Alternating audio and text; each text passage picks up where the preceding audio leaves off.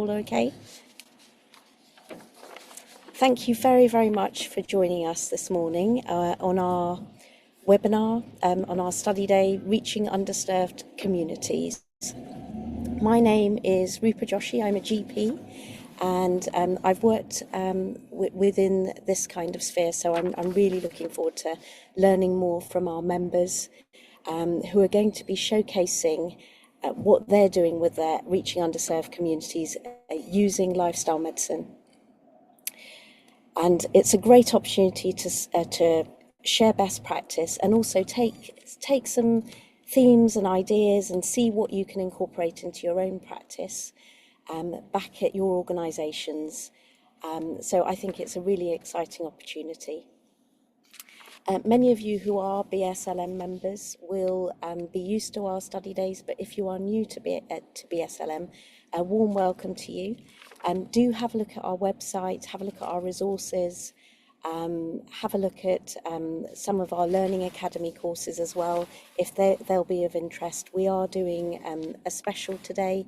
Normally our annual subscription is 120, but if you use our lifestyle medicine code LM50, you can get a 50% discount if you are interested. Our speakers, due to the time delays today, and we've got such a packed agenda, our speakers will be writing the bios within the chat, and do feel free to use the chat and ask plenty of questions, and we'll get round to answering those as well. And I think today's particularly pertinent because of the Lord Darcy report, talking about moving treatment to prevention and hospital to community. So this is a great day to learn about how we can do that going forwards. And lifestyle medicine isn't just about prevention, it's also about treatment, it's about moving to long-term condition reversal and remission, such as within diabetes and hypertension. So let's kick off for today, and let's talk about what do we actually mean by medically underserved communities. So our communities are, all our patients are eligible to receive our health service, but for varying reasons, things that we can do something about, they do not end up receiving the service that they need, the equitable access, equitable outcomes, and equitable experience, which is really what we want to give our patients. And some patients do have variable experiences with our health service, and they may have preconceived ideas, they may feel that they're discriminated against, they may feel that they're not welcome, they may feel that they're disadvantaged as a result of this and isolated. So it's incumbent on us as healthcare professionals to really look at tailoring our services and making them inclusive and open and accessible to our patients. And we can do this by proactively identifying our patients, using data, speaking to our patients, asking them, what is it that we can do for you? What do you need? And assessing the carers and individual needs, co-producing our services with our patients and using that really important voluntary sector services that have so much knowledge out there. And we need to promote good leadership within the ranks of healthcare and be really proactive about this. I'm sure many of you have seen this slide about what is health equity. So everybody is entitled to the same resources, but what we really want to do is tailor those resources to those that are most needing of them, so that everyone gets an even playing field. And some people will need more support to live healthily. And health inequity is essentially preventable and unnecessary. So what can we do to make that more just? When we look at the domains of health inequalities, we're looking at the Health Equality Act, 9 protected characteristics, but also deprived populations, low income, unemployment, housing, etc. And geography, so some people may be living in urban populations, some may be living in rural populations, be very isolated, and also our coastal communities also suffer. And we have our inclusion health groups. Many of you may be looking after our asylum seeker populations at the moment, or patients who are homeless. But what really struck me about this slide really is about the Venn diagrams, about how difficult it must be for some of our communities who perhaps have overlaps with geography or inclusion health groups and so on. So there is really a lot to think about when trying to access these populations and for them accessing us. When we're looking at the wider determinants of health, such as housing, education, access, income, often there is an interplay between psychosocial factors. So, for example, if you are out of work, you may feel quite isolated, you may have reduced self-esteem and self-worth, and that may lead to unhealthy behaviours such as smoking, alcohol, and that can then in turn lead to high blood pressure, high cholesterol, anxiety and depression. So all of these wider determinants of health are linked with health behaviours and the physiological impacts. There was a global burden of disease study, and what we were looking at, what it looked at here is the link between some of the health behaviours and the number of years life lost. And as you can see, and this is outlined in some of the news today about the tobacco is our biggest cause of number of years of life lost. And when we asked some of our populations how they self-reported their health, we can see that as you get older, you report your health as being worse. And if you are in more deprived communities, that happens as well. They have a more deprived, you self-report that you have poorer health. And we couldn't really talk about health inequalities without referencing Professor Sir Michael Marmot, who has been adversarial in looking at this and advocating and spreading the word and the awareness. When we look at the health outcomes, it's really surprising, isn't it, that only 10% of being able to access good quality is due to healthcare. A lot of it is due to behaviours, the environment, and social and economic circumstances. This graph really looks at the relationship between our years of healthy life expectancy and deprivation, and as you can see here, our most deprived have a lower years of healthy life expectancy. The British Society of Lifestyle Medicine is a strong advocate of lifestyle medicine, looking at promoting and educating. And what we've come up with is this is still in draft, but we're coming up with an infographic which really looks at the 3 principles of lifestyle medicine. So we look at understanding the socioeconomic needs of our populations. First and foremost, it's not about blame, it's about looking at how we can reach these people and meet them where they are. So, for example, if people are in a lower socioeconomic state and aren't able to afford healthy, fresh fruit, vegetables, so how can we bring lifestyle medicine to these people within the circumstances that they're in? And then the second principle is about using proven techniques to support people, to support these lifestyle changes, so behavioural science. And then we're then looking at the pillars of lifestyle medicine, which many of our members will be familiar with.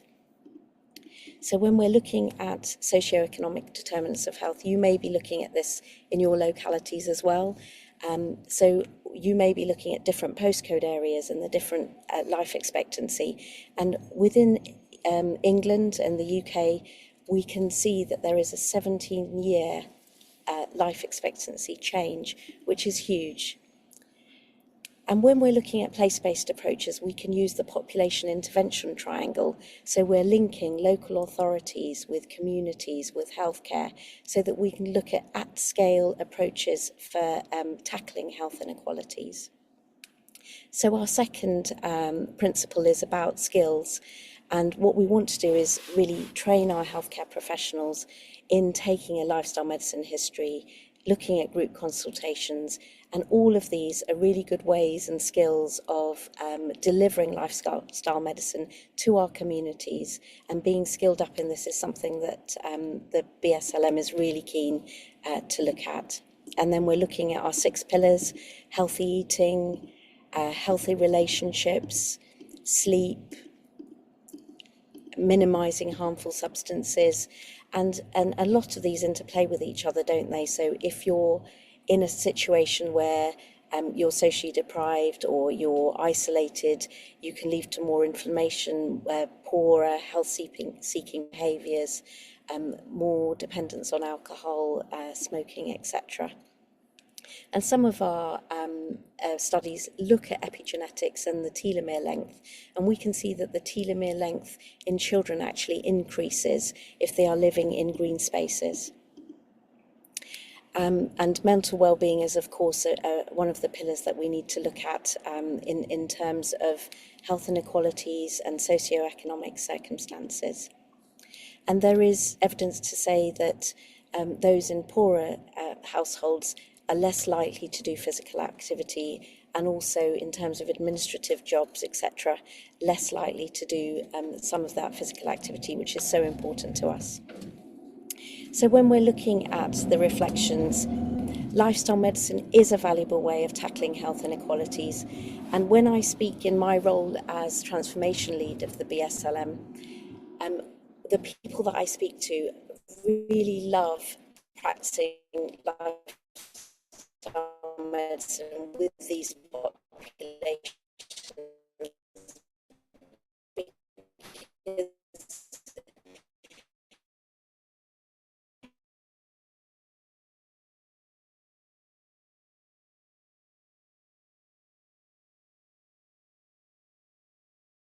it brings so much joy and satisfaction, and you can really make a difference. We do for our health environment. If you would like to learn more, please have a look at our website, look at the core accreditation, learn more about the education that we can provide. And thank you very, very much for listening. As I said, we have a packed day for you. And our next speaker is going to be talking to you about our health inequalities with our ethnic minority populations and the differences in diabetes. So I shall now hand over. Thank you very much for listening. I really hope you enjoy the day.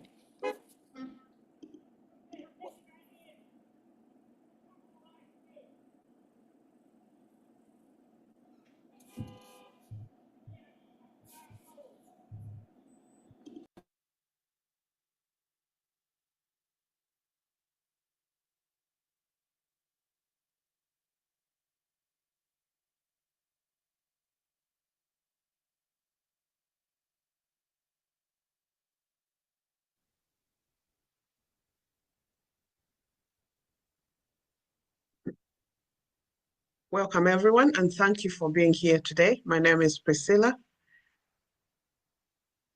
I am a PhD student, and my main interest is type 2 diabetes in ethnic minority populations, focusing on barriers to insulin therapy and how community champions can be used to address barriers to insulin therapy.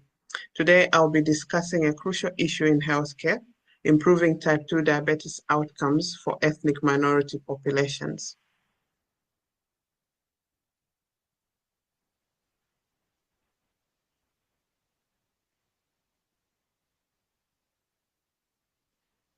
In underserved communities. As you know, type 2 diabetes is a significant public health issue, but the burden of this disease disproportionately impacts certain ethnic minority populations. We will explore the prevalence of type 2 diabetes in ethnic minority populations and its impact on healthcare, the challenges of reaching these communities and strategies for improving access, including the role of lifestyle medicine in addressing both the individual behavior change and broader environmental factors.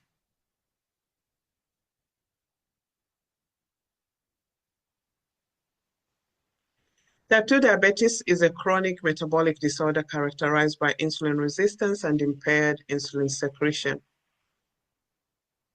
The prevalence of type 2 diabetes has been steadily increasing worldwide, attributed in part to the global rise in obesity and sedentary lifestyles. It is a significant contributor to the global burden of disease. and morbidity and mortality. Type 2 diabetes is known to disproportionately impact ethnic minority groups in the United Kingdom. Diabetes UK reports that the prevalence of type 2 diabetes is 2 to 4 times as high in the Asian and Black ethnic groups compared to the white ethnic groups. And this is also related to the early onset of type 2 diabetes in these groups compared to the white populations, meaning that these groups have shown to develop type 2 diabetes at a younger age of less than 40, and in some instances as early as 25 years old, and even at a lower BMI compared to their white counterparts. The risk factors for developing type 2 diabetes in these ethnic minority populations are known to be due to insulin resistance, increased visceral abdominal fat, genetic susceptibility, poor diet, unhealthy diets, and socioeconomic factors such as lifestyle and healthcare access. Socioeconomic factors such as low education status, low income and low occupation status, and lower households also have higher rates of obesity and diabetes. Physical inactivity is another major contributor to type 2 diabetes.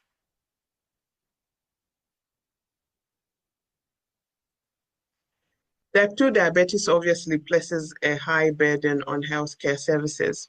And recent analysis from the Diabetes UK and the York Health Economics Consortiums has highlighted that diabetes treatment and management are a considerable cost burden to the NHS, accounting for approximately 6% of the UK health budget.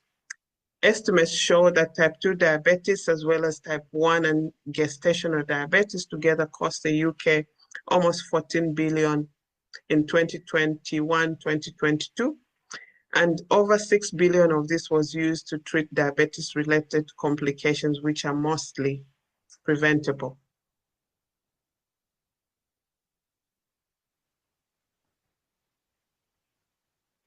And routine care costs for hospital visits, diagnosis, GP appointments and nurse appointment, as well as eye screening, diabetes education, and all the likes cost the UK taxpayer 4.4 billion in 2021-2022. Indirect costs related to loss in productivity and death cost the UK economy 3.3 billion pounds. Now, how can lifestyle medicine be integrated to help overcome or access these communities? Using the principles of lifestyle medicine, which highlights the need for policymakers, local councils, and employers to create environments that make it easier for people to make healthy choices. For example, ensuring access to healthy food, green spaces, and safe places for physical activity. Now, while clinicians can't always directly influence these broader factors, they can advocate for and push for changes within their environments. Why are ethnic minority populations at higher risk of developing type 2 diabetes? Certain ethnic minorities may have higher genetic susceptibility to insulin resistance, contributing to higher rates of type 2 diabetes.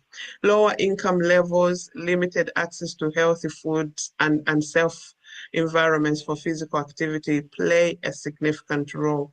Many ethnic minority groups lack access to primary care, screening, and diabetes management programs.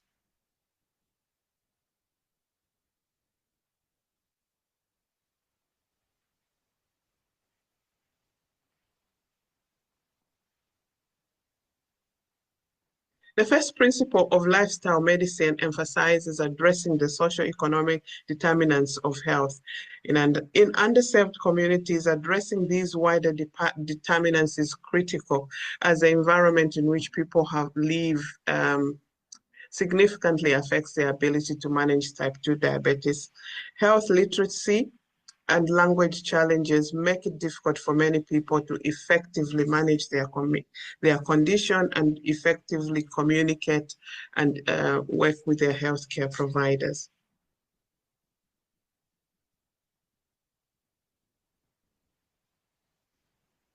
Now, what are the challenges in accessing underserved communities? Well, historically, there's been unethical medical practices that have created these deep mistrust in some communities, leading to reluctance in seeking care. For instance, the infamous Tuskegee syphilis study conducted in the US by Public Health Service from 1932 to 1972 involved the deliberate withholding of treatment from Black men with syphilis. Even after penicillin became the standard of care, the forced sterilization of indigenous women in Canada, which continued well into the 1970s, has had a profoundly damaging impact on the relationships between these communities and the healthcare system. Non-English speakers and those with low health literacy often struggle to understand medical information and further complicating the diabetes self-care management.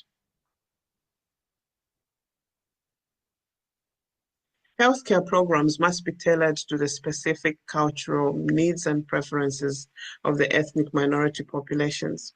Now, while clinicians may not always have direct control over environmental and social factors, they can still leverage their roles within the consultation to support patients in accessing resources, such as prescribing exercise or healthy foods, offering food vouchers, or connecting patients with local social services.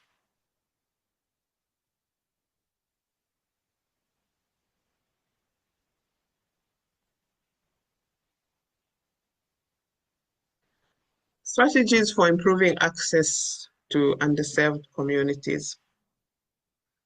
The first one is partnering with local organizations, community leaders, and churches to provide diabetes education and services in familiar, trusted environment. And this is where the role of community champions, community health workers, community lay leaders, and community voices can come into this to help access these communities. Another strategy would be to deploy mobile clinics to underserved communities, bringing healthcare services directly to communities that need them. And we've seen this model being used during the COVID vaccine rollout, where the COVID vaccine vans were placed within the communities for people to easily access them. The third strategy would be to train healthcare providers to deliver culturally sensitive care, understanding the values and preferences of these communities themselves, not only values, but their cultures, their norms, and the ways of communicating which may be relevant and applicable to these communities. Alongside that is developing communities and programs with the people for whom they are intended for. Sometimes healthcare professionals or the research communities tend to develop programs for the communities without involving them. And then these programs tend not to work when they have been taken to the people they've been designed for. Collaborate with local grocery stores, farmers markets, and food pantries to increase access to affordable, healthy foods. While lifestyle medicine emphasizes individual consultations to help patients make healthier choices, it also advocates for environmental change. Clinicians should use their influence to push for better access to health environments, such as advocating for safe spaces for exercise, access to healthy food, and cleaner air for the communities they serve. One such case study that has been successful, which used a community-based program, was a diabetes prevention program in America, which specifically targeted high-risk ethnic minority populations.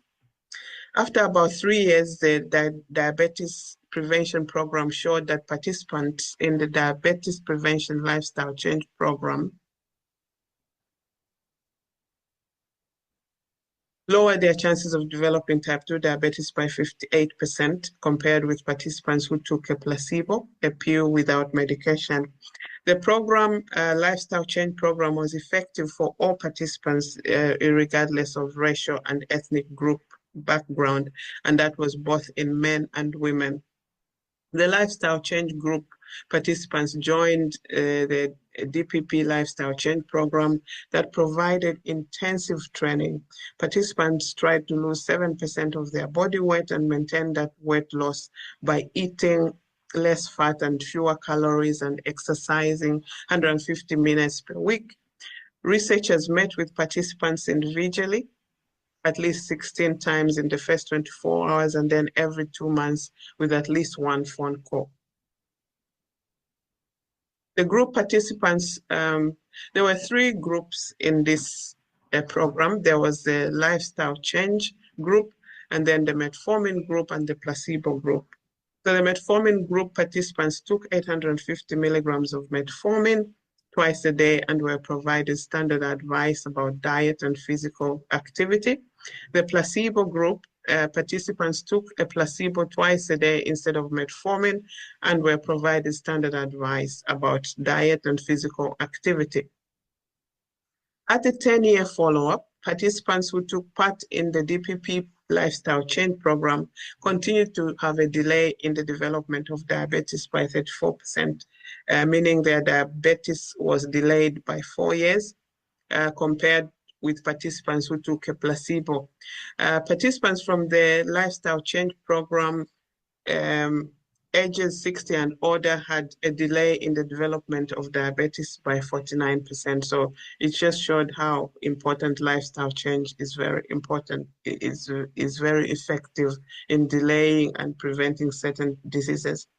Participants who continued to take the metformin had a delay in the development of diabetes by 18% and developed diabetes about 2 years later compared to participants who took a placebo.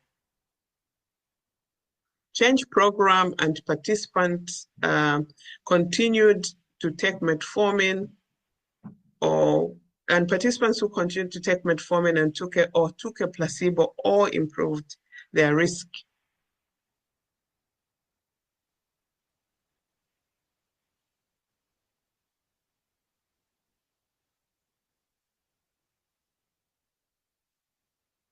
All right.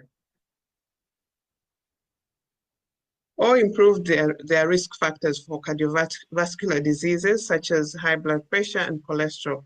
However, the participants from the DPP lifestyle change program achieved these results with fewer blood pressure and cholesterol lowering medications. Now, the call to action is how do we ensure that we are reaching these underserved communities? What sort of things do we need to have in place? What sort of ideas or activities do we need to have in place for us to be able to access these underserved communities?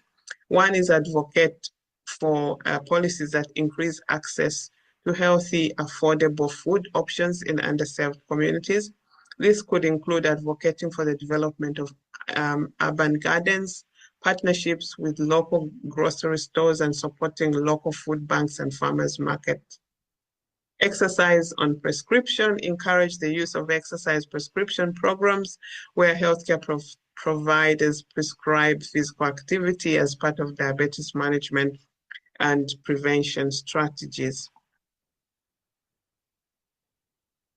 Encourage mindfulness, meditation, and other stress management techniques in clinical consultations to help patients with type 2 diabetes manage stress, which is a known factor in blood sugar dysregulation. And also use the consultations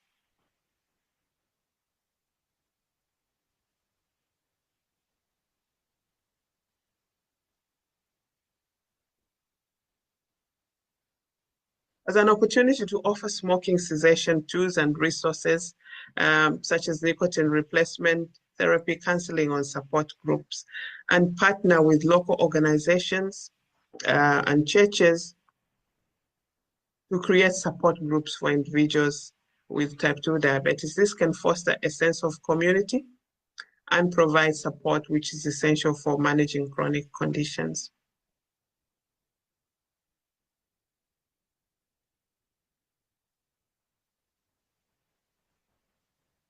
In summary, by integrating the 5 pillars of lifestyle medicine into both clinical care and community advocacy, clinicians and healthcare providers can play a key role in improving type 2 diabetes outcomes for ethnic minorities in underserved communities. The combination of individual level interventions with broader systemic actions will create environments that make it easier for everyone to lead healthier lives. Once again, thank you very much to the BLSM team for giving me this opportunity to speak to you today. I'm truly grateful. If you have any questions, I'll be happy to take those now.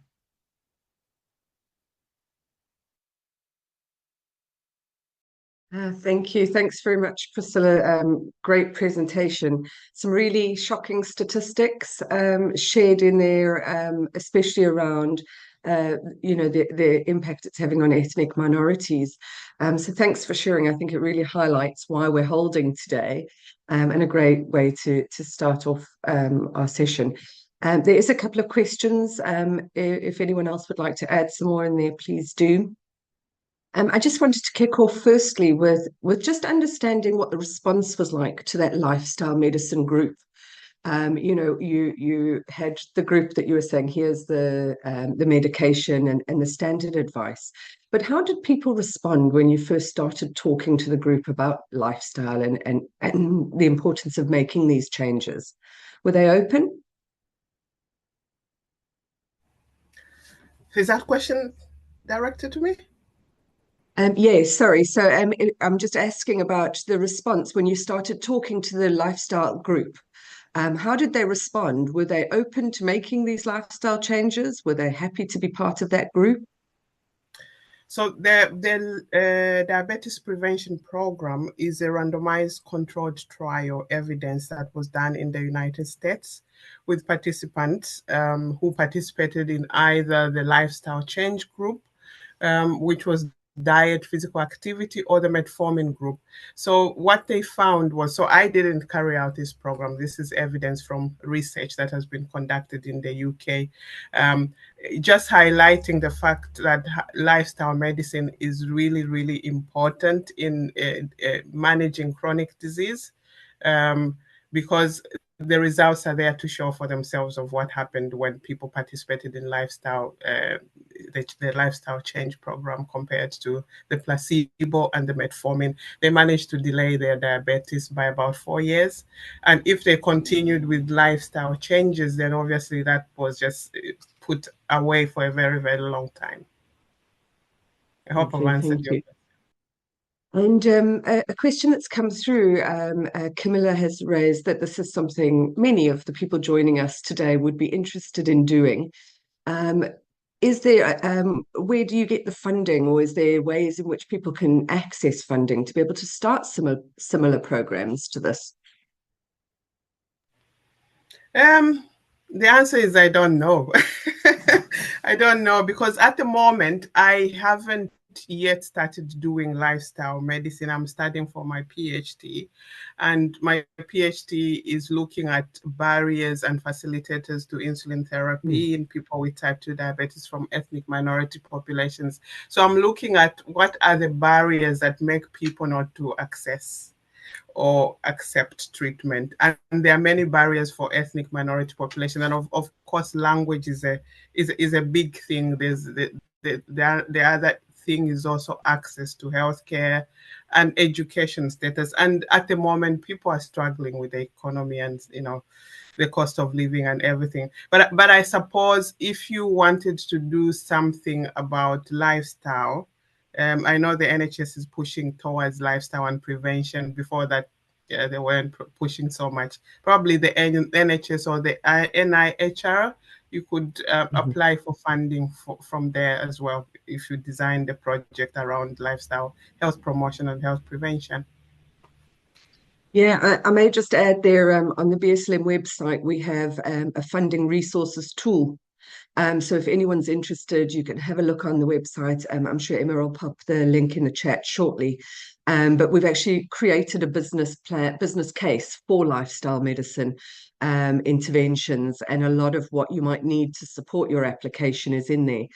Funding pots differ from area to area, so we know it's not a one size fits all, but there's lots of funding you can even access locally, things like programs for aging adults that are in a specific locality, or it could be looking at sort of a digital first type fund if you were thinking of using things like virtual group consultations. So there's ways in which you can sort of access it, but it might be different for everyone. And if you're not already a BSLM member, feel free to get in touch, and we can try and assist you with that.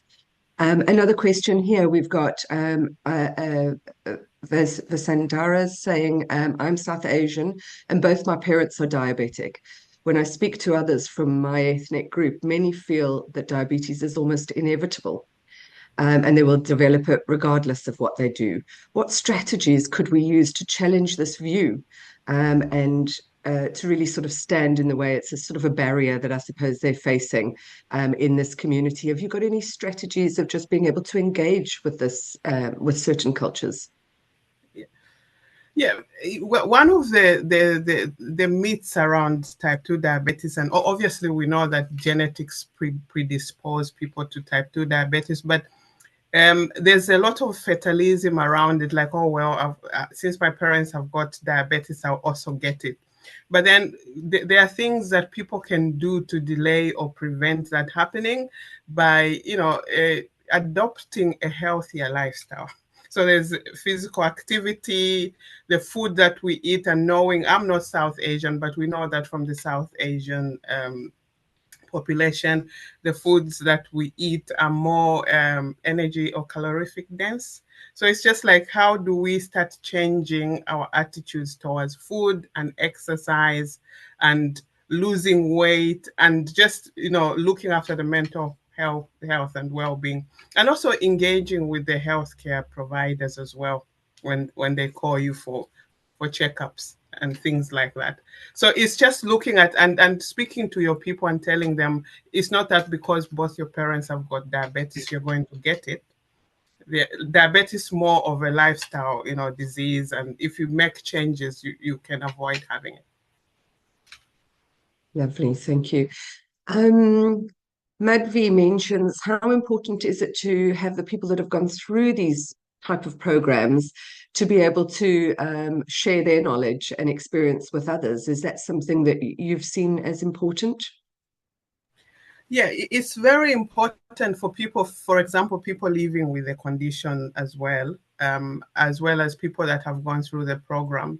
So my intention or goal of my program is to use community champions, and community champions are these respected community leaders who have a lived experience of type 2 diabetes, or they have a family member who is living with that. The reason being is if you speak to me and I've got diabetes, you've got diabetes, I'll be able to relate to you better than somebody who's got theoretical knowledge and not experiential knowledge. If they have been successful in managing their diabetes with the current treatment or whatever approach that they've used, then that voice will be listened to by the community rather than somebody who doesn't look like them or who doesn't speak like them, who doesn't have the same cultural background, as they are. So these people are very, very important to engage them and use them to help us overcome some of the barriers that the community are facing. Yeah, I think we've seen lots of benefits using group consultations in that way as well, because they are sitting alongside others from their local area and understanding how have they done it, and you in the same area as I am or the same situation. So lovely, thanks. This one's a bit more of a comment, but I thought it was such an important one. It came up recently in another webinar that we were doing. It's around food banks and accessing fresh food, because we know often food banks are a lot of tinned produce, etc., dry foods. Some of the comments made was that even if you were to put healthier or fresh options in there, people may still pick the more ultra processed foods that they might be used to.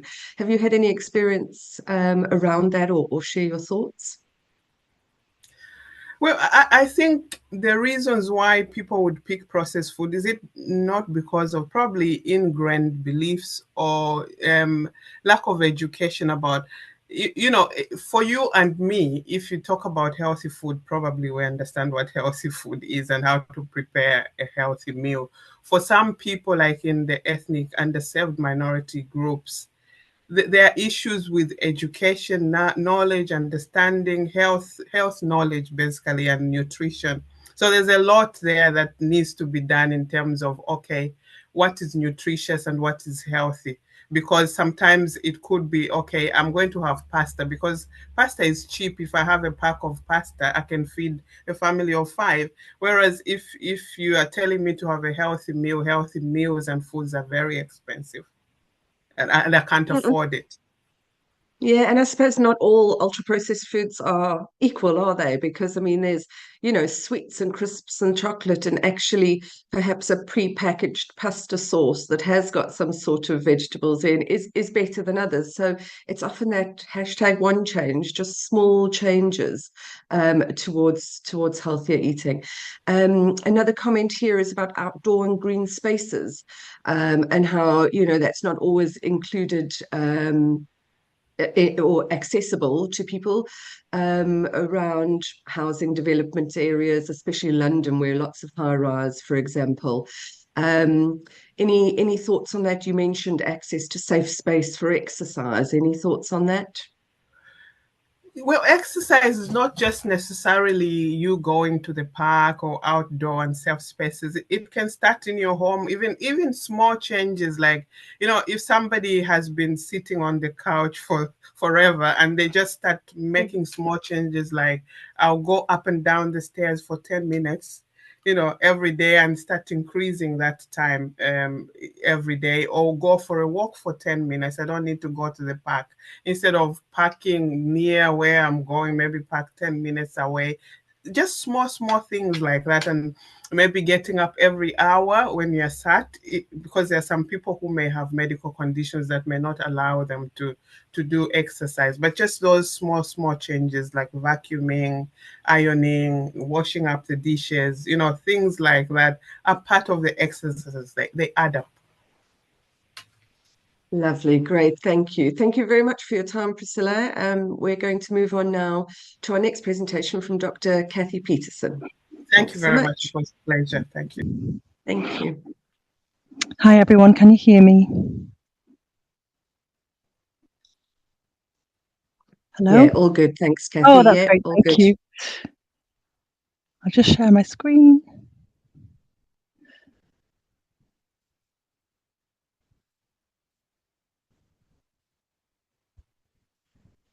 So can you see that?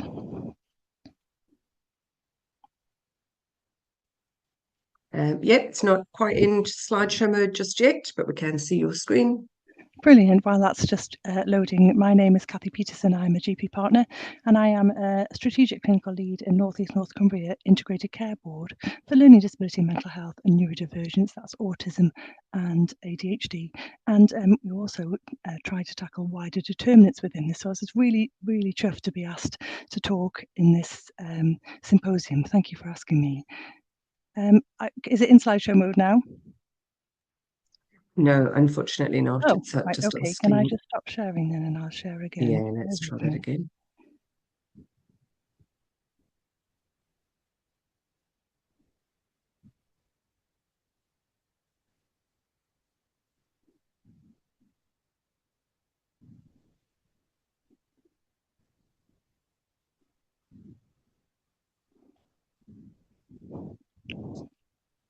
Great start. Right, is that sharing in slideshow mode now? No, I don't know if you can try at the bottom of your screen, just where that little The three dots. draggy.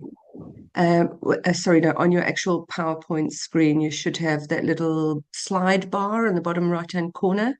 Yes. Oh, Just next to that, the little, but that's, yeah, just is it the doing little it now? icon. No. Oh, I don't know how to do that.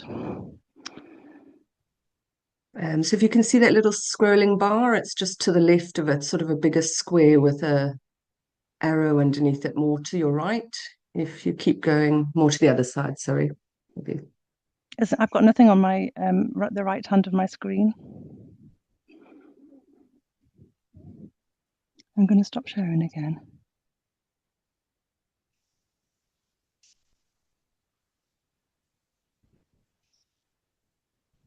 Apologies. We had it all set up this morning. Yeah, that's all good.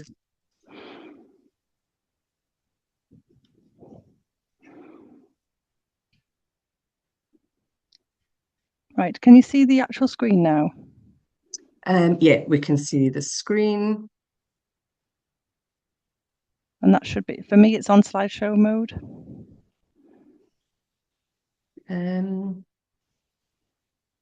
No? What about the top left-hand side where it's saying from the beginning with the little green arrow? Just under, so under the word file. Yeah, let's try that. That's what I've been doing. I don't understand why that's not sharing. Not to worry. I mean, we can see it. So I think what's more important is the content. So okay, it's fine. Well, yeah, we'll just crack on.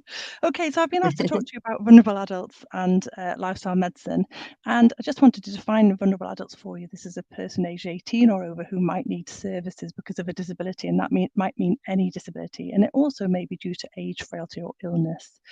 And a person's also considered vulnerable if they are unable to protect themselves or look after themselves from harm or exploitation. And lots of people with vulnerabilities are unable to report abuse. And examples of conditions that might give you these problems might be learning disabilities, severe mental illness, for example, schizophrenia or bipolar illness, domestic abuse, frailty. And there's a huge intersection with deprivation. It was really lovely to hear Priscilla talk really eloquently about that earlier. There's lots of barriers to accessing lifestyle medicine approaches for people with vulnerabilities. And the first one I wanted to talk to you about is literacy. The average reading age in this country is 8 to 10 years. That's really, really low. Lots of the medical information that we give out to patients is much, much lower than that. Sorry, much higher than that. It's very difficult in medical terms to get reading material out to patients that's less than a reading age of 17 or 18.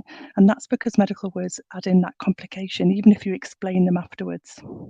If you add in numbers to a bit of information sent out to patients, then their reading age is even less. Their ability to comprehend that is even less. So that makes that really difficult. Those of us who are working in healthcare probably have a really good working memory. Not all patients do. And we make an assumption that patients can speak and understand at the same reading age, and that's not always the case. There's lots of specific reading and speech language disorders that cause problems with that. So accessibility of information is really key. The reading age is absolutely key, but we need to also consider people with hearing and sight impairment and people in minoritized communities where translation and translatability is key. If we give information at a reading age of 18 that people are expected to Google Translate, it's not going to necessarily be something that is accurate. It's not going to be something that's comprehensible, and it's not necessarily going to be something that's easy to understand. So it's really important that when we make information for patients, that we make it translatable, and we do that for them, for patients. The other thing we don't routinely do is make easy read for people with learning disabilities. That's really important. I understand that there's easy read and easy read. You can't just put a statement and a picture next to it and expect that to be easily understood. But it's really important that all of those things are absolutely in our baseline as opposed to bolted on at the end, which I see a lot. We also need to think about making reasonable adjustments, so things like giving easy read information, making sure we have time to explain things to patients, particularly with a learning disability, but also with hidden disabilities. It's not always obvious to people that people have a learning disability. We also can't assume that people can attend on their own. So it's really important that not only are we giving the right information, but we're also giving the right support to carers and professionals to allow the right attendance. So for example, if someone needs a reasonable adjustment of a double appointment, perhaps in primary care where I work, you do need to actually do that. That does actually support that person to understand the information given at a much slower pace. And it's really important to engage with professionals on this work. Patients and carers can't do this on their own. There are also lots of physical barriers. I've mentioned the intersectionality with deprivation. People who have a learning disability particularly are much more likely to live in the most deprived communities. So enablement becomes really, really important. We can't just give people information, expect them to take it in, understand it, and embed it. So it may be that you need to engage with social care and family carers to make sure that any advice is taken in and actually supported to be done. So for example, Priscilla was talking about physical exercise on prescription, that sort of thing. Actually, patients with a learning disability might actually need to have someone take them, so that their ability to attend something like that might be significantly limited by the enablement offer from social care. We know that environments and housing are not always adapted for patients with a learning disability, patients with physical disability, frailty. And something that I've noticed at our local leisure centre and leisure facilities, for example, parks, is there isn't necessarily adapted or accessible places for patients to play, patients to walk, patients to experience exercise. Safety of any attendance is really important. We know that patients with a learning disability particularly don't always have a voice to tell us when there's a problem, and their safety is really key, and we know there have been institutional abuses. The finances for people with vulnerabilities are often really strained. So patients with perhaps severe mental illness or frailty might not be able to manage their own finances. People with a learning disability often have their finances dealt with by other patients or family members. So it's really important that we make everything poverty proofed, that we can make sure that our patients can access these offers that we have as easily as possible without discrimination. We've already mentioned that patients with vulnerability might have poor mobility. Lots of our places for leisure activity are not physically adapted with ramps. They're not physically adapted with accessible toilets. They're not adapted for the ability for patients to enjoy that leisure activity. So it's really important that we think about that when we're offering our facilities. It's really important for people with mental health and, for example, eating distress or disorders, that we consider their needs in amongst the obesogenic environment. And again, Priscilla's talked really eloquently about this, but cultural competence is absolutely key here. Co-producing information with patients about how to access facilities is important. I know there's lots of initiatives out there for people to enjoy activity from different cultural backgrounds, but really we need to know what are the barriers locally so that we can overcome them together. I have already mentioned enablers, but we rely absolutely in this country on unpaid family and social carers. And social carers don't always have the information and time to enable patients as best they can within those physical and communication barriers. For example, one of my patients only gets an hour a week. It's not very much time, is it, to deal with all of the lifestyle medicine issues.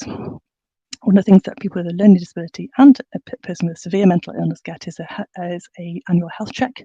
We can use annual health checks. We complete an health action plan at the end of a learning disability annual health check, and that can detail the information that patients might need to access lifestyle medicine.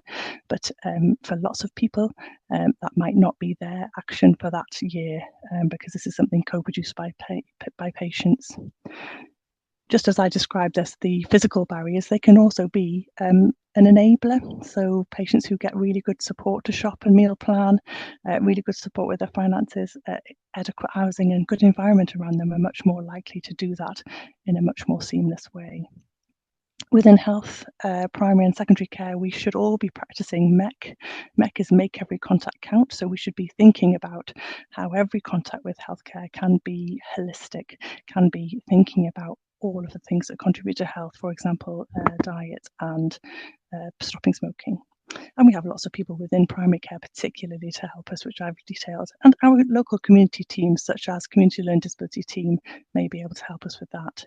We should all be having inclusion as part of our policies and our standard operating procedures. So that means that everyone should be able to access all of the information and all of the facilities that we have in a locality.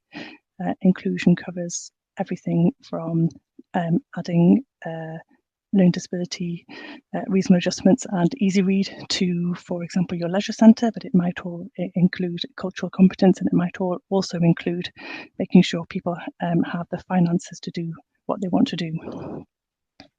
I've put together a bit of a communication toolkit, which is a resource for practitioners here. It's in the Microsoft Word document embedded there. We are all asked to be accessible in our language, accessible in our ability to provide healthcare and social care, but we're not taught how to do it. There is also there a readability tool to make your documents that you produce a much better reading age. Now, if you can manage to get them down to a reading age of 8 to 10, you'll be doing really well, and I want to hear about it. I think it's really important, as we've also said, to think about the translation of that. And there are examples of people who have translated their information straight away. Need to remember that the equality. Sorry, Kathy, sorry to interrupt you. I don't think the slides have moved on a bit to the one that you're referring to. We're still on the barriers physical slide. Right. Oh, so we've not managed enablers. Okay, just bear with me. Shall I stop sharing again? Yeah, actually, I think I was just looking into why we might not be in PowerPoint mode, and it looks like when you're going to share now, if you can select desktop rather than PowerPoint screen. Right, okay. And that should get us back up into the slideshow mode.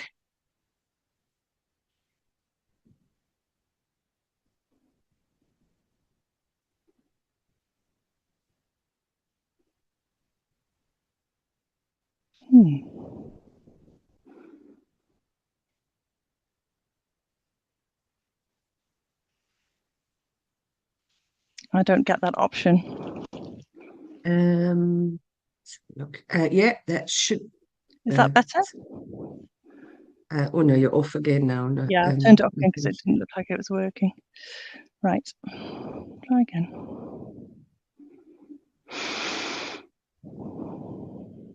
Should be the one at the top, the first option. Well, we're on your PowerPoint again now. Yeah, and we're on your enablers page. It's not in. Good. Hey, is it now? I've gone into slideshow now. It hasn't updated again. But I think I'll try and keep an eye. Okay, yes. Or if you just have to let us know that you're changing slides, and we can let you know if it's moved. Oh, great. Okay. Thank so you. I'll just quickly go back to the Equality Act and the Accessible Information Standard. They're both from the 2010s, are really useful. They're law, and we should all be doing it. So I've moved on the slide now just to show your icon of the mental well-being area. You see that? Still on the enablers page. Okay, so I've now moved on to the mental well-being. So I wanted just to talk about the 6 pillars. Will it be better if I just come out of slideshow for myself, and yes, then I can perhaps see what that you might can be. See? We're on mental well-being now. There. Yep. Brilliant. Okay, sorry about this then. So for people to access mental well-being support, they need to have supporters to enable them to access psychological support, and they need the ability to engage with primary and secondary care for their health checks. So enablers may help with reasonable adjustments, and they may also give that support after the appointment. It's really important that we think about how we support our more vulnerable patients to engage with mental well-being. And I've got a patient, RC, he's the person with the 1 hour social care a week. So that's to support him with his finances, debt, his food, is diet advice and cleaning. You know yourself from your families and your houses that that's not enough. Food banks and pantries have also already been discussed, but this man's ability to manage that is really, really limited. So his physical well-being affects his mental well-being, and we see that a lot in vulnerable patients, that their ability to manage their day-to-day really affects their mental health. In terms of minimizing harmful substances of patients, I want to include highly processed food here.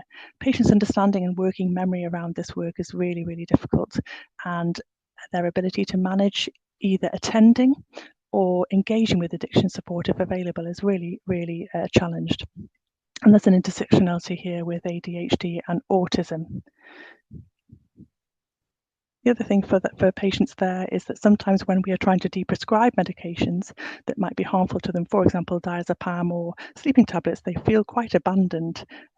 Particularly, we're working on opioids at the minute in primary care, and people feel really abandoned to their pain, and managing their mental well-being is really hard around that.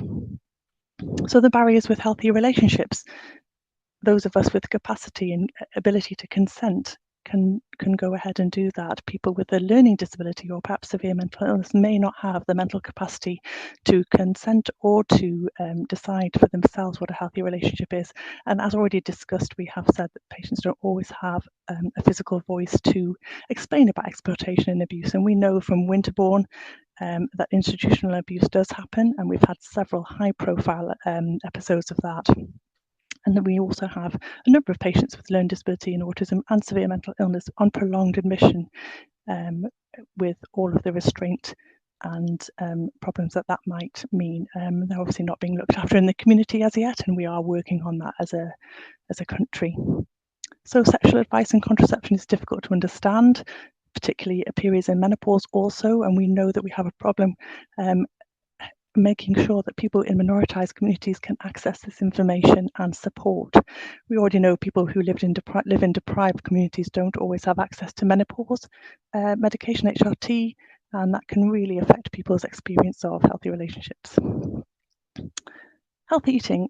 I just wanted to go back to learning disability here specifically. We know from LEADER, which is the Learning from Lives and Deaths in Learning Disability report in 2021, that learning disabled patients die 24 years sooner than that of the general population. 50% of those people who died lived in the most deprived areas, and 49% of deaths were avoidable, compared to those 22% of avoidable deaths in the general population. Both of those figures are really, really shocking. 17% of those avoidable deaths were linked with diabetes. Now, we know that patients with a learning disability have high rates of obesity. It happens at an earlier age, and they are more susceptible to some of the obesogenic environments, such as patients with syndromes, for example, Prader-Willi. The diabetes prevention program that's been talked about a lot by Priscilla, but actually it's not reasonably adjusted across the country. So patients who are trying to avoid diabetes don't necessarily have the ability to access information that's helpful to them and that they can actually understand. And then we have an intersection here with disordered eating, such as avoidant restricted food intake disorder and malnutrition. Patients with learning disability also experience constipation and dysphagia. Dysphagia, that problem swallowing, makes it very difficult for patients to have a varied diet, and constipation is very common, linked with diet, limited palate, medication and fluid intake. So supporters need time to advocate and support their patients. I'm aware of the time, so just to say that patients with ADHD, autism, dementia and frailty, also learning disability, struggle with their sleep. There is a culture in this country of adding melatonin for patients and carers, and this is obviously a really difficult thing to get patients off again. Sleep hygiene is really difficult if you're caring for somebody, for example, who has a learning disability who doesn't sleep at all. So we really struggle with accessing the right support and information for those patients. I think we've talked enough already about the enablement that is necessary for facilities of physical activity to be accessible. We know that patients really use these opportunities to socialise as well. So the encouragement of the activity, so for example, attending exercise on prescription, is about a lot more than just offering it. It needs to be linked. It needs to be linked with their social care, their care managers and their routines. So I have put together some positives for you. Aim to please try to make your accessible information include translatability and easy read, and to always think about reasonable adjustments. Please co-produce materials with patients and experts by experience. I think that'll be really helpful in making sure your materials are as accessible as possible, and check what the patient has available before discussing any nudges or changing. Always check and check the understanding, and arrange review and enable supporters to help that work happen, and make referrals and connections, not just signposting patients. Oh, 1 minute over. I've added a couple of resources in here and my email address if anybody wants to contact me. I'm going to stop sharing. That's great. Thank you, Kathy. Really sad to see the statistics. I suppose it's Yeah. something we know, but to see it up there is very sad. One of the first questions that came through was, how do you manage to engage with patients in your practice to be able to give them time? I know time is of the essence always, but it seems obvious that these type of patients would need more time. How do you manage that? So we manage that by using reasonable adjustments, and I'll use my practice as the example because actually that's where I do it the most. So we know that our learning disabled patients, we actually know lots of our vulnerable patients. So we ask them what their reasonable adjustment might be. We engage them in that discussion, and there's a campaign material that I've embedded in the talk.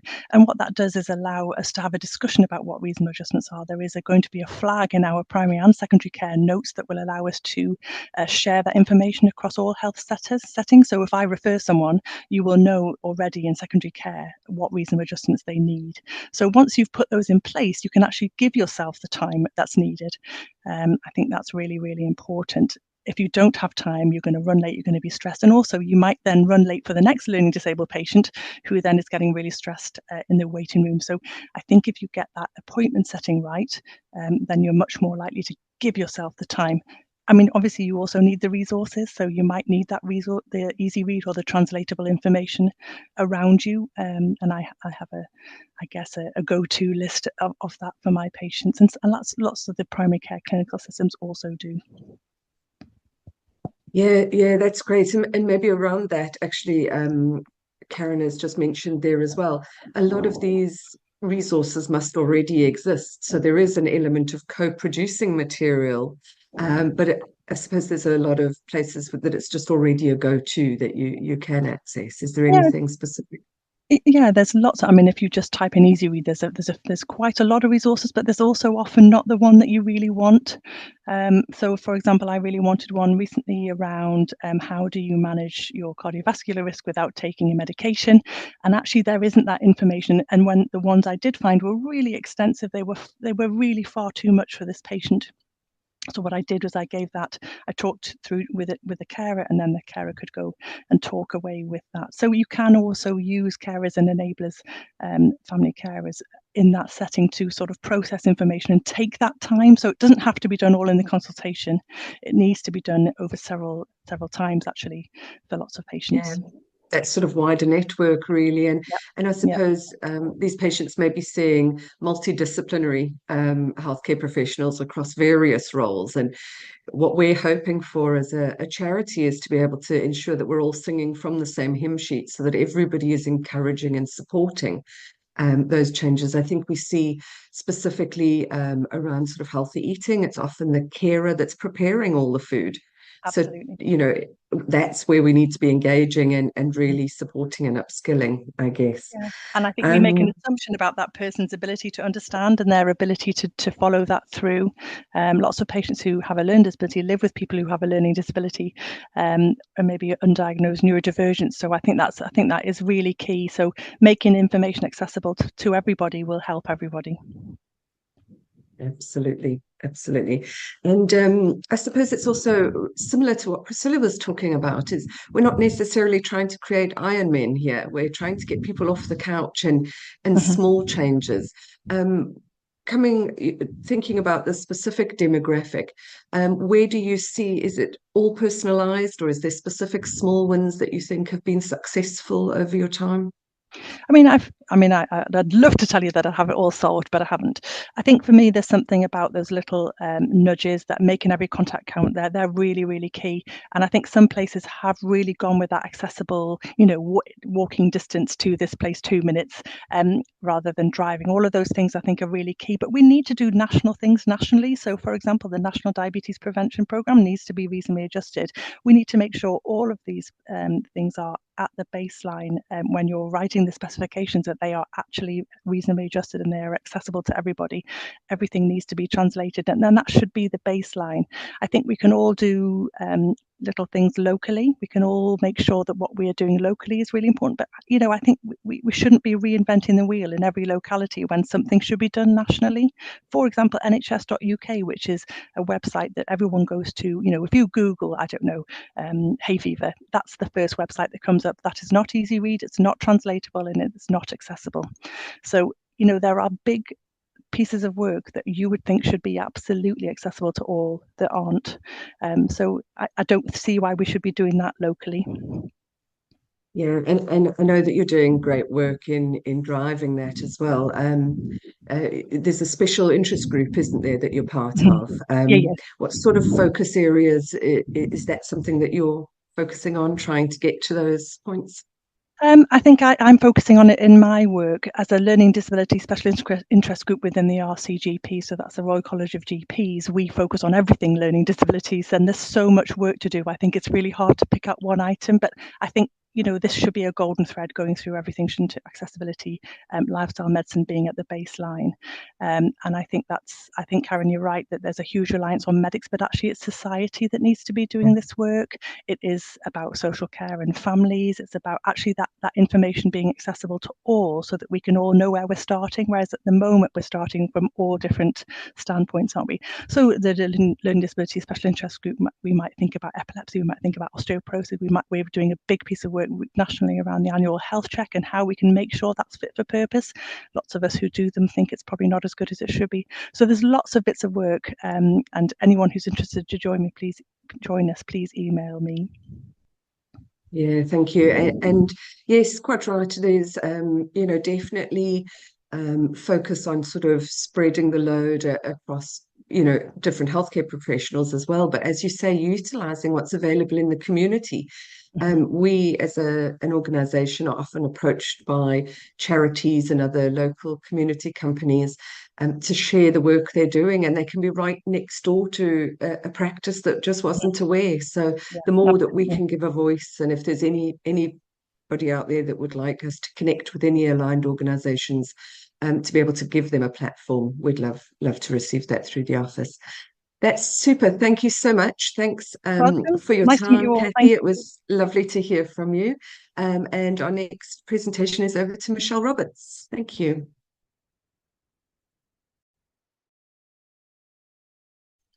Morning, everyone, and thank you so much for having me this morning. I'm just going to share my slides and I'll get started.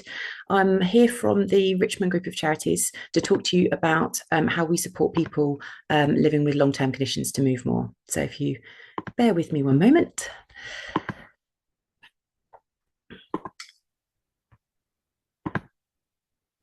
And hopefully you can see that. Brilliant. Okay, so as I said, thank you.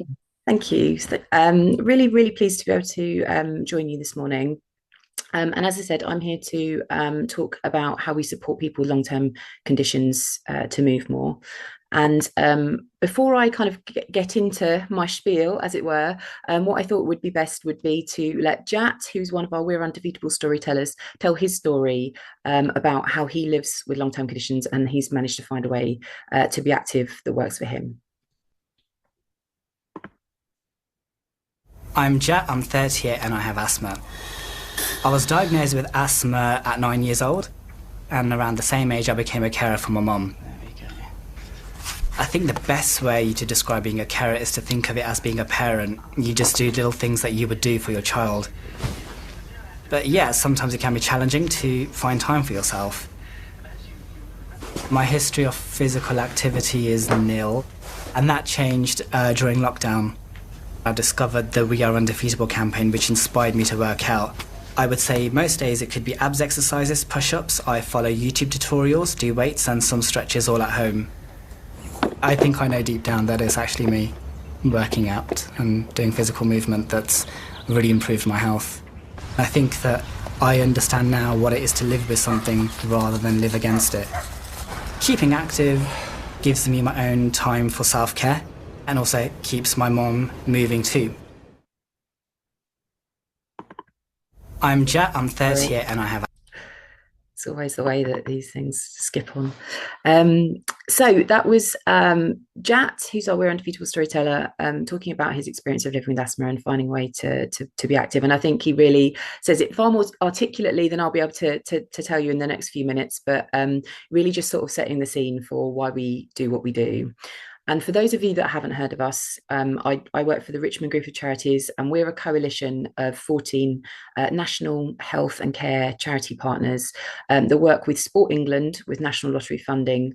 And we really are all galvanised around how we support people with long-term conditions to really live well with those conditions, manage their symptoms, and have a good quality of life, as well as getting access to the care and support they need. And physical activity is one of those kind of common areas, I suppose, across all of our charities and our work that really seems to sort of resonate and speak to our partners. So we decided to work together to encourage people with long-term conditions who are the least active to be more active. And it's really important for us to do this work. As you'll know, there's so many people living their lives with long-term conditions now. The estimates are around sort of 20 million that have at least one long-term condition in England. And other estimates suggest that 1 in 4 people are living with multiple conditions as well. And what we also know from Sport England data is that this group are also twice as likely to be inactive as other people, the rest of the population that don't have long-term conditions. So it's really something that's very important to make sure that this group of people are being supported to be active. And basically what we've been looking to do as a kind of a group of charity partners is try and understand what some of those barriers to physical activity are for this audience, and think about how we can support individuals to be active through kind of behaviour change support, but then also look at a sort of a system change approach as well. So we're sort of taking a dual kind of pronged approach. And what I wanted to do was just talk a little bit more about the work that we're doing to support people with long-term conditions to be active directly. So this is our We're Undefeatable campaign, which hopefully some of you will have come across in the past. It launched about sort of 5 years ago, was very much in response to insight that we undertook that demonstrated that to us that basically people with long-term conditions were really not feeling that physical activity was for them. It wasn't necessarily achievable or relatable. And that was really, really quite eye-opening for us. We kind of really sort of changed our thinking, and has really galvanized us to really shift the narrative around physical activity for this audience, because essentially sort of traditional language like sport and exercise, fitness, even physical activity at times just feels really alienating for a lot of people with long-term conditions. So we've really started to shift and talk a lot more about movement, and think a lot more about sort of really person-centered messaging and approaches, and using the kind of combi behavior change model to help us to frame a lot of the work that we do. And essentially what we've done in that time over the last 5 years is really pull together some hopefully sort of quite inspirational stories of real life people living with long-term conditions just like Jat, and we've asked those people to share those stories and kind of be role models, I suppose, for other people with long-term conditions, and sort of say to them, look, this is, you know, I'm like you, this is how I've been able to be active, I've made it work for me. And so we've got the sort of storytelling element to provide inspiration, but then we've also got a number of different support tools. And again, these are really about trying to make physical activity feel inclusive and accessible. So yeah, we've including, for example, the most recent asset that we created, which is with the sofa campaign, which was the sit-on fitness apparatus, which was coinciding with the summer of sport that we've just had this year. We've obviously had Olympics, Paralympics, all sorts of different things happening. We wanted people to feel that they could be enjoying that sport, but also maybe doing some activity at the same time. So very much what we've tried to do with the campaign is really put people with long-term conditions right at the heart. And we've also, alongside creating that kind of inspirational storytelling and sport tools, we've undertaken sort of multi-channel marketing. So we have had some TV ads, we've had radio ads, we've put messaging in red top newspapers. We've done out-of-home digital advertising, including right outside of hospitals. We've taken all sorts of different approaches to try and reach our audience, and in particular, different sort of segments of our audience. And we're really conscious of the sort of intersectionality of people with long-term conditions, because they're not just one homogenous group. So that's been something that's been, absolutely fundamental to the work that we do, trying to support people with long-term conditions to be active. And all of that has been really underpinned by insight and evaluation. So we've been doing research with people with long-term conditions for a number of years now, and building up, I suppose, a kind of a body of lived experience insight that's been so instrumental in how we shape all of the assets and resources and all of the work we do, in fact. And what we tend to do is have evaluation trackers 2 to 3 times a year as well, which help us to understand how the campaign is working and how those different resources are being responded to and used.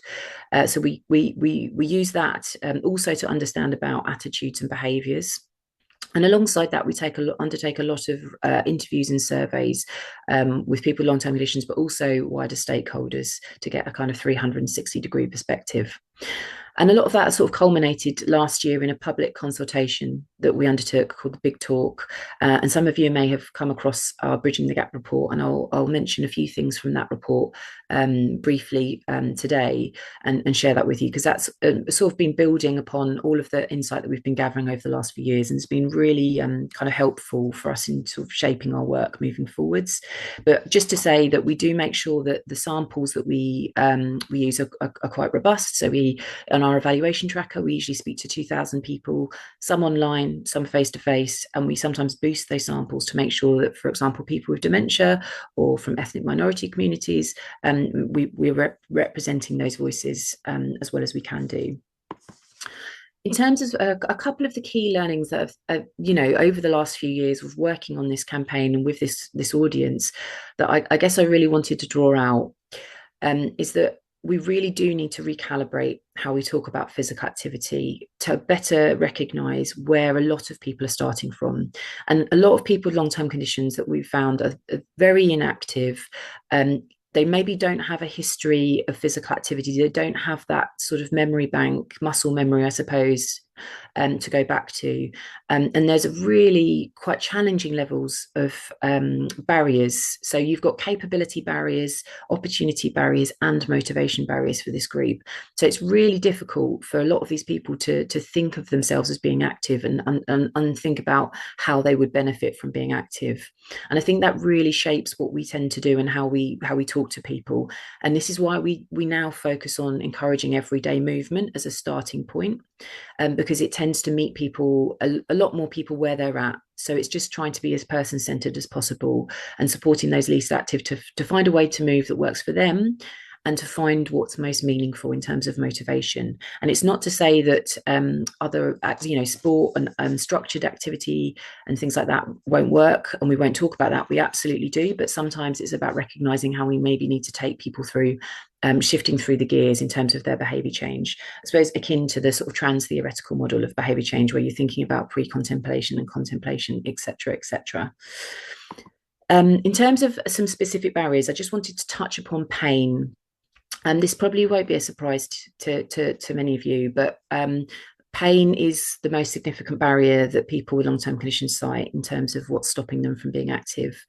And so that lack of energy and sort of physical limitations really come up top for people. And obviously you've then got all of the other barriers that I've just sort of alluded to in terms of the opportunity and motivation barriers as well. So this is something that is really significant that we recognise is quite challenging to overcome, but we do need to overcome it. On the flip side of that, the motivations, when we ask people with long-term conditions about that, it is about physical health and fitness, about management of symptoms and mental health. And this is where I think it's really important that we understand what's getting in the way for people and what is meaningful in terms of a motivator to really help them.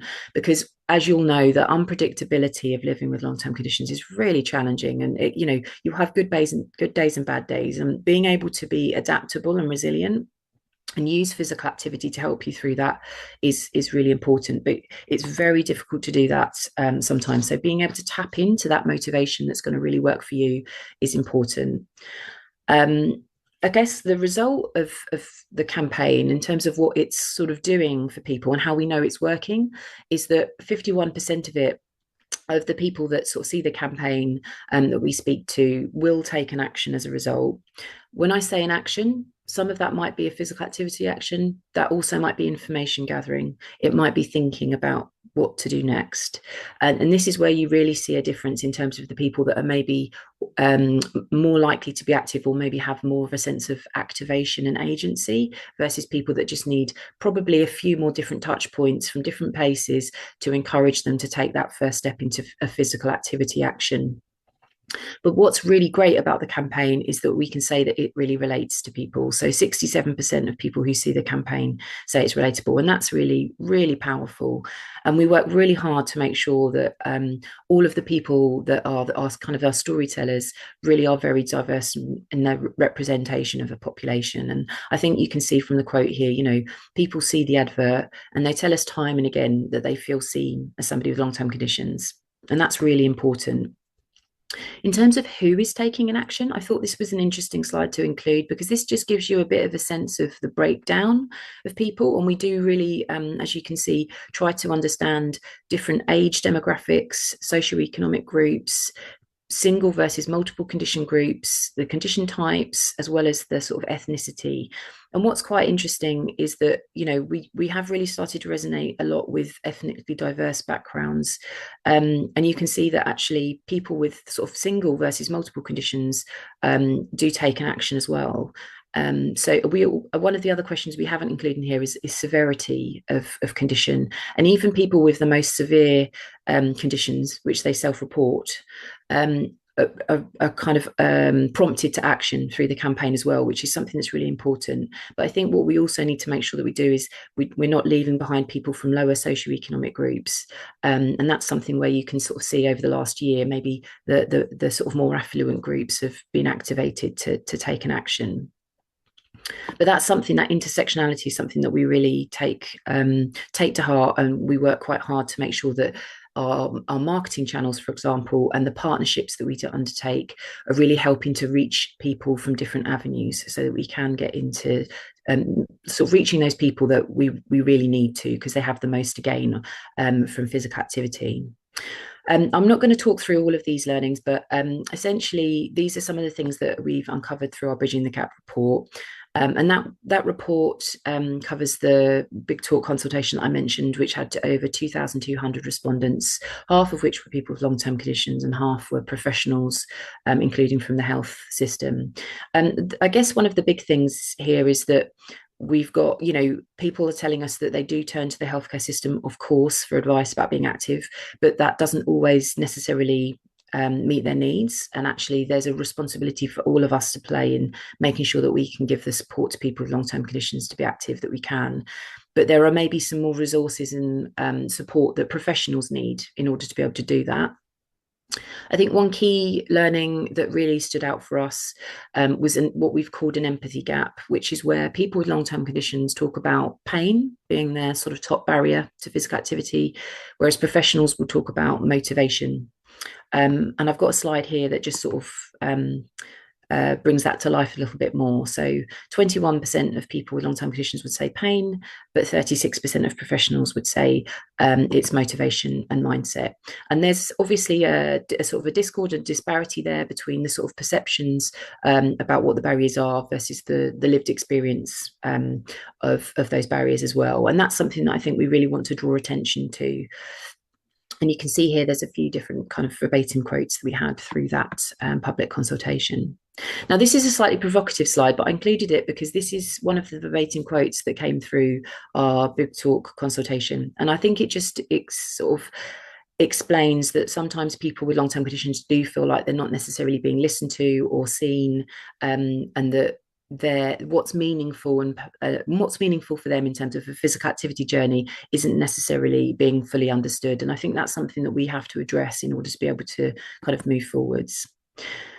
Just briefly, this is a slide that's just saying a little bit about some of the support requirements that professionals shared with us when we asked them, what would help you to help people to be active. And you can see, as well as like printable assets and resources that can be used in clinical spaces, research was another one that was suggested. And then there were some other suggestions about how, our clinical systems could work better and making sure that professionals themselves are being able to be active. In terms of health professionals and the role that you have to play in supporting people, I wanted to just highlight how important your role is as a key influencer. And hopefully this slide will kind of bring that to the fore, because we've obviously had that summer of sport that I mentioned. And there's always a lot of talk about how the Olympics and the Paralympics inspire people to be active. And personally, I think that from the research that we've been doing with people with long-term conditions, it isn't inspirational, even to sort of watch the Paralympics. Actually having a good conversation with a health professional is going to have a lot more influence over somebody, just because sometimes these elite sports just don't feel achievable and sort of relatable to people. Yes, people enjoy watching them, but it's not necessarily going to activate them to go and become more active themselves. Maybe people that are already active maybe only needed a slight nudge, but I think for the least active people, that's going to be too far a jump. And this slide also just highlights over the last few years that we've been asking people with long-term conditions, do you talk to your health professional about being physically active? Is actually, consistently around about 40% of those people.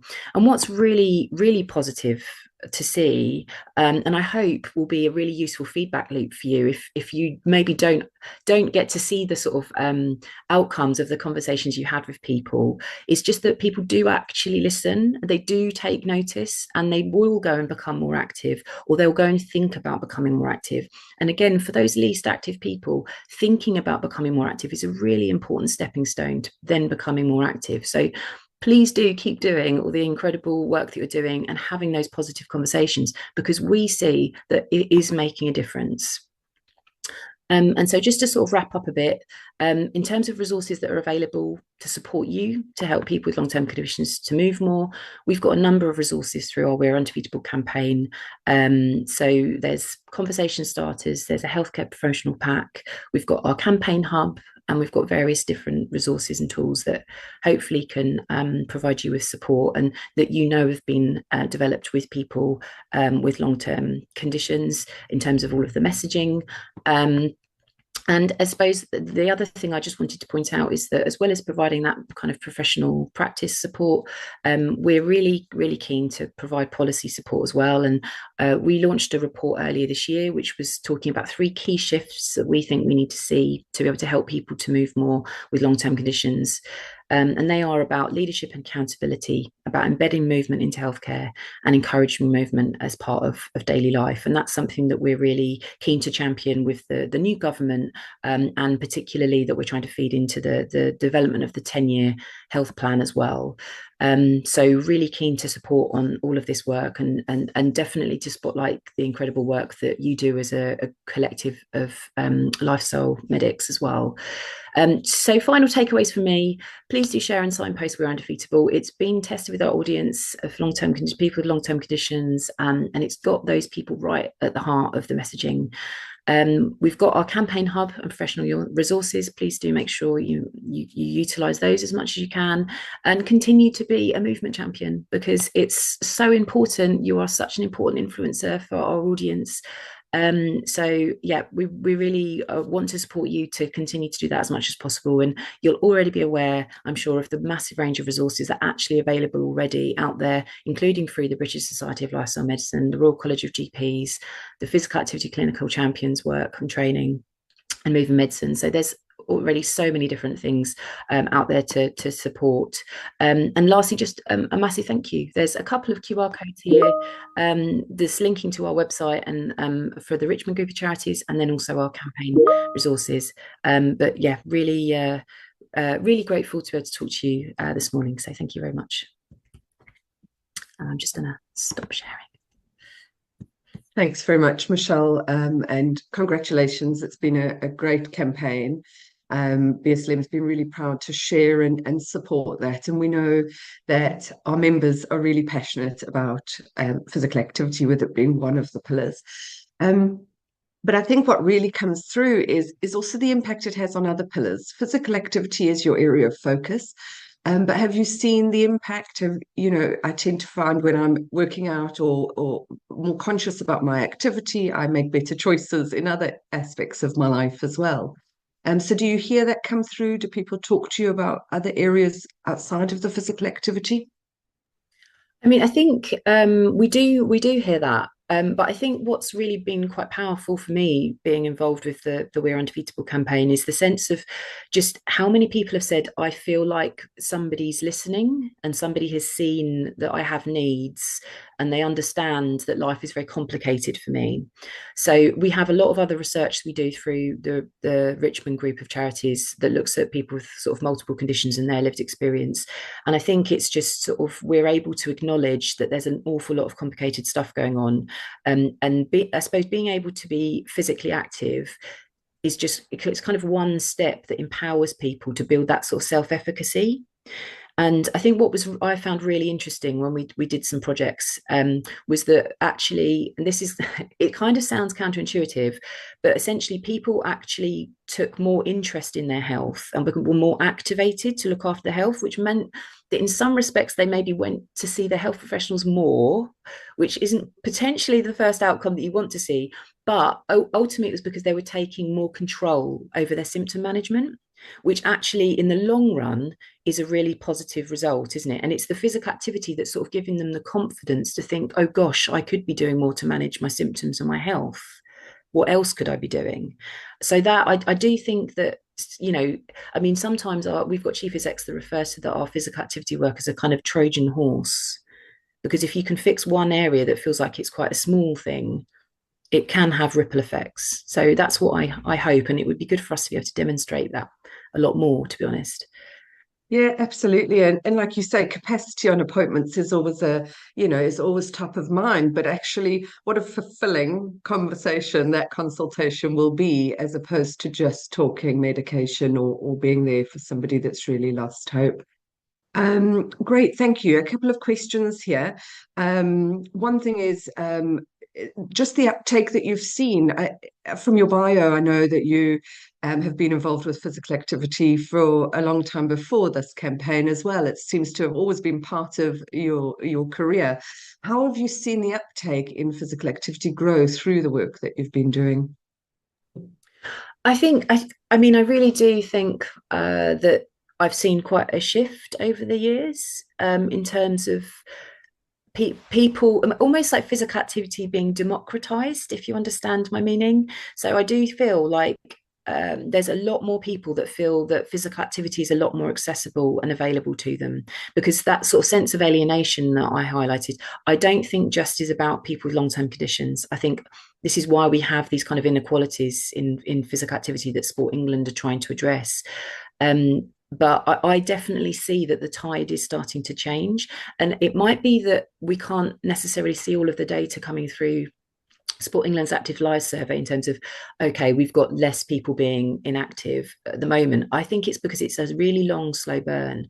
But generally, I think just even if you think about the images that we see in the media and the way that we talk about activity and movement now, I really start to see a shift and more people feeling represented, which I think is a really critical part, because it's about this sort of cultural norms that we're trying to generate. So in the sort of nearly 2 decades that I've been working, I really feel that we are thankfully going in a positive direction on that. Wonderful, wonderful, well done. A question here around the barriers. You'd mentioned barriers through the work that you've done. Do you feel there's also an expectation barrier that could be tied to outdated weight change or BMI targets? That's coming from Helen James from Nutriri, and they're going to be speaking after, so they will share some info. But I think just that connection to the weight change or BMI targets.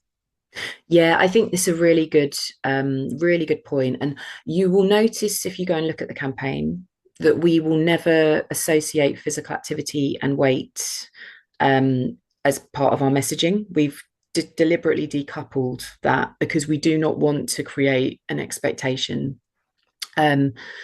Because we want people to be active and find a way to work for them, to think about that just most holistically about how it's going to work for them.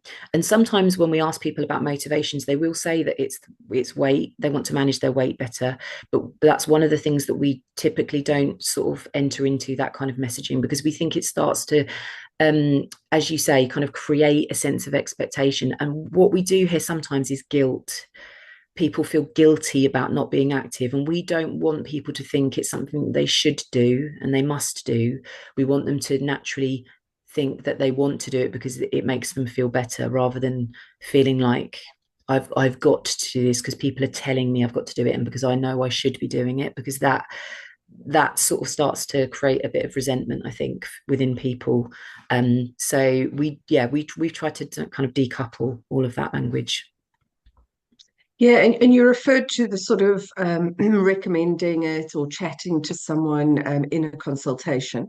I think what I found was really interesting is, I think it was about smoking, but it sort of applies across other areas, is healthcare professionals that are active themselves are more likely to recommend.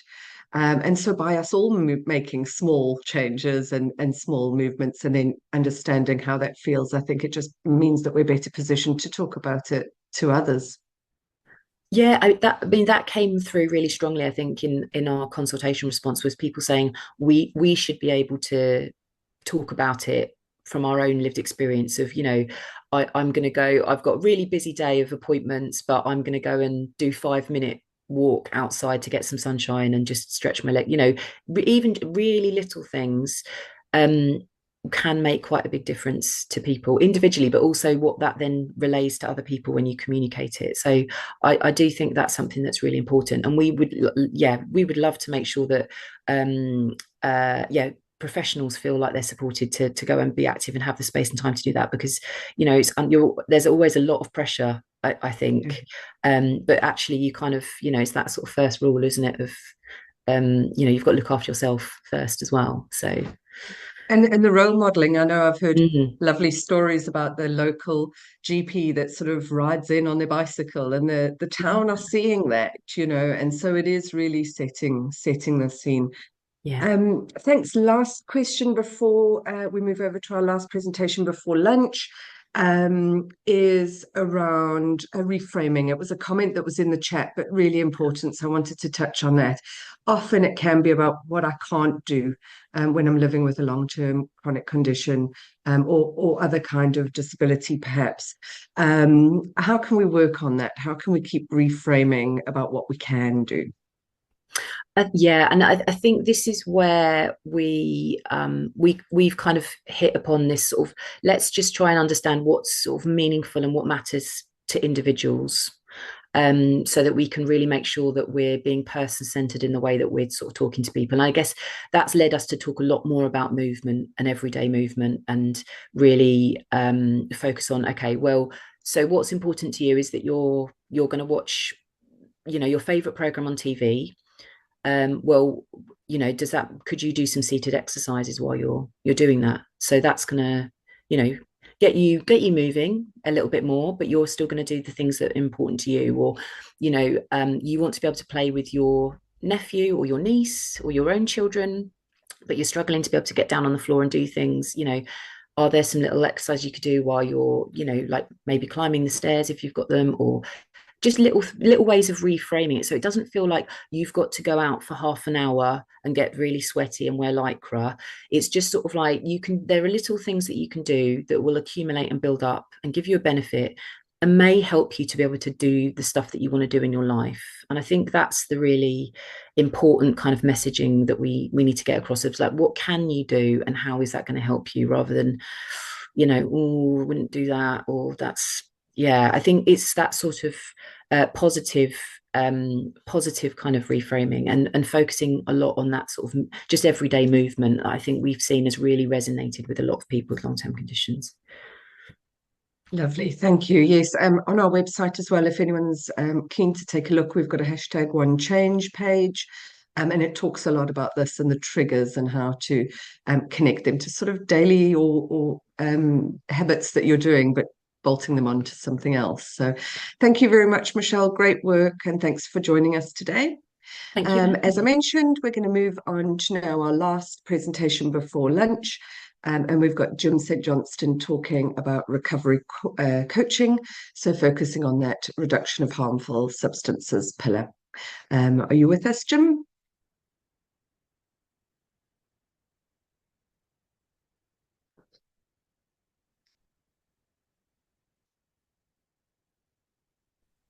I can see you trying yes, to I certainly am. Welcome. Yes, Hi, I saw you hello, pop in Emma. earlier, so I knew you were there. I'm right here. I'm right here. Just yeah. Lovely. That's great. You can kick off. Thank you very much for joining us. You're very welcome. Right, I'm going to share my screen now. Great. And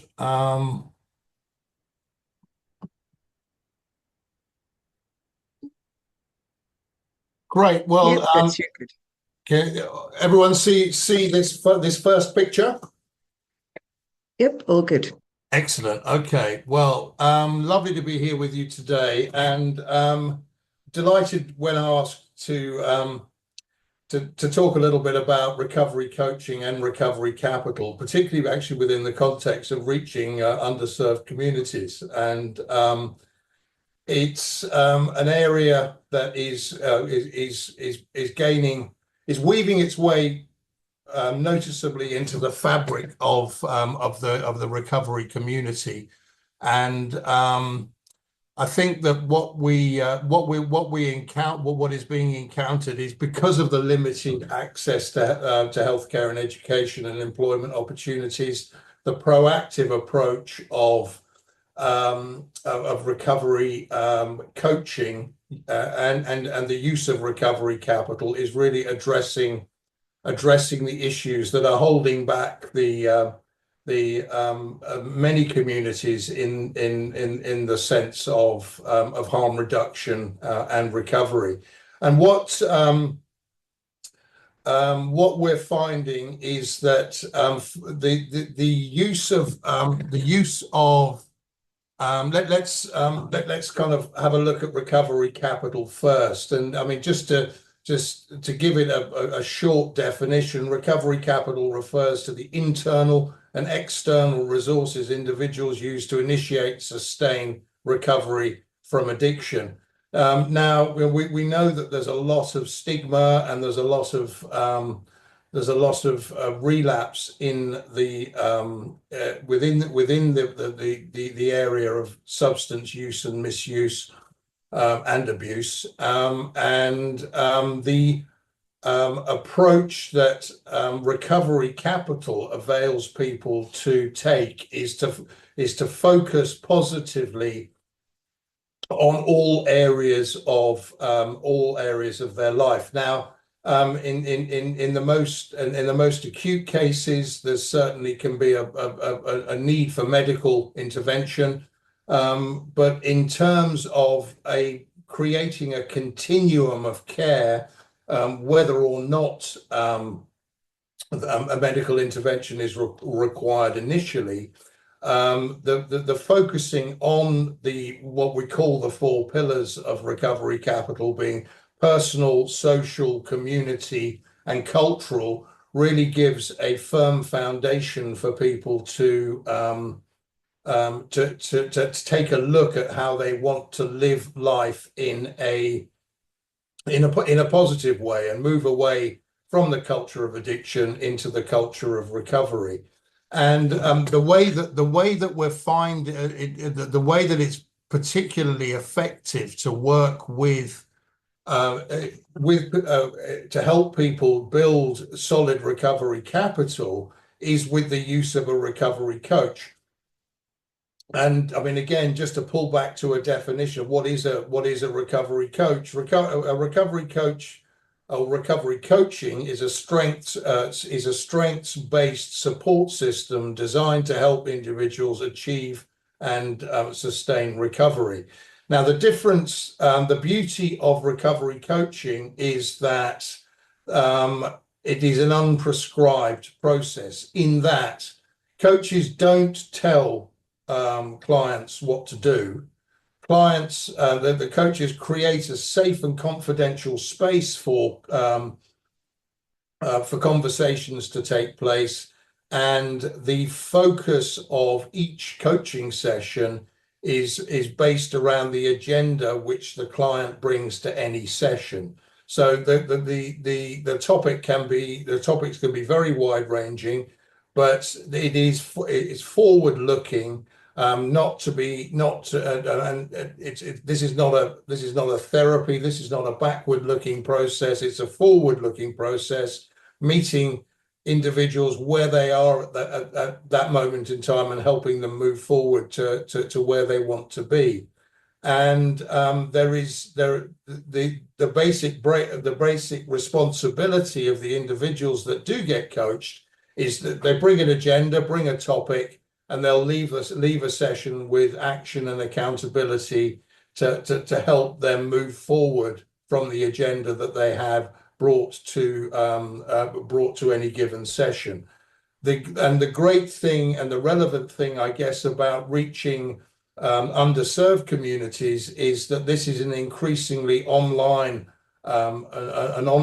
online service. So it can obviously be done face to face, but in communities where there isn't this kind of service available, it can be imported, to a medical practice or to a community centre. And as long as there's connectivity to the internet and a laptop, then this type of service can be provided. If there isn't physical coaching facility in whichever community it might be required. So it does have that flexibility. And I mean, I'm sure you can come up with many ideas of what what aspects of personal, social, community, and cultural recovery capital may look like, but the impacts are obviously important. And for the individual, the building of confidence and self-sufficiency is a hugely important part of the recovery journey. And the strengthening of relationships and mending broken relationships and creating positive new ones obviously creates a supportive environment. And on a broader basis, I mean, surveys have been done in terms of the positive impact that this kind of intervention and treatment can actually have on a community base. The numbers are huge. For every individual that goes on a positive recovery journey using recovery capital, the number of people positively affected swiftly rolls into the hundreds, and so community-wise, it definitely promotes economic and social development. And as far as the barriers are concerned, obviously important to be realistic about these things. There's a widely held, there's a standard route that people can see and encourage people to go down on the recovery route. But there is I mean, what is definitely happening now is the awareness is being raised around what the broader options are to create sustainable recovery, and the conversation around stigma and substance abuse and misuse is a well had conversation, and this approach is definitely putting a more constructive backdrop to a situation that somebody may find themselves in, and will move forward. Will move people forward more quickly and effectively away from that stigmatized environment. And also the opportunity the big opportunity that is developing is for people to take their recovery experience with them, and then end up training and working in the space of recovery, which turns the lived experience that they had in the substance misuse phase of their life, that lived experience tends to be a liability. But once working in the space, it obviously becomes an asset. So there is a transformation in that sense as well. I mean, the beauty of recovery coaching, given that the client brings the agenda, it's ultimately tailored to that individual. So there's no in not ever trying to advise and fix and tell individuals what they should be doing. And the plan is very targeted on the individual, for them to help themselves as much as possible to create the recovery that they're looking for.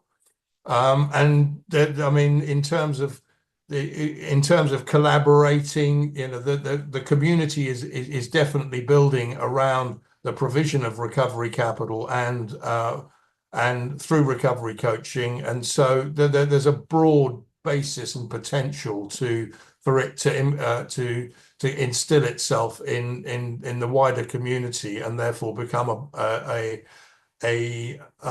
more widely used recovery tool, if you like. And there's a lot of, I mean, the community interest companies are very active in this space, and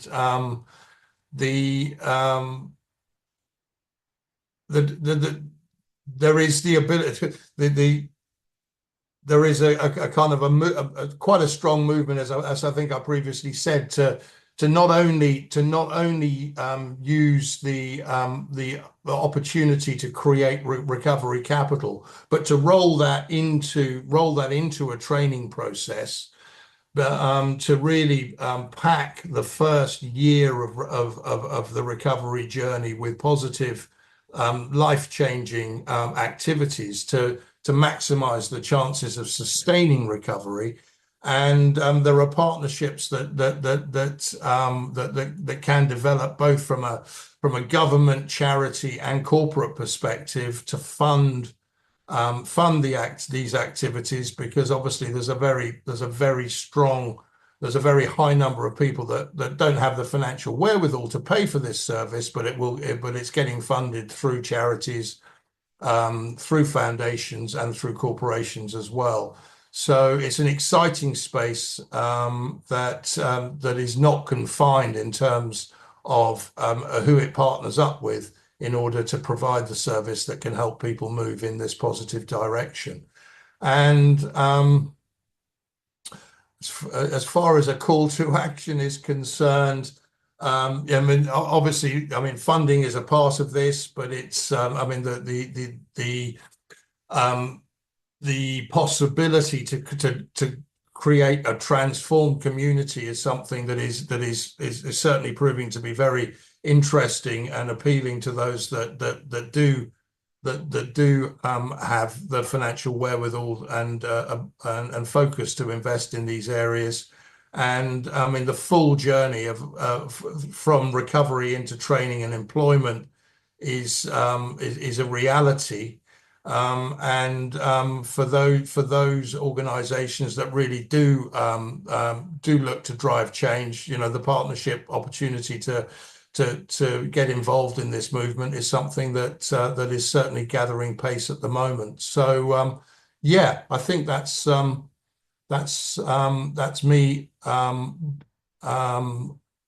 finished as far as a presentation is concerned. And I'm very happy to hand back to you, Emma, and see if there are any questions that anyone would like to ask. That's lovely. Thank you, Jim. And yeah, great work, a much needed community support element. Sorry, I know it is brand new. You're setting up the community interest element. Did you say there was some funding available currently? Is that something that we could start tapping into where? As far as we're personally concerned, there will be funding available. We're formally kicking things off at in January in January. So that's when the program will be formally up and running. But yes, is the short answer to your question, in a few weeks' time. Wonderful. Well, be sure to let us know, and we will certainly promote that to our members, who I know would be very keen to be able to access that support for those that aren't able to do so themselves. If there's any more questions for Jim, please feel free to pop them into the Q&A. I think what I'd like to touch on a little bit, Jim, is what you spoke about, that sort of cycle of many going in then to be able to support others. And that's such a crucial part of the model itself. Are you finding that many of your coaches have got this lived experience? Is that playing out currently? Yes, all of our coaches have lived experience, and it is invaluable, without a doubt. And there's a very nice kind of to broaden a kind of give a picture on the community side. The vision in terms of having people, obviously it starts with a recovery journey. So there'll be a period of time to build solid recovery capital, and then there'll be a moment when individuals are seen to be ready to go into the training phase. And the community side of it there will be gatherings where anybody anywhere on the journey will get together to be able to share their experience of where they are on their journey. But they'll be able to see, the people that have just started will be able to see people that are now 9 months to a year into their journey, and they're getting close to their certification on the training side. And all of that in itself increases the recovery capital for the individuals that are just starting out their journey. So they have a vision of where they can be in a few short months' time. So so that's just within the community. But with the coaches, they know they've been there or thereabouts in terms of where their client has been. So there is that benefit of their lived experience in the container where to which the client brings the agenda. So it's a very kind of uniquely powerful kind of environment, if you like. Yeah, and presumably that goes a long way in sort of fighting that sort of stigma or the feeling of blame and the guilt associated with that, having known somebody's been in their shoes that they're talking to. Really, yes. So important, and it's it's a key building block. And sometimes the most powerful.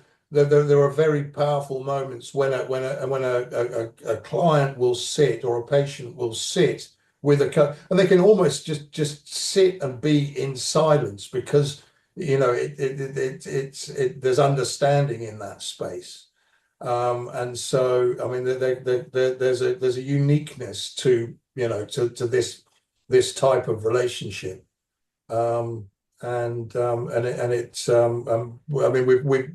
to call it transformational, we see transformation in the coaching. The coaching side is already flourishing, The recovery capital side is the community interest company, which will be providing the service to those that can't afford to pay for it themselves. But the transformation that we see by going down this route is beautiful to see. That's for sure.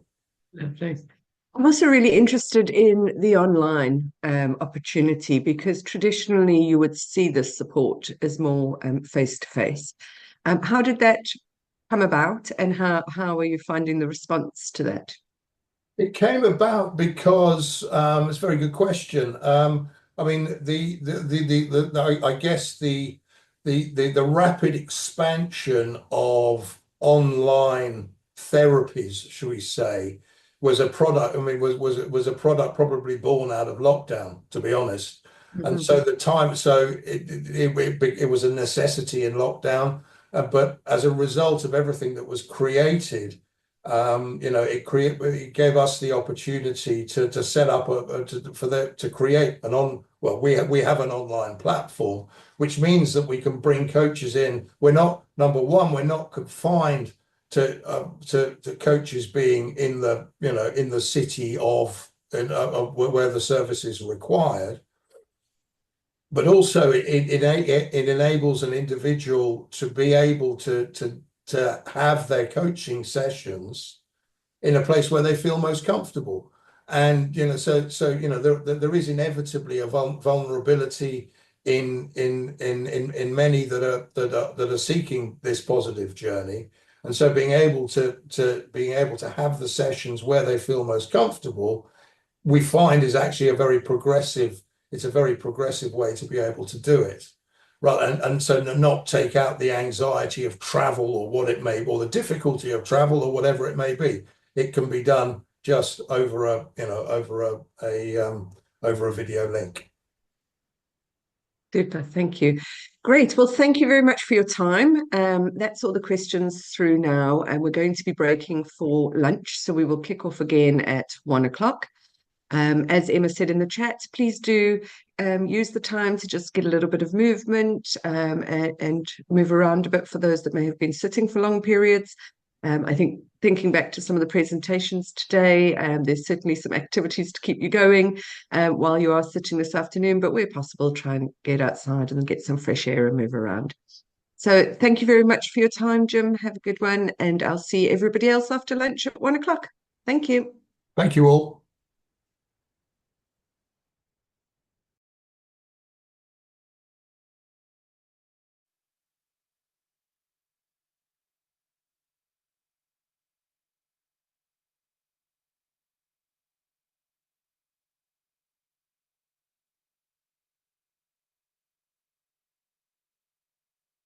Here we go. I don't see problems, I just see people, amazing people that may need help. And I think it's about time that they get the proper help that they deserve.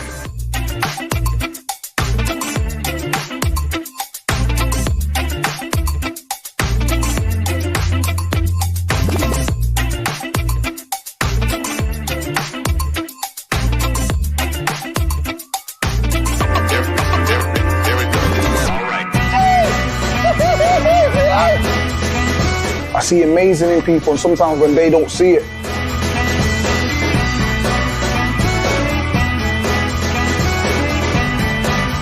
It's about energy, vibe and love. Well, I love him to bits, but don't tell him that.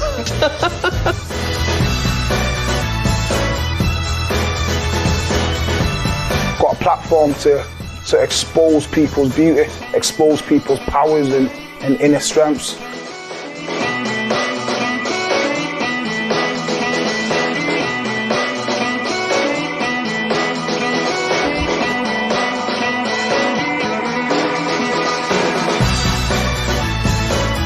I feel like I can do so much more than I ever could. Whatever you think investment is, whatever you think commitment is, whatever you think dedication is, every day we set the bar higher. You deserve it. Every day that you're on this earth, you deserve to get better. You deserve to feel better. You deserve to smile.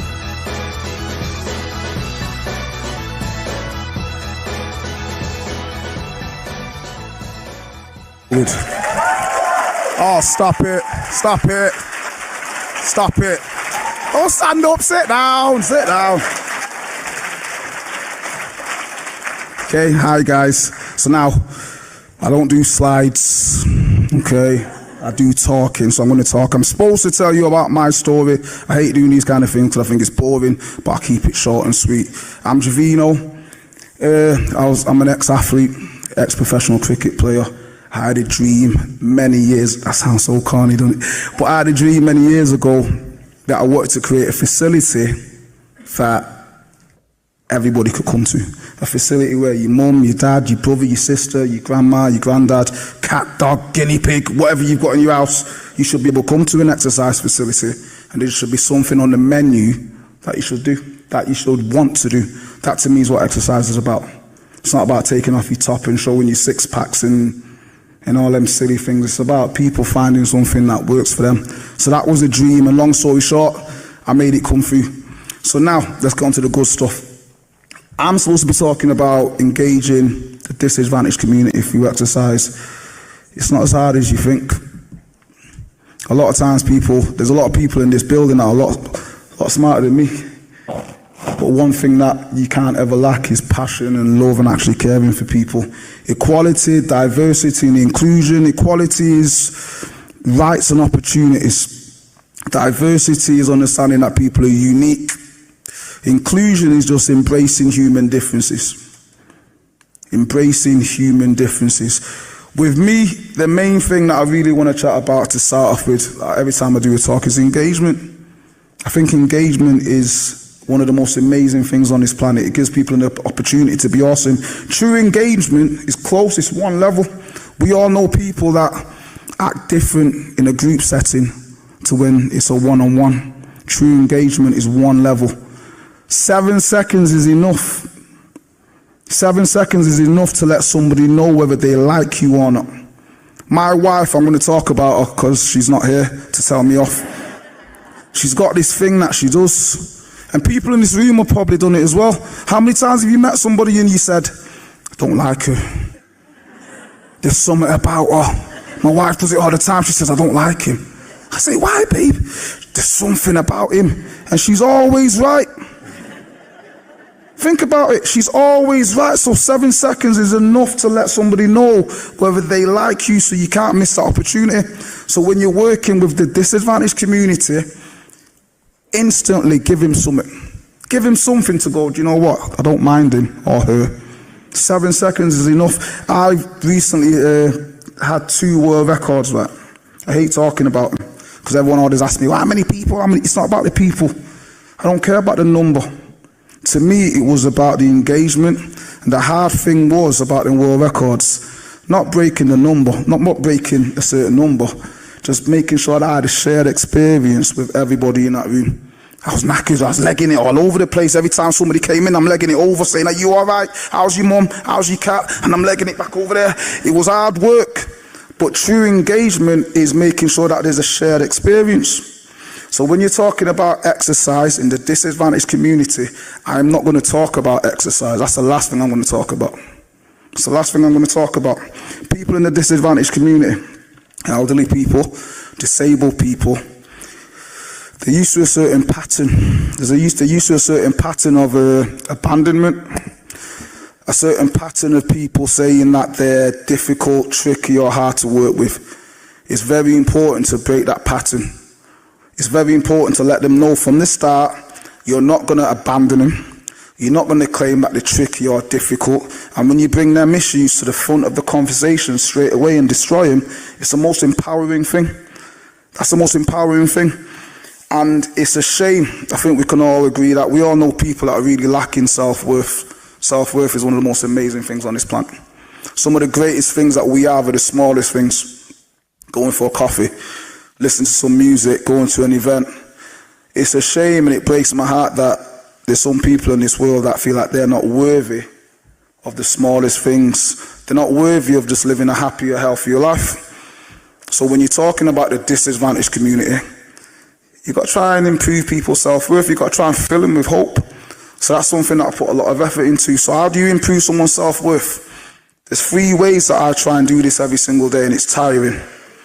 But I don't mind that it's tiring, because when I see the benefits, it's worth more than gold. So the first thing that I always try and address is that inner critic.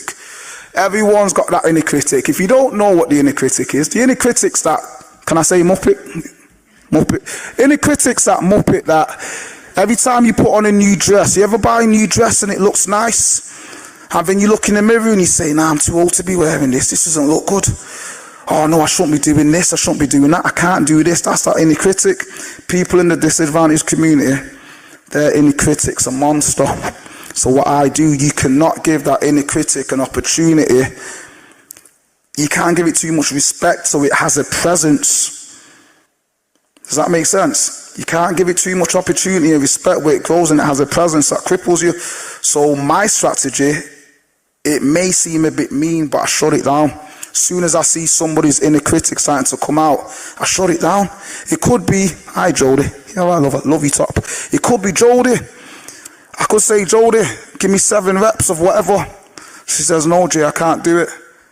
I go, cool, give me 10 now. Because that inner critic was starting to creep out. Oh, Jay, oh, can you do this for me? I want you to do 10 of them, do that. No Jay, I can't do that, I don't think I can do that. Okay, now you're going to do 20. You got to really, don't let that inner critic, don't let it grow. The second thing is self-appreciation. Appreciate who you are. You're okay. Think about what you've been through. Reflect. Look at what your life is now. Look what you've been through. You're all right. You're doing okay. Whatever life's going to throw at you, you can deal with it. And I think sometimes we don't reflect enough and we don't appreciate enough. The last one, this is a bit of a dodgy one, to be honest. The last one is this is a major one. It's eliminating the quest for perfection. We live in a society now that people are striving to be perfect. Even people that are disadvantaged, it could be looking perfect, or it could be doing something perfectly. Like no one's perfect. So people are so afraid to fail because it doesn't live up to the standard of perfection. So how do we fix that? You fix that by embracing your imperfections, and that's where the challenge is. When you truly embrace your imperfections, it's the most powerful thing in this world, I'm telling you. One of them anyway. When you truly embrace your imperfections and you kind of get to the point where you say, this is who I am, this is what I am, this is what I'm supposed to be, it will give you a level of confidence that is frightening. My imperfections, my hairline, it used to be not where it is now. Yeah, it's moved a little bit. I've got one skinny leg. Yeah, days of playing professional cricket, I've had two knee surgeries, I've had Achilles surgeries, I've snapped everything I've snapped. So I've got one skinny leg that doesn't grow. People used to take the mick out of me. I don't care, it's mine and I own it. It's me, it's what I was supposed to be. Yeah, my beard, I like my beard, but every now and then it gets a bit patchy. But guess what? It's me, I embrace it. This is what I'm supposed to be. So when I try and teach people who are disabled or elderly to really just embrace your imperfections, and once you get to that stage, your confidence is frightening. That's why my confidence is so high now. Because guess what? I'm the best. Wait. I'm the best in the world. Wait. I'm the best in the world at being me. Yeah? I can't be better than nobody else. I can't be better than nobody else. I can't be better than Jody. I can't be better than you. I like your jumper, by the way. I can't be better than nobody else. Okay? And I hope that makes sense. So now, I met a lady this morning who thought she might be in there. She might think I'm a little bit weird, but I'm not. She had a really nice coat on. And I told her. She looked at me like I was dead weird. Right? So I'm not weird, love, if you're in here. Right? Compliments are so important. I give them out a lot. Don't think it's corny. How many times do you see somebody say something nice? Because guess what? A compliment is a window to a smile. A compliment could trigger someone's true potential. A compliment gives somebody an opportunity to be awesome. People that are disadvantaged, they kind of feel that the world wants them to lose anyway. Because they've been fighting so many battles for so many years. They've been having to jump over hurdles. They've been patronized and disrespected for so many years. I can tell you horrible stories of people with disabilities and elderly that have been through some horrible things. They kind of feel the world wants them to lose. So guess what? If I give you a compliment, 1, I'm being positive, but 2, I'm letting you know that I want you to win, baby. I want you to win. So give people compliments. It's important, because guess what? That person might not have been told something like that ever. I told somebody that they had lovely hair last week. She cried. She's never been told that. The lady was 64 years old. Isn't that sad? So it might be a bit weird. I sat down to Mark before we got on stage. I said hello, shook his hand. What was the first thing that I said to you? Nice shirt. I couldn't pull it off, but that's a brilliant shirt.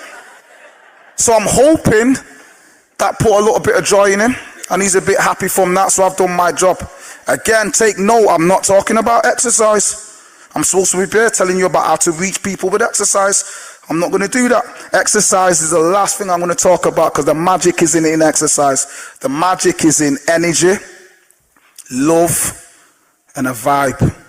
Those are 3 things that need to be actions. Energy, how do you show people in a disadvantaged community? Energy. Could be your voice, could be your body language. Energy is the most powerful thing. If you give somebody the right energy, they will move mountains for you. You will follow me to the devil's back garden if I gave you the right energy. Energy is transferable. If I give you the right energy, I'm letting you know that I believe in you. And if you give it me back, you believe in me. Energy is vital. How do you show somebody in the disadvantaged community that you love him? One of the most underrated things is listening. Do we listen as much as we should? We probably don't. So I always try my best to listen. Actually, I want to know. I want to take a real interest in what you're saying. I want to take a real interest. I'm interested. Talk to me. And guess what? I ain't afraid to ask them awkward questions. Because if I ask you them awkward questions, I'm showing you that I actually care. I want to talk about everything. For this to work and we do exercise, I need to know your story. You need to know mine. I need to know about your dog, your nosy neighbor, what you had for breakfast. You need to know about my wife, my kids. How do I feel? The woman at work that keeps stealing my mug. I need to know everything. I need to know everything. That's how you show somebody that you love him, by actually listening. A vibe. A vibe is creating an atmosphere. I see too many people who do exercise sessions. There's no vibe. It's pointless. You ain't going to listen. You're not going to absorb nothing. A vibe is creating an atmosphere that you can be a part of. One of my young girls, she's called Amy. I love her to death. Amy's a beautiful young girl from Stockport. She's got cerebral palsy. She's had it hard, man. She gets me emotional when I talk about her. She was in the Ariana Grande situation at the arena. She had it bad. She had people climbing over her wheelchair to save themselves. It was disgusting. But anyway, she loves Ariana Grande. Loves her. So now, if anybody knows Ariana Grande, she's a bit naughty. I'm 40 years old, so I don't really want to see young people. Yeah, anyway, so she's a bit naughty. She's got a song with Nicki Minaj. Do you know Nicki Minaj? She's a bit naughty as well. There's a song called Side by Side. Does anybody know that song? You don't want to know it. It's a naughty song. These two singers, they're in the gym on a spinning bike in a leotard, and it's raining, and they're doing some sexy stuff on the bike. But guess what? It's Amy's favorite song. So when I see Amy pull up in the gym, I look at her and I see her. I say to the boys, put it on. And then I press play. I walk over and I get on the bike. You see what I'm doing? And then when Amy comes in, I'm on the bike doing my best Nicki Minaj impression, and she's laughing her head off. I've created a vibe and an atmosphere that she can be a part of, and she can go, yeah, I belong here. I've trained elderly people for so many years. I've got an OAP class. I've trained for 15 years. I create a vibe every single session. I can play. I'm old school Jamaican, so I call everybody auntie and uncle as a sign of respect. Anybody older than me, I've got hundreds of aunties and uncles. So when I do my OAP class, if I play Elvis, Auntie Debbie can remember 1972 in Notting Hill Gate in London, going to a disco and dancing to Elvis. When I played Bob Marley, Auntie Gloria can remember 1967 in Kingston, Jamaica, where she fell in love with her husband. When I play certain Irish jigs, anybody Irish in there? Tell me, ma, when I come home, the boys won't leave the girls alone. They pull my dirt. When I play that song, Auntie Veronica remembers growing up in Dublin. So it's not just music, it's creating a vibe and an atmosphere that person can be a part of. Notice I'm not talking about exercise. Okay? So now, before when I talked about energy makes people believe in them. There's two giants here that we need to talk about when it comes about exercise and engage in the community. Belief and trust. Belief is great, trust is great, but one of them is a king. One of them is a champion. Which one's better? What do you think? Out of belief and trust, which one's better? Trust. Let me tell you why. I'm going to tell you a story that blew me away. I heard this story and I stopped and I had to research it because it was the most... it was brilliant. There's a French dude called Jean-Francois. 1858 this was, and he's really short. Those short guys are making a comeback. Anybody 5'7"? We're making a comeback. This guy Jean-Francois, 1858. He was a French tightrope walker. One of them guys on the rope. He wanted to break the world record. He wanted to walk across Niagara Falls. If anybody doesn't know what Niagara Falls is, it's a massive hole in the floor in America. He wanted to break the world record. Stay with me, this is about trust and belief. He was also known as Monsieur Baldin. That's my best French accent. I can't do any better than that. But 1858, he said, I'm going to break this world record. So 25,000 people gathered to watch him break this record. All of them believed in him. All of them believed in him. 25,000 people. Come on, Jean-Francois, you can do it. They loved him. So he did it that easy. And then he said, I'm going to do it again. The crowd grew even more. 28,000 people. 28,000 believers.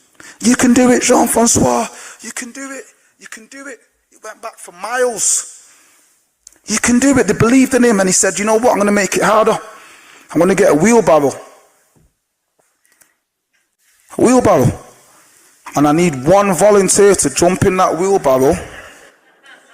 And he's going to walk across Niagara Falls. This is a true story. Please Google it. Jody, how many people put their hands up, do you think? Out of 28,000 people, believers, how many people put their hand up? Not one. Eventually, one person put their hand up. Guess who it was? I like your shirt. Guess who do you think it was? His mum. Real story, his mum. His mum said, yeah. And he did it. He put his mum in the wheelbarrow. He went across and he walked across Niagara Falls on this little skinny rope. That's the difference between trust and belief. I can believe in you from distance. From distance, from distance, from distance. For me to trust you, I've got to be here. I've got to be here. I've got to be here. I've got to be close to you. When you get people to trust you, that means if you fall, I fall. If you win, I win. We're in this together. There's a difference between trust and belief. If you're trying to get people who are disadvantaged to exercise, get them to trust you. Anyone can believe in you from distance. I can believe in you from 10 miles away. For you to trust me, I've got to be mega close to you. So that's the difference between trust and belief. So now one thing that I do every single day, probably a bit too much. Ask this one question. I'm going to put you on the spot. What do you like about yourself? See how awkward that is.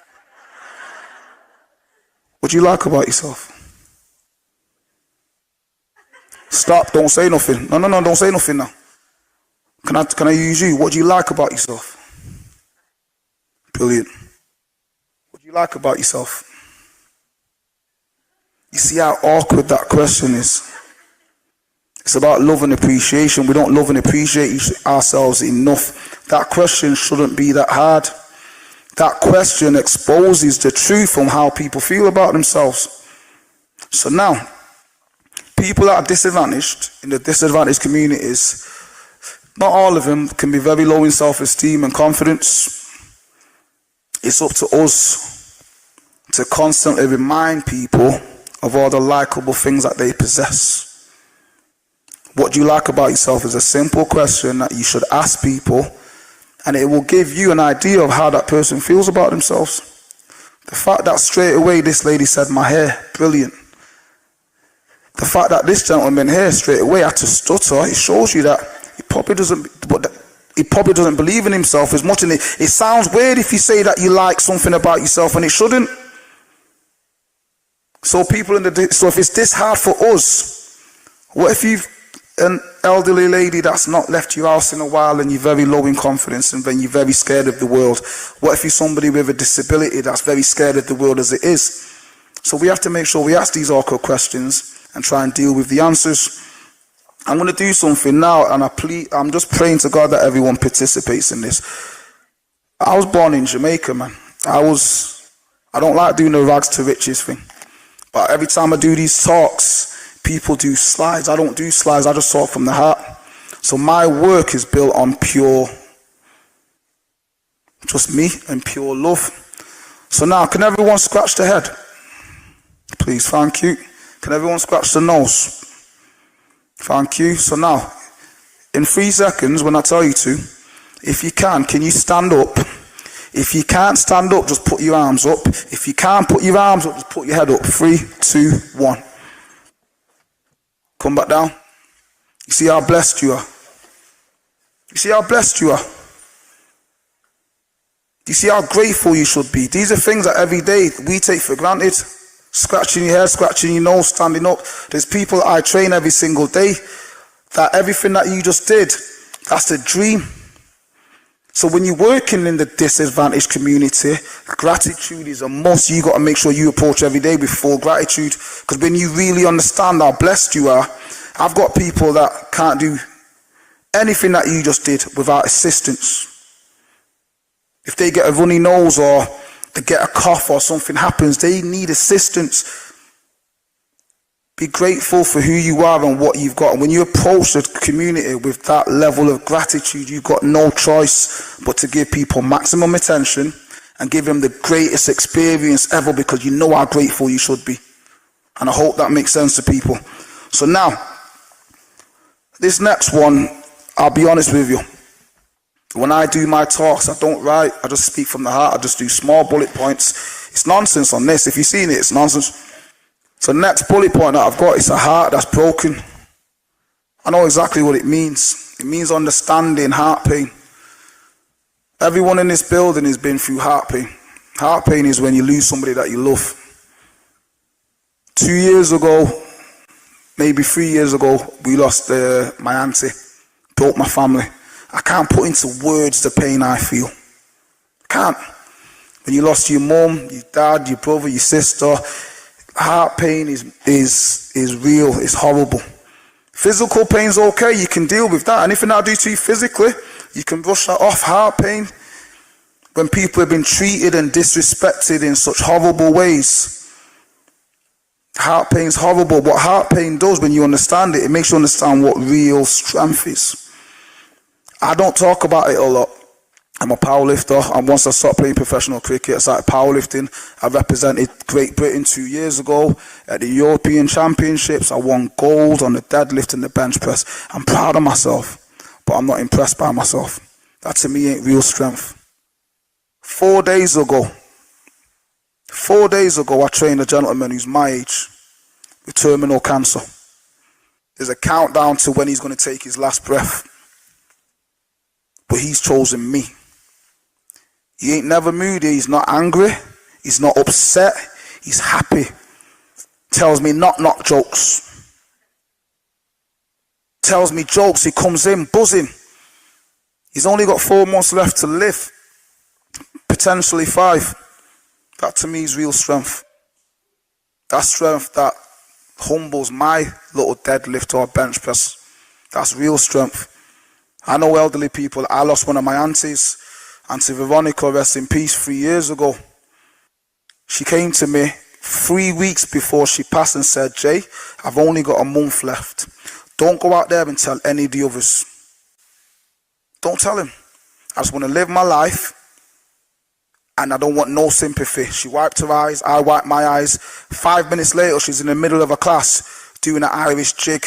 And I'm looking at her going, oh my God, what kind of strength that you can't even describe. So now when you're talking about people in the disadvantaged community, they've been through a lot of heart pain, whether it's losing somebody or the disrespect that they received. It's our job to protect that heart. It's our job to protect the heart. So you can't ever let people lose hope. Whether it's somebody elderly or disabled, you can't let them lose hope. If somebody loses hope, you're exposing that heart. Care is what protects people's hearts. Care is what fixes people's hearts. Care is what lets people redefine their boundaries. So I think always in the community that you're trying to work, if you're trying to get people to exercise, protect the heart. Don't worry about press-ups and burpees and all of that. That's easy. Just protect people's hearts. And it's funny to me that the most miserable souls I've ever trained in my life are rich people. The most miserable people are rich people, or people with wealth. Some of the happiest people I've ever trained in my life are people that are disadvantaged, because if you give them the right attention and the right respect, they are good. So this is what happens with people that are rich. They get sustained attention.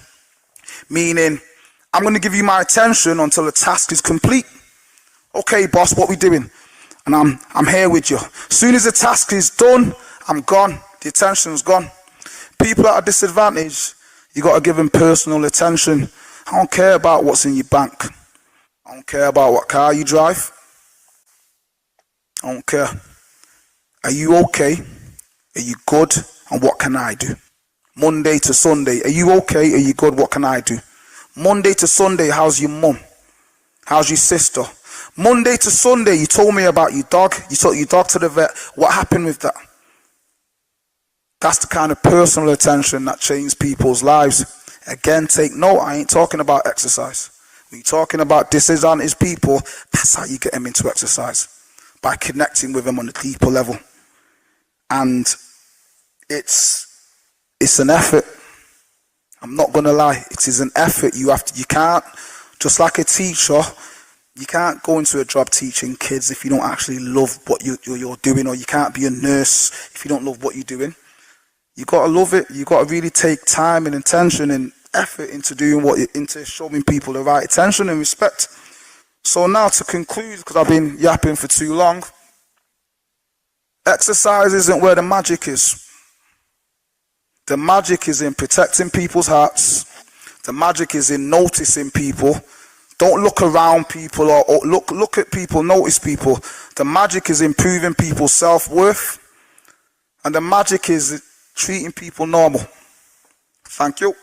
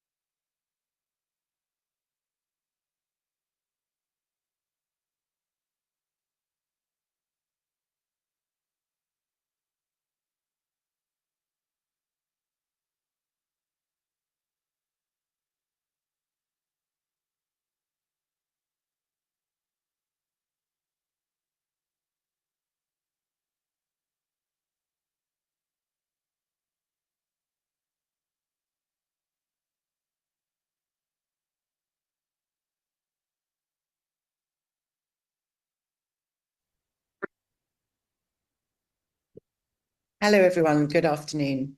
I'm delighted to be joining you today to be speaking to you as part of this webinar event on how to reach underserved communities with lifestyle medicine. I'll be speaking to you about Lumi Foundation's experience of ensuring that yoga is available and accessible to all. And I'm happy to take questions about the foundation at the end of the presentation. I'll introduce you to Lumi Foundation, a registered charity with a mission to make yoga accessible to all. I'll look briefly at the evidence for the impact that yoga has on our mental, physical, and social well-being, why we should be encouraging underserved communities to join us at our classes. And I'll look at how we're making sure that we're reaching these underserved communities at Lumi Foundation. I'd like to begin by showing you a short film that was kindly made for us last year by a volunteer. The film is just 3.5 minutes long and gives a good flavour of what we're getting up to at Lumi Foundation.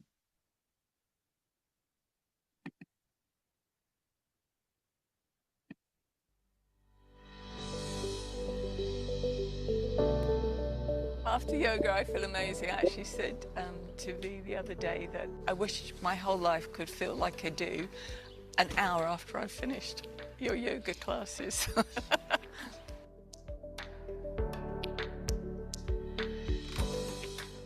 After practicing yoga, I feel great, my body feels great, and I'm so happy with yoga.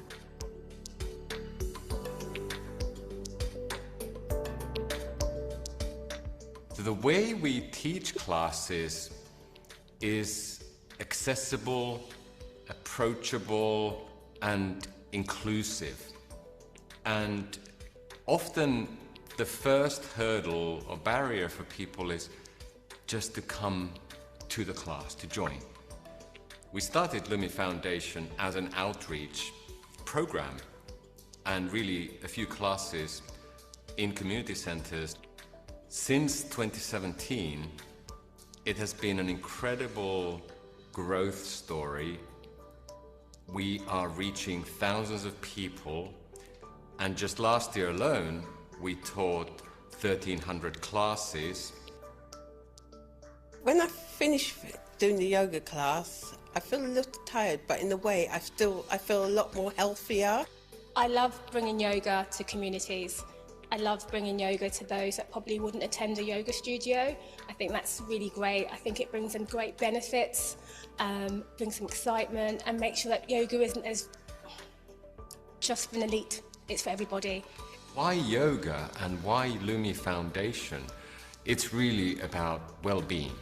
We have an incredible group of teachers who go into communities and teach these classes and really make it work for those people who show up in the class. And what we want to create is an atmosphere when someone comes in, it's a big hello and welcome and you belong and all is well. And connecting with others in the class and creating a sense of connection. We're all wired for connection and we don't have enough of it. And when that happens in a yoga class, we can take that into our life, at home, at work, with friends, and it's like a ripple effect. One thing I'd love to say about the foundation is that what it stands for is that yoga really is for everybody. You don't have to be under 30, you don't have to be a certain shape, a certain size, a certain anything. Yoga's for everyone. As long as you've got lungs and you can breathe, you can come along and practice.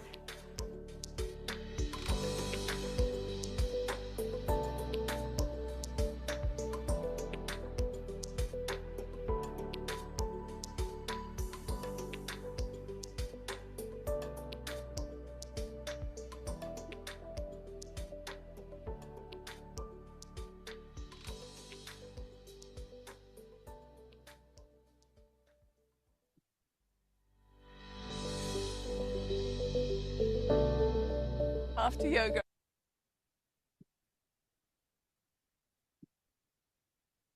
So the film illustrates really well the range of people who are benefiting from our classes at Lumi Foundation. Filming took place at a community centre in White City, At Age UK, a charity supporting the elderly, which I'm sure you're all familiar with, and actually which is featured on this slide here. And at the Crichton Centre, a small local charity here in West London, which supports people with learning and physical disabilities. These classes each reflect the original idea when Lumi Foundation was established in 2017 by Ari and Alina, a couple who were running a successful yoga studio business in West London, and indeed still are. They wanted to create an opportunity for everyone to be able to access yoga, not just the people who could afford to come to a studio, who could get up the stairs to the studio space, who could buy the leggings, who are physically able to keep up with the studio class, and really importantly, people who have the confidence to step into that space. Ari and Alina wanted yoga to be accessible, affordable, and available to everyone. Why? Well, for the same reasons that we're talking about lifestyle medicine today. Ari and Alina knew that yoga had made a huge difference in both their lives. It had helped them to manage stress and recover from injury. We all know from our own practice, and now also from the medical and scientific research, that yoga benefits our body, strengthens our body, and calms our mind. The physical practice can be adapted to suit everyone, bringing benefits to our mental, physical, and social well-being. So turning briefly to the health benefits of yoga, I'd love to direct you towards an episode of the late Michael Mosley's podcast, Just One Thing, which focused on yoga. Dr. Mosley noted in this short episode that a regular yoga practice, which includes the 3 elements of physical poses, breath control, and meditation, has been shown to lower chronic inflammation in the body. And he also discussed new research, which shows a regular practice can benefit us at a cellular level too. He interviewed Dr. Reema Dada, a professor at the All India Institute of Medical Sciences in New Delhi. Dr. Dada says that lifestyle diseases, including heart disease, hypertension, and depression, all have some underlying mechanisms, including inflammation. When we practice yoga, we reduce inflammation in the body, and the rate of aging of the immune cells goes down. Dr. Dada's studies show that a regular practice, which includes those 3 elements of physical postures, breath work, and meditation, help reduce levels of cortisol, the stress hormone, and help to regulate the sympathetic nervous system, which controls the body's stress response, and activates the parasympathetic nervous system, supporting rest, digestion, repair, and restoration. Dr. Dada also noted that the impact of yoga can be seen in improvement in our emotional resilience. Regular practitioners are better able to handle stress, and the severity of depression goes down. Harvard University agrees. A new course from Harvard Health Publishing, Yoga and You, offers an introduction to yoga and promises to help subscribers find the right yoga practice for them. Why? Because they say yoga can fight aging, boost health and vitality, keep us looking and feeling years younger. Benefits of a regular practice, they say, include improved strength, balance and mobility, lower stress, better sleep, and a sharper memory. Sounds good. Harvard Health's research tells us that 25% of office-based physicians in the US are now prescribing yoga to their patients, and that this is not a surprise, as recent studies show that this mind-body practice can ease arthritis pain, lower high blood pressure, boost immunity, and reduce the risk of heart disease. This figure of 25% is only likely to go up. So now turning back to Lumi Foundation and our experience of reaching underserved communities who aren't necessarily walking through the door of their GP practice. The foundation was, as I said, established in 2017 with 2 weekly classes. In fact, 2 of the classes featured in our film, the class at White City Community Centre and at Age UK. We're now running an average of 35 classes every week, working in partnership with other charities as well as with a local council, a housing association, sheltered housing residences. However, it has not all been plain sailing. The day of the first class at White City Community Centre dawned with great excitement from the small foundation team. They got to the centre in plenty of time for the class and waited, and nobody came. This was a humbling experience and a harsh lesson to learn, but an important one. Just because we think we know it's great doesn't mean everyone else will immediately agree. So how did we get from non-attendance at our first class to now teaching over 35 well-attended classes each week, reaching hundreds of yogis, most of whom would never have come to our first class and would never have thought that yoga was for them, and who may also not be walking through the door of the doctor's office to be prescribed this dose of lifestyle medicine? It all starts with community. Back in 2017, we connected with a programme in West London called Community Champions. Individuals from within local communities are supported by local councils to promote activities within their own community. Community Champions activities are designed to improve well-being and to build connection and cohesion within communities. Activities might include gardening clubs, bingo nights, tea dances, family days, and summer picnics, as well as a variety of physical activities, including yoga. We're all naturally much more likely to try something that's recommended by a trusted friend, by our family, or by someone from our own community. And this is how the Community Champions programme works. Our local community champions encouraged the first few people to come to our classes. A few people needed to be persuaded that yoga might be for them, and it all grew from there. We now know from our years of experience that if we can persuade people to come to our classes, they usually love them. The trick is to get the first person through the door. We started working with community champions, and one of our champions, Sarah, who's now a trustee of Lumi Foundation, brought her mum to the next class. Sarah's mum brought a friend with her the following week, who brought her sister, who brought her partner, who told his neighbours, and before we knew it, this community had started to enjoy a regular yoga practice. We learnt to be patient, to accept that attendance will build gradually by word of mouth, and that once we had a core few, usually more will follow. Another way that we reach new communities is to go directly to existing groups and to bring yoga to their door. As I said, we started with a partnership with Age UK in 2017, which is still going strong with 2 classes every week.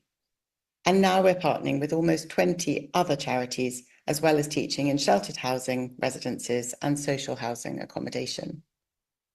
This way, we go directly to people who might never have thought yoga would be for them. The elderly, people with learning disabilities or physical disabilities, women seeking shelter, people going through or recovering from cancer treatment, those in recovery from addiction, refugees and asylum seekers, and a football team at a youth club in central London. The list is ever expanding.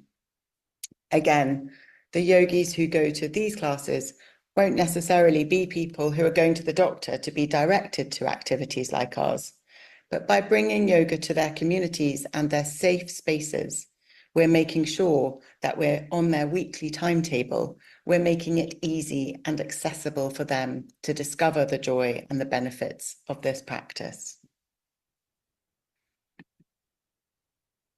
Other ways that we connect with people in our local area include networking with other organisations.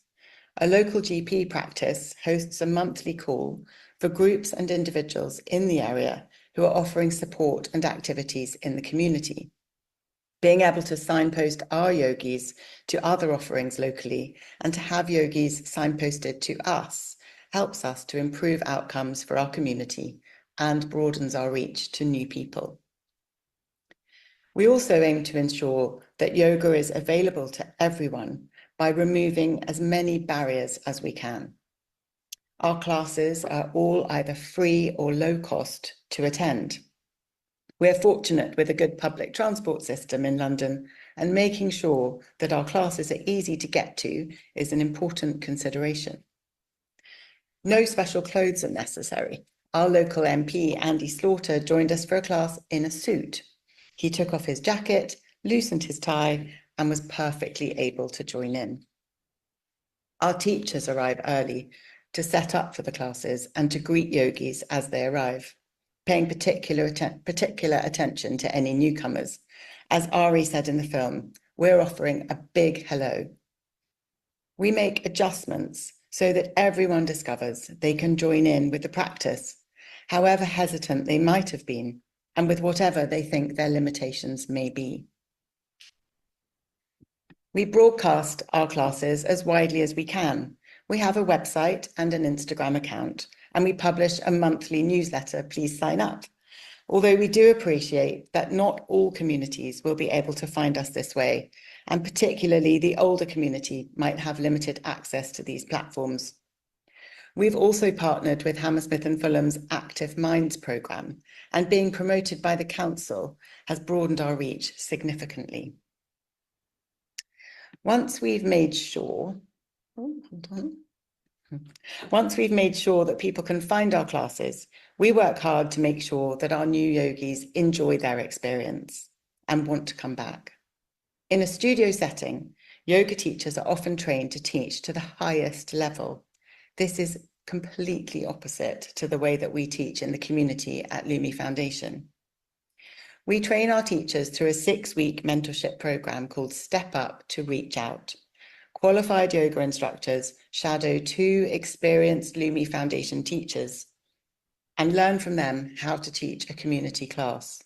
This way, we make sure that everyone who teaches a community class at Lumi Foundation has our core principle in mind, that yoga is for all. We want everyone to have a good experience and make sure that we always accommodate new members of our community. We offer a range of modifications in every class. Yogis can always practice on a chair or on the mat, and we offer some classes where everybody will be on a chair. There is absolutely no element of competition in our classes, and we always emphasize the importance of recognizing that all our bodies are different, and we will all feel and be able to do the poses in different ways. We aim to help everyone realize that they can practice yoga. It doesn't have to be headstands and touching your toes. Yoga can be breath and gentle movement. Most importantly, we make sure that we create an inclusive, warm and welcoming space. As our teacher Rebecca said at the end of the film, yoga really is for everyone. If you've got lungs and you can breathe, you can come along and join us. And just to finish up, I thought it would be nice to share a few comments from our participants. A class with Lumi Foundation is fun and full of positivity. You feel good inside and outside. I love that. Excellent for physical and mental health care. And after class, I feel great. I'm happy and full of energy for the rest of my day. Thank you very much for your time, and I'm happy to take any questions.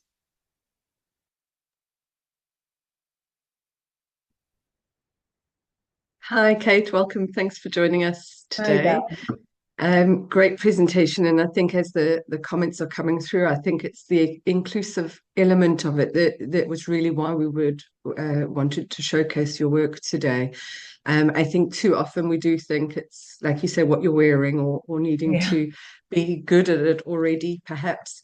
And I know from experience, I was absolutely clueless. I'm still not very good, but it's about how it makes you feel, and that's the important part. You mentioned you were doing 35 classes a week now. Are they all still in London, or how could people perhaps start stretching out a bit? Yeah, so at the moment, thank you, Emma. At the moment, our physical classes in person are all still in London. We've reached out beyond West London now, so we're teaching classes in a broader area pretty much across London. We also have 6 classes a week, which are available via live stream. So that was a kind of hangover from the pandemic, when we obviously had to take as much as we could online. And we actually found, when we were able to go back in person, that some of our yogis really appreciated the chance to practice with us at home. And so this year, those classes have been sponsored by the National Lottery Community Fund.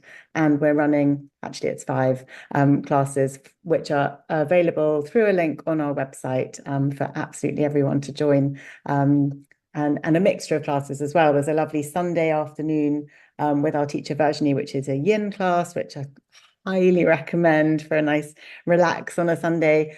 Friday's class is a chair-based class, and the others will be a mixture of mat and chair, and all lovely teachers. So yes, please do come and join us. And then the dream is that this gets much bigger, and that we can cover more of the country in time. We'd be really interested in talking to potential partners about how we might do that.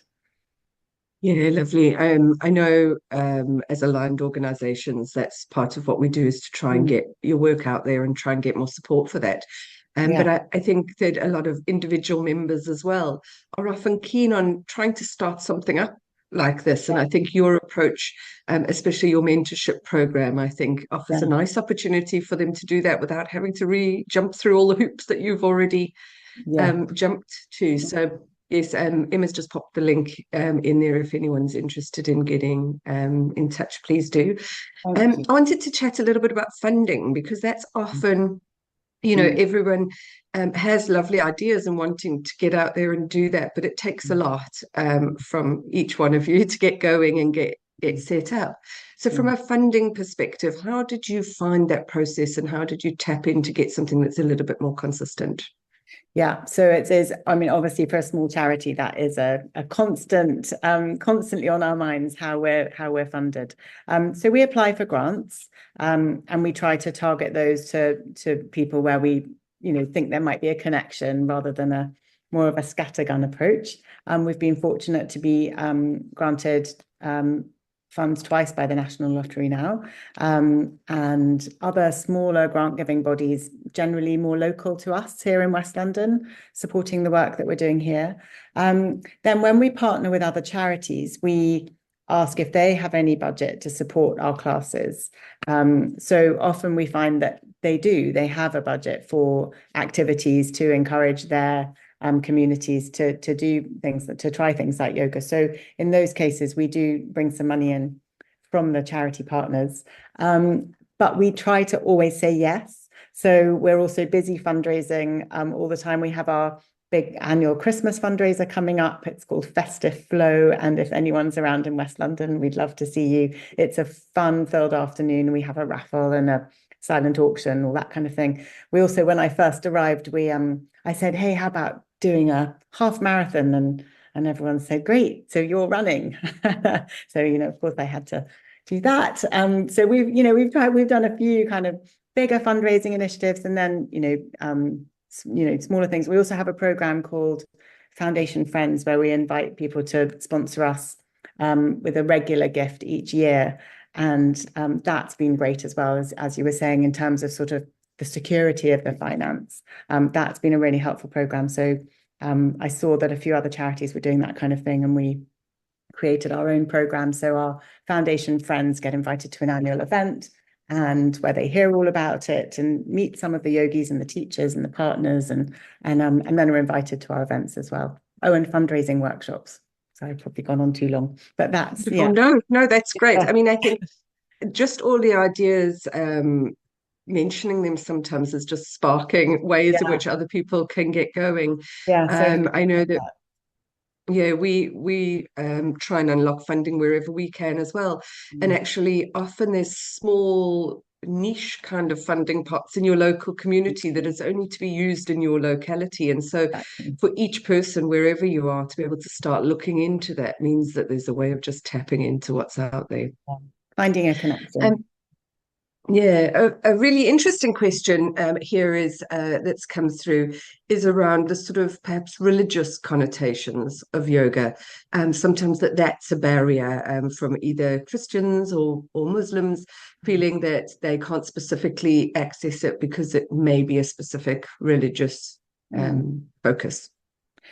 Yes, we've had this has come up a couple of times. So we went to teach in a school for a while, and the head teacher, when we went to have a meeting to discuss the possibility, said, I'm Christian and I'm not sure I'm very comfortable about this. And we were able to reassure her that the yoga that we're teaching is incredibly accessible. We don't use any Sanskrit. We're not chanting. We're not sort of going down that side of it. We're interested in the physical practice and the breath work and just in calming our minds. So we are teaching a very simple, I guess, a Western style of yoga, which is staying away from that because we want it to be inclusive and for everybody. So we do have all sorts of ethnicities, religions in people practicing different religions in our classes, and we're just all coming together to practice yoga.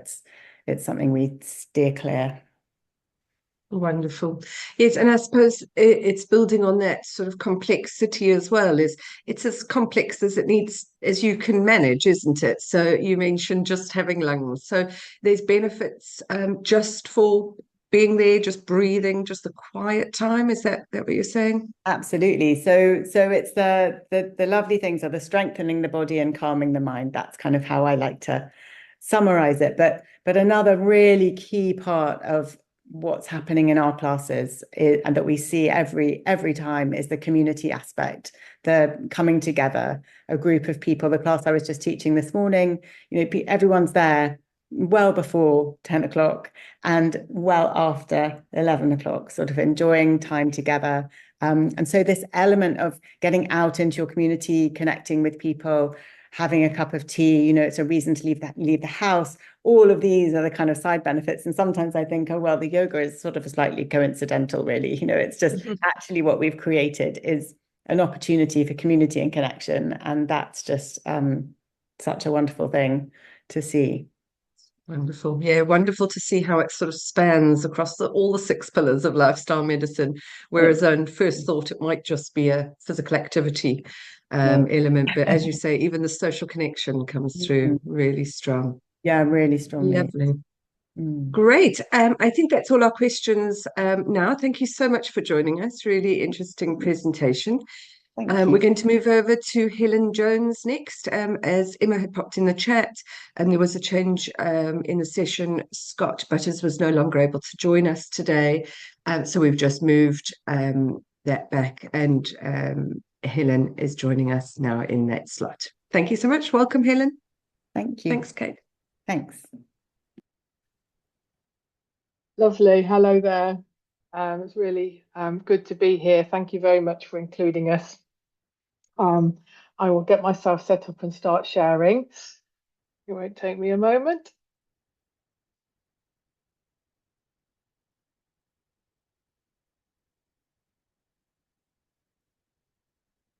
And if I click on play, there we go. Super. So thanks so much, and thank you BSLM for including us in this learning day centered on reaching underserved communities. We are VCSE Nuturi, and we'd like to share this video of our work over the last 9 years. We've worked with workforce and citizens to co-create a weight neutral training course for workforce and a food and body ease course for citizens, all based on lived and living experiences of weight talk in healthcare. We feel strongly that weight monitoring is getting in our way, and that's in all of our way, of developing the efficacy of lifestyle medicine and getting to show that this is the work that we should all be doing, that monitoring of weight and pursuing weight change is really getting in everybody's way. So it's about a 3.5 minute video to play now, and I'll come back afterwards.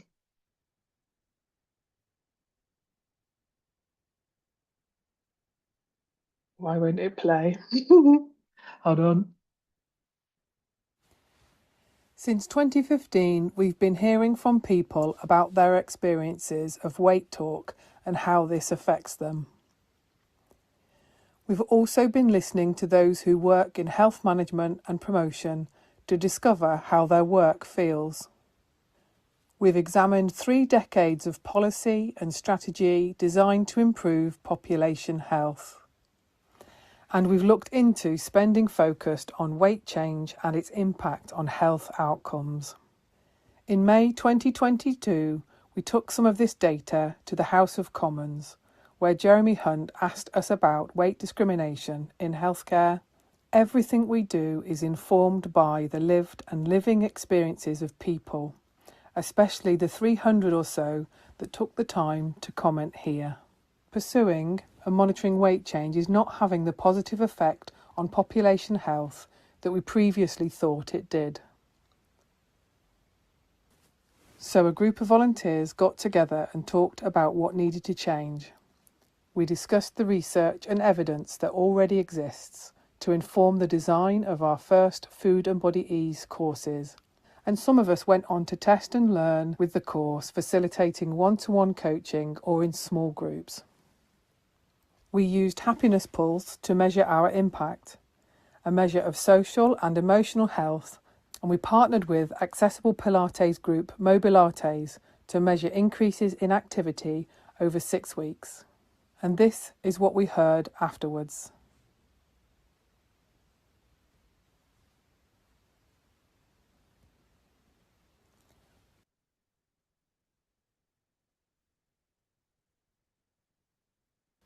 Robust research over 14 years, with over 11,000 participants, shows us that it is the beneficial behaviours that we sustain over time that bring health, and not changing BMI.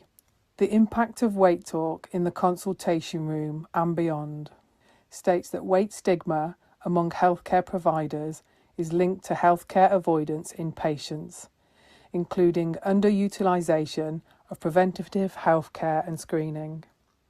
Evidence consistently demonstrates that stigma is more likely to lead to increased allostatic load, higher prevalence of chronic diseases, and further weight gain, independent of BMI. Meanwhile, healthcare systems are still focused on weight change for health improvement, and referrals are being made to weekly in-person and digital slimming clubs.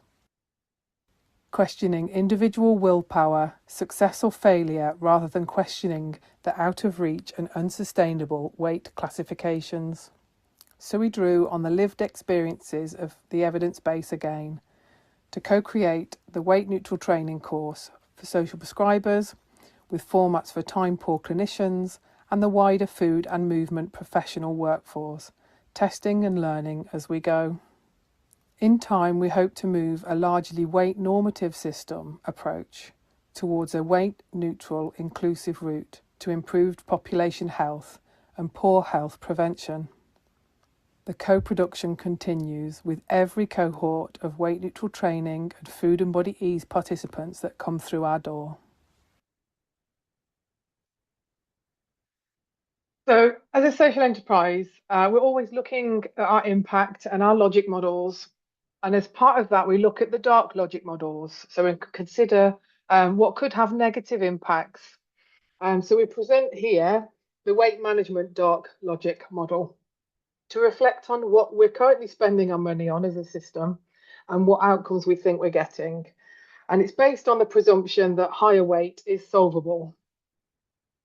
So many of us here, I'm sure, are already familiar with the Foresight Systems map. As you can see, there is complexity with over 100 different factors impacting our weight at any given time. VCSE Nutriri strongly feels that it will remain complex as long as we are trying to solve higher weight. So we're all here to improve health. So we're sharing this dark logic model to highlight that if we solve poverty, we help solve health. If we solve food environments, we help solve health. But by focusing on weight, we solve little and create harms. Next, we'll focus on the current system of tiered support within the NHS. I'm sure you'll all be aware of the tiered systems within the NHS. Last week, we were really fortunate enough to be up in North East and North Cumbria, hearing concerns from clinicians and staff, trying to make their health promotion work fit into the tiered weight management system. They were regularly facing issues around people being denied care based on BMI, and a general feeling that a weight focus is restricting them as clinicians. The tiered system has a very high attrition rate too, a clear sign that trust is eroding between system and citizens. Let's look at some of the comments that we heard from clinicians in all of the tiers. Some of them are specific to the North East and North Cumbria, but some of them are definitely nationally felt. So starting up at tier 4, when someone arrives at tier 4, they're pretty much set on surgery and may not be fully informed of all the risks. Tier 3 care offers more holistic support. This is what we heard up in that region. But their concern in tier 3 is that holistic support stops in tier 4. So people just go in and that's it. Surgery happens, and that's sort of the limit of it there for them. They let us know that they don't have an effective tier 2 system right now, but we're open and said that maybe this could be weight neutral, and a place to ensure informed consent. Tier 1 is still firmly rooted in a weight focus. So that's an area that's ripe for lifestyle medicine, weight neutral rebrand, we feel. So, but what we did hear overall is that we all just want to get on with person-centered care and support health. And that's why Nutri shapes all our work around creating stigma-informed systems together and weight neutral triage. Sadly, on our journey home from Carlisle, we heard about the news of the UK's first confirmed death of a nurse who had used Mounjaro for weight loss after only 2 doses. So, you know, there's a real urgency for this work. Also, in addition to this, any medication or surgery does little to support any underlying conditions of food access, poverty, access to healthcare, weight stigma, feeling welcome in exercise spaces, and other determinants of health. So the money that we're spending on weight management can achieve much better impact by spending it on weight neutral lifestyle medicine. I think we're all in tune now with the impact of having a weight focus. But let's look at the financial impact. Focusing on weight has achieved little over the last 3 decades. This is a graph showing the trajectory of obesity and spending under different health promotion programs. And just to cherry pick from some of this, and it was mentioned in the video earlier that in 21-22, just over £30 million of our money spent on tier 2 registered 1,101 people. They registered a 5% weight loss. And of course, we didn't measure their behaviour change, we didn't measure their nutritional balance, and we certainly didn't measure their health as part of that spending. So hopefully this is starting to seem less and less logical now. There are misassumptions that higher weight always equals poorer health, and that weight loss always equals better health. These are getting in the way of the great work that already happens in lifestyle medicine and beyond. So allow me now to share some stats on the impact of weight stigma. So we recorded a rise in eating disorders from 0.9% in 2017 to 4.3% in 2023. And this is across the genders. Those figures were split by gender. And there's been a 128% rise in hospital admissions. I think that statistic is on young men, young boys. And there we go. So allostatic load, here's some of the impacts of allostatic load. We can see that stress is stress, stigma is stigma, whatever its flavour. So whether that's racism, homophobia, transphobia, etc., you know, or weight stigma, there's physiological impacts, not just psychological impacts. But having a weight focus is damaging health. It leads to less cancer screenings. And overall, we believe that up to 2/3 of high weight people delay or withhold altogether from engaging in their healthcare. And that's not just about engaging around their weight, that's engaging around the treatment of long-term conditions, timely diagnosis, and accessing preventative healthcare. So, like I said, we've been busy for the last 9 years, gathering lived and living experiences, not just of people attending slimming clubs, but those that are tasked in their roles to talk about weight. And there's a few of us doing this work to shift the paradigm. Shifting to a stigma-informed system of healthcare is worth doing and will lead to cost savings in the longer term. Weight management spending gives little return on investment, money that can be spent more cohesively to create better engagement rates and health outcomes by simply changing the KPIs and stop monitoring weight. Then we get to champion the great work that is already happening under the misnomer of weight management. And this is how we're doing it at Naturi. So on the left there, you'll see our weight neutral training outline. And on the right there, you'll see our food and body ease courses. And what we find though is that somebody might come along for the weight neutral training and end up doing the food and body ease stuff and vice versa. So these went through quite quickly in the video earlier, but this is our before and after that we measure. This is what feels good to be doing, you know, is catching people and holding that space.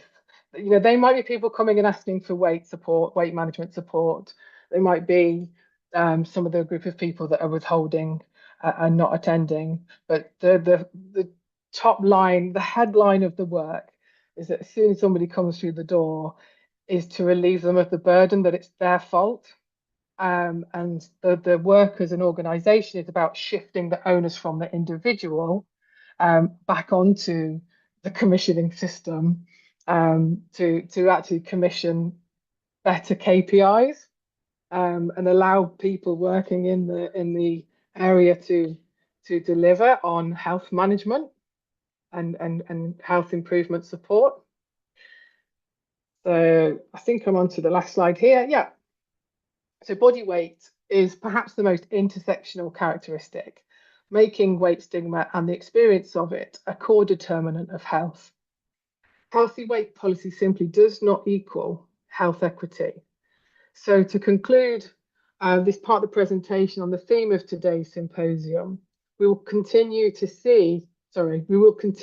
underserve all higher weight people and those who experience weight stigma if we keep making our work about weight change.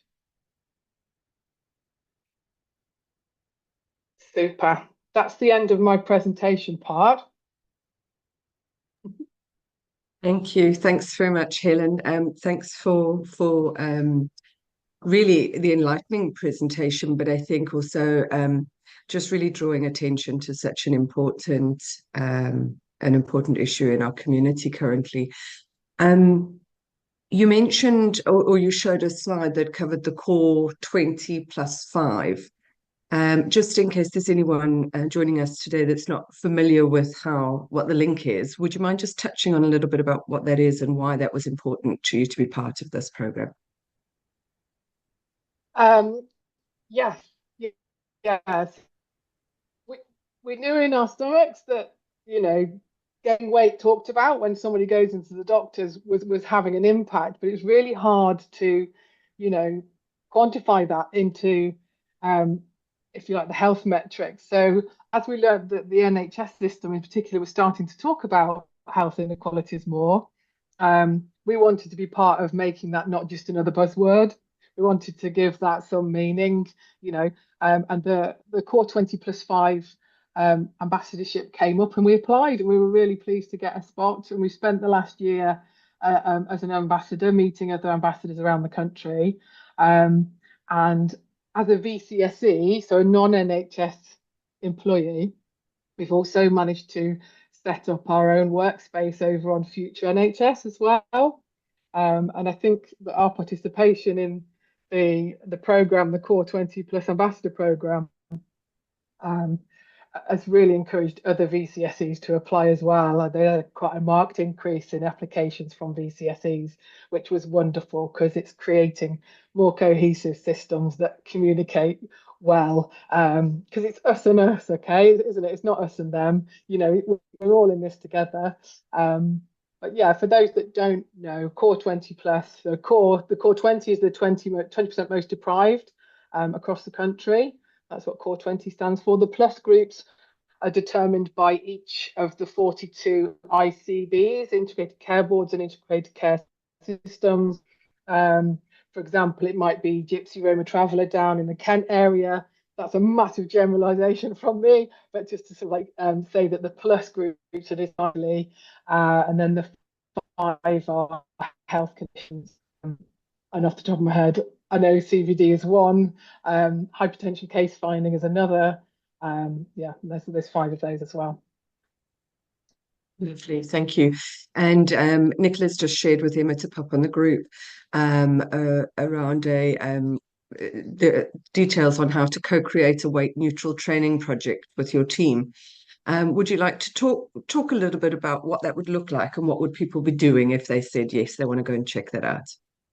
Yes, fantastic. So first of all, let's start with the citizen level stuff. The food and body ease stuff is open for anybody to come along and join. And you can come along and attend. We do weekly group hypnotherapy calls. That's that space holding that I was talking about, of helping people feel it's not their fault, you know, and that we hold that space and let them know that the work's happening. And there's a short intuitive eating course as well that's accessible with that. The weight neutral training we've set up with workforce. So, you know, we've people that have taken the food and body ease course and wanted to support the work have come in and looked at, you know, how we do training around this subject matter. We've had a deep NGP go through the full weight neutral training program, which originally was designed for social prescribers, health coaches, nutritionists, fitness professionals, to create a time pressed clinicians version as well. So we've got those 2 formats of weight neutral training available.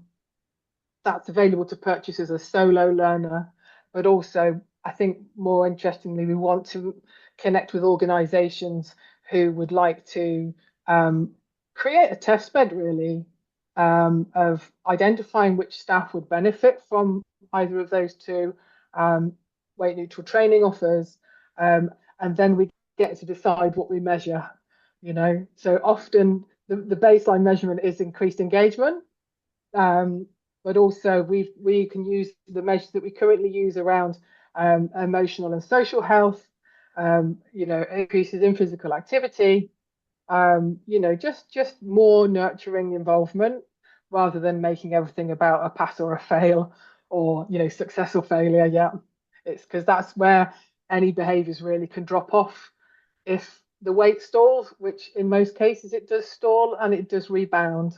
So it's like we're starting to learn to look right past that now and embrace someone's holistic health rather than an arbitrary number on the scales. Yes, thank you. What could, obviously the toolkit is great, and having these conversations, being aware of language and things, as you've alluded to, is super important. What could our members or our delegates that are joining us today do to further support? Yeah, just come take a look, see what we do. I think as far as support goes, you know, just start having, you know, be aware of things that we're choosing to use. I'm happy to share some sort of like headline words to avoid. Overweight and underweight. You know, what weight? If we're saying that BMI, you know, I'd say BMI stands basically mean because, you know, on the whole, it's not a great thing to talk about, you know, even in population health terms. You know, it's a really poor marker because we're just not asking any person in front of us. I'm not saying that, you know, lifestyle medicine practitioners aren't asking this, of course they are, but generally we make so many assumptions based on someone's appearance, you know, and we can't tell someone's health by looking at them. We can't tell what they're eating, how much they're moving their body. So yeah, stop using underweight and overweight. Stop referencing weight altogether. Possible. And yeah, there's lots of. I also avoid using the word obesity as well. Yeah, it's not. But I champion using the word fat and getting it normalized and using it as a neutral descriptor. And I shy away from using person first language because I think it's still quite othering. You know, I'm not a person with obesity, I'm a fat person. You know, it's sort of that's just really neutral way to describe me. But yeah, there's lots to share. There's lots more to share. So that's it's about give us a look for your training needs, but also if it's research funding that you're putting together, if you're putting bid together, then think about how we can contribute, because we can certainly identify that for you. Lovely, lovely, great. And yes, you know, you're quite right. It's person-centered, each to their own, and people will have different preferences on how it's termed. But I think, like you said, just moving away from the weight issues, weight talk in general, I suppose, is what's healthy. Nourished was a nice one that I'd heard the other day, which I thought was really a nice, healthy way of talking about it. Great. Well, that's great. I think that's all the questions that we've got coming through, and I'm aware that you were having to shoot off in 5 minutes anyway, so hopefully that gives you a little less pressure. But thank you so much for joining us. And as I say, thank you so much for just raising such an important topic with us here today. Yeah, you're really very welcome. And it's great. I'd like thundered through the presentation, so please just get in touch. Anybody who thought they caught something but wanted to know more, just drop us a line and get in touch. But yes, thank you for the 5 or so minutes back. I can now transition a bit more sanely into my next commitment. That's wonderful. I mean, we've definitely seen all sorts today. We had, for those that hadn't noticed or weren't with us this morning, Rupa, our transformation lead, was joining from the back of a taxi because apparently the traffic was so bad. Was it yourself that also mentioned a 4-hour commute this morning? So hopefully it gets easy on now for you. Yeah. Thank you very much, Sam. Enjoy the rest of your afternoon. Thanks. Thank you very much. I think we've got Fiona joining us. I don't see her in just yet, so she may be a few more minutes. We'll just give her some time to get in there. So we'll talk of the devil. Welcome, Fiona. Thank you for joining us. We're running a little ahead of schedule there. Hello, welcome.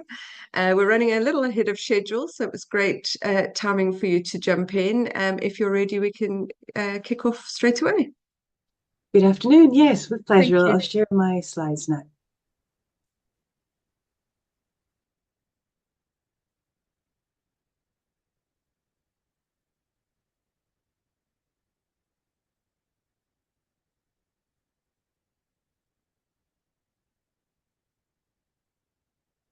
Okay.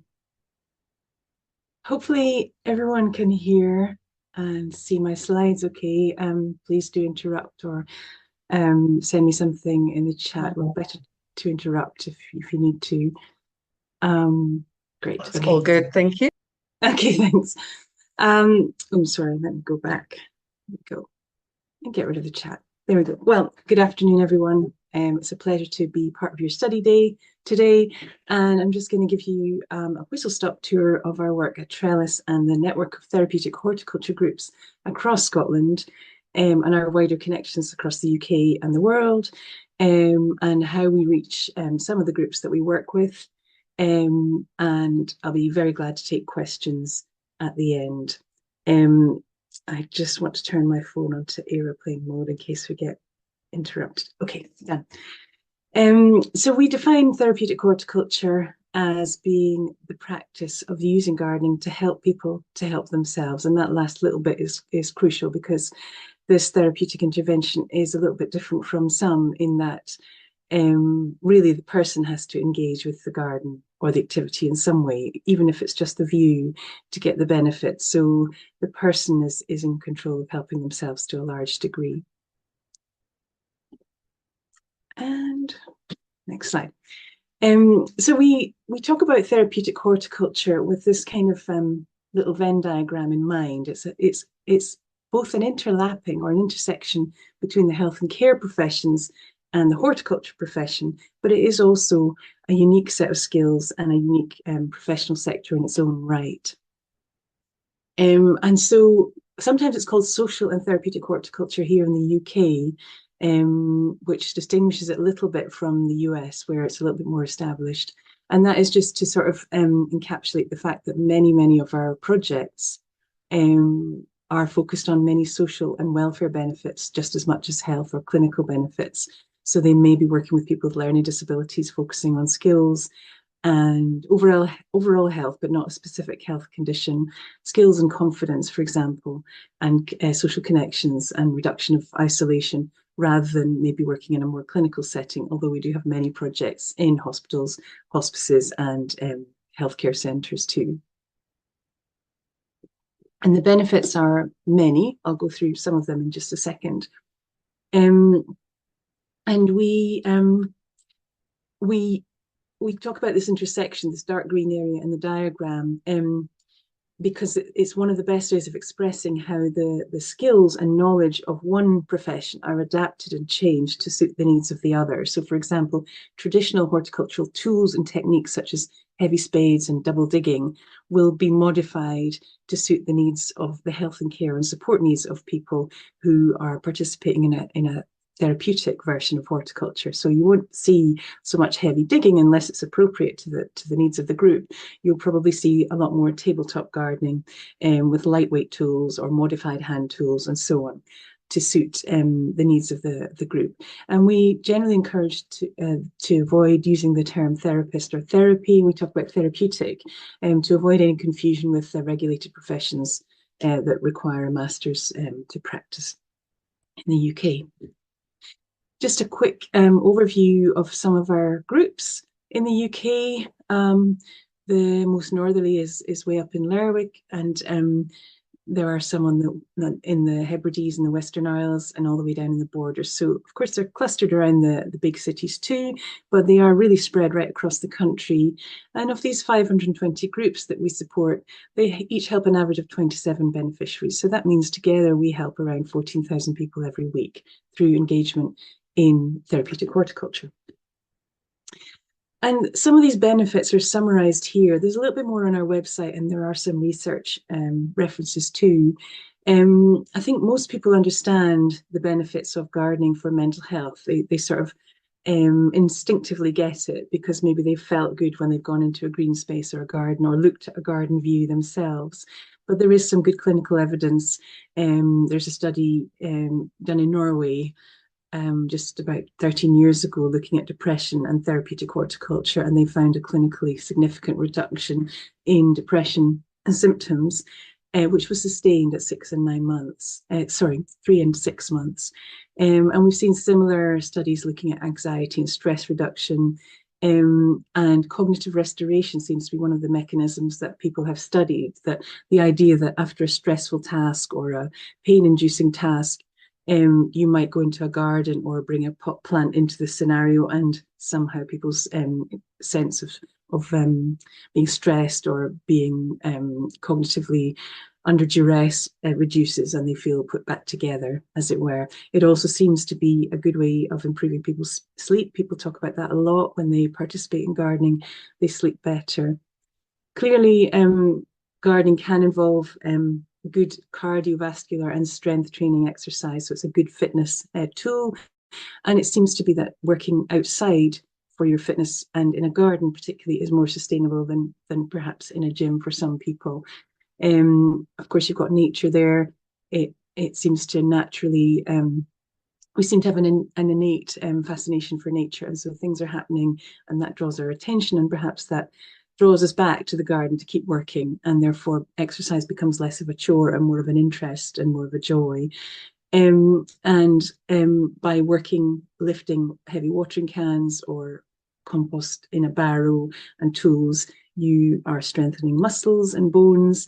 And of course, that can be adapted to people who have less strength in their upper body, well, anywhere in their body as necessary. But it can be a good way of working on your strength without feeling like you're at a gym and you're doing it just because it's good for you. You're doing it for its own sake, because it's meaningful, and you get the exercise as a bonus. So you can see how that's motivating. And there do seem to be benefits of being outdoors in daylight, getting as much sun exposure as possible in a safe way, of course. In this country where cloud cover is a bit of a problem, if you're outdoors more, you're going to get more exposure to vitamin D, and that does seem to help mood, as well as all the other benefits we know about. And interestingly, we've seen studies recently looking at bringing children outdoors into a garden and helping reduce the myopia that we've seen, rising figures in child myopia lately, and being outdoors seems to be one of the factors that helps reduce that.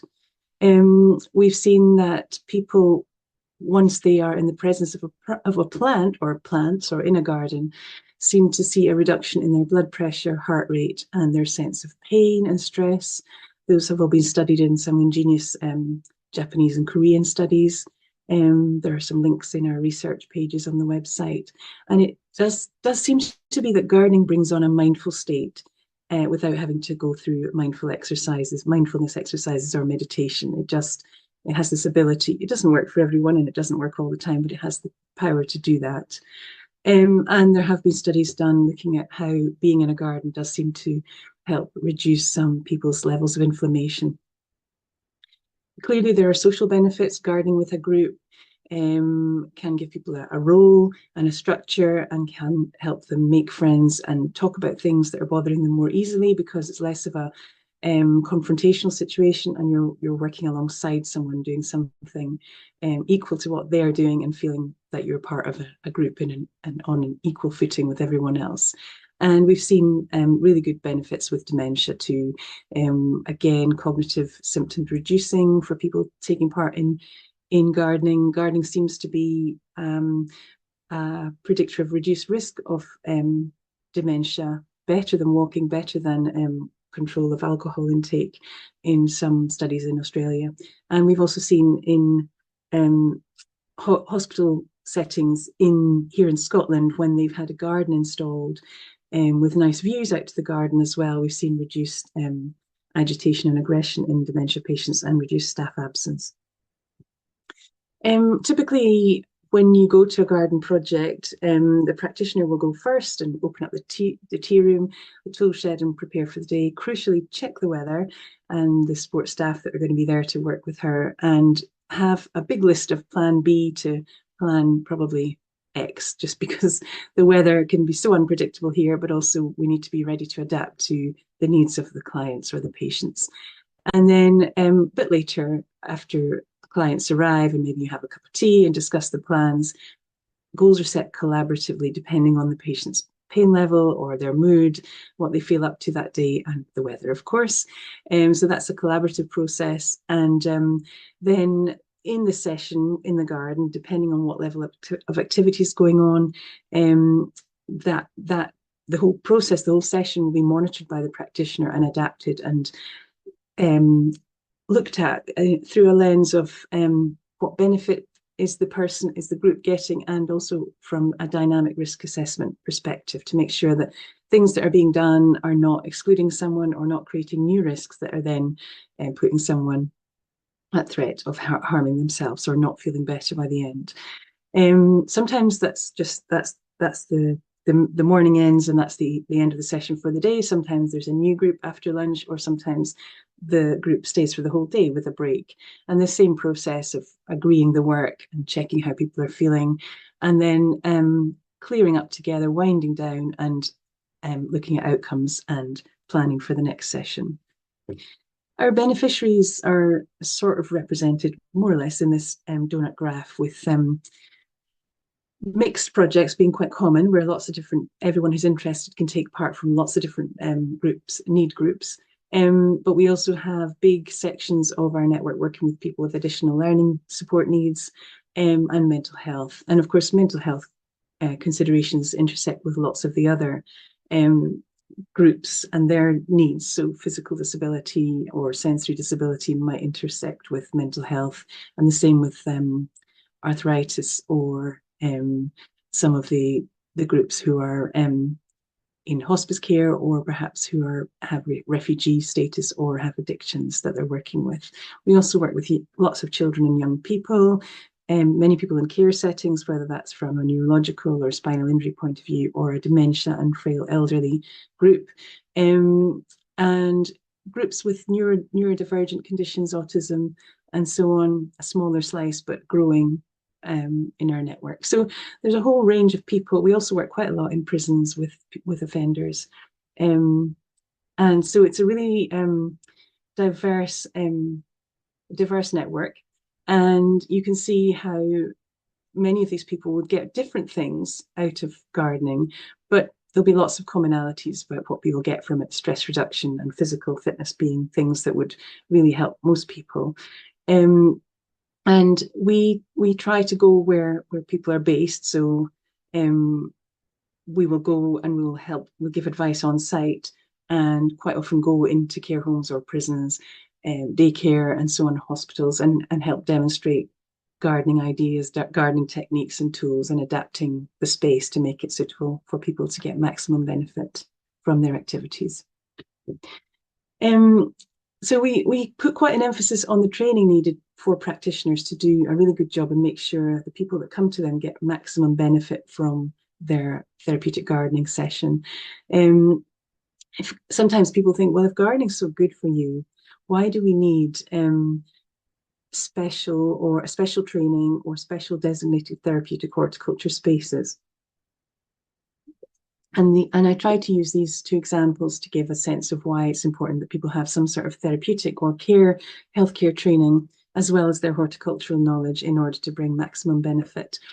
In dementia care, for example, we know that if you have dark paving after a lighter coloured flooring, that can be misperceived as a hole or a drop. And then you can have a patient becoming very agitated because they don't want to step on this darker paving stone because it's perceived as a hole. And if you don't know about that, if you don't know how design might be adapted to suit the needs of someone with dementia, you can see how far from being a therapeutic experience, it could be a really stressful, agitation-inducing situation for everyone. And then in mental health projects, we know that some medications can cause skin sensitivity, extra sensitivity to the sun, and people can be very groggy and fatigued in the morning, so they might need extra sun protection, and they might need a wake-up call in the morning to help them get along to the group. And so you can see how it's difficult not to inadvertently either perhaps not harm someone, but maybe not give maximum benefit without this kind of know-how. These are some of our services, our support services at Trellis. We help startup projects and existing projects to either get going or to try and develop new strands of work or reach their potential. And so we run an information service. People can call us up with a query about any aspect of therapeutic horticulture. We have a project map and a directory so that people can find other groups practicing across the country. And if people want to refer themselves or refer a loved one, or if health professionals are interested in finding out the projects near them, they can also use that resource to find those groups. We run an annual conference. It's going to be in March next year at the Beeld in Perthshire. And a seminar series, which is really a chance to hear from groups around the world. And that's really popular and has been a fantastic source of learning for all the practitioners in our field and us. And a couple of years ago, we inaugurated World Therapeutic Horticulture Day, just to bring awareness to this field, awareness of the practice, so that eventually we can achieve recognition, which will make it available to more people and make more funding available and support, we hope. As I mentioned, we can go out on site. Our fieldwork team are right across Scotland and can go and give good advice on site. And we try to represent the network, both at local and national levels. And we run training days and good practice exchange events. We're also developing a professional association and a qualification for practitioners. Some of our services are free, like our live demos and our query service. So you can sign up to learn about a therapeutic gardening activity. It's an hour-long session, and it's quite easy to log in. We especially find it's popular with people in care settings, and they often join in with their residents because it's just an hour. It can be over lunchtime, and they can just drop in and learn something new. We run day courses quite often in care settings where we show people how to do simple therapeutic horticultural activities, and sometimes we will bring in health professionals to help us show new adaptations that might suit people with different health needs and so on.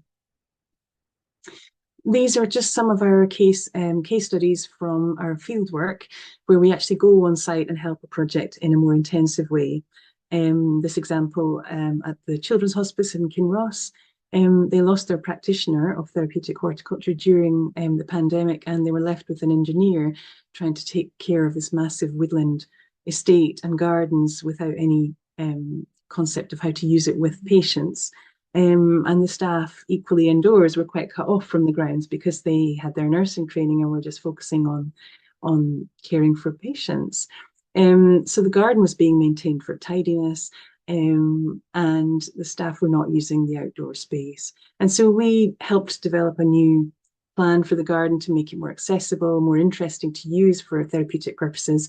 And we helped the volunteer team to take care in a more active way of the maintenance of the grounds, tried to make the design of the gateway less intimidating and more welcoming.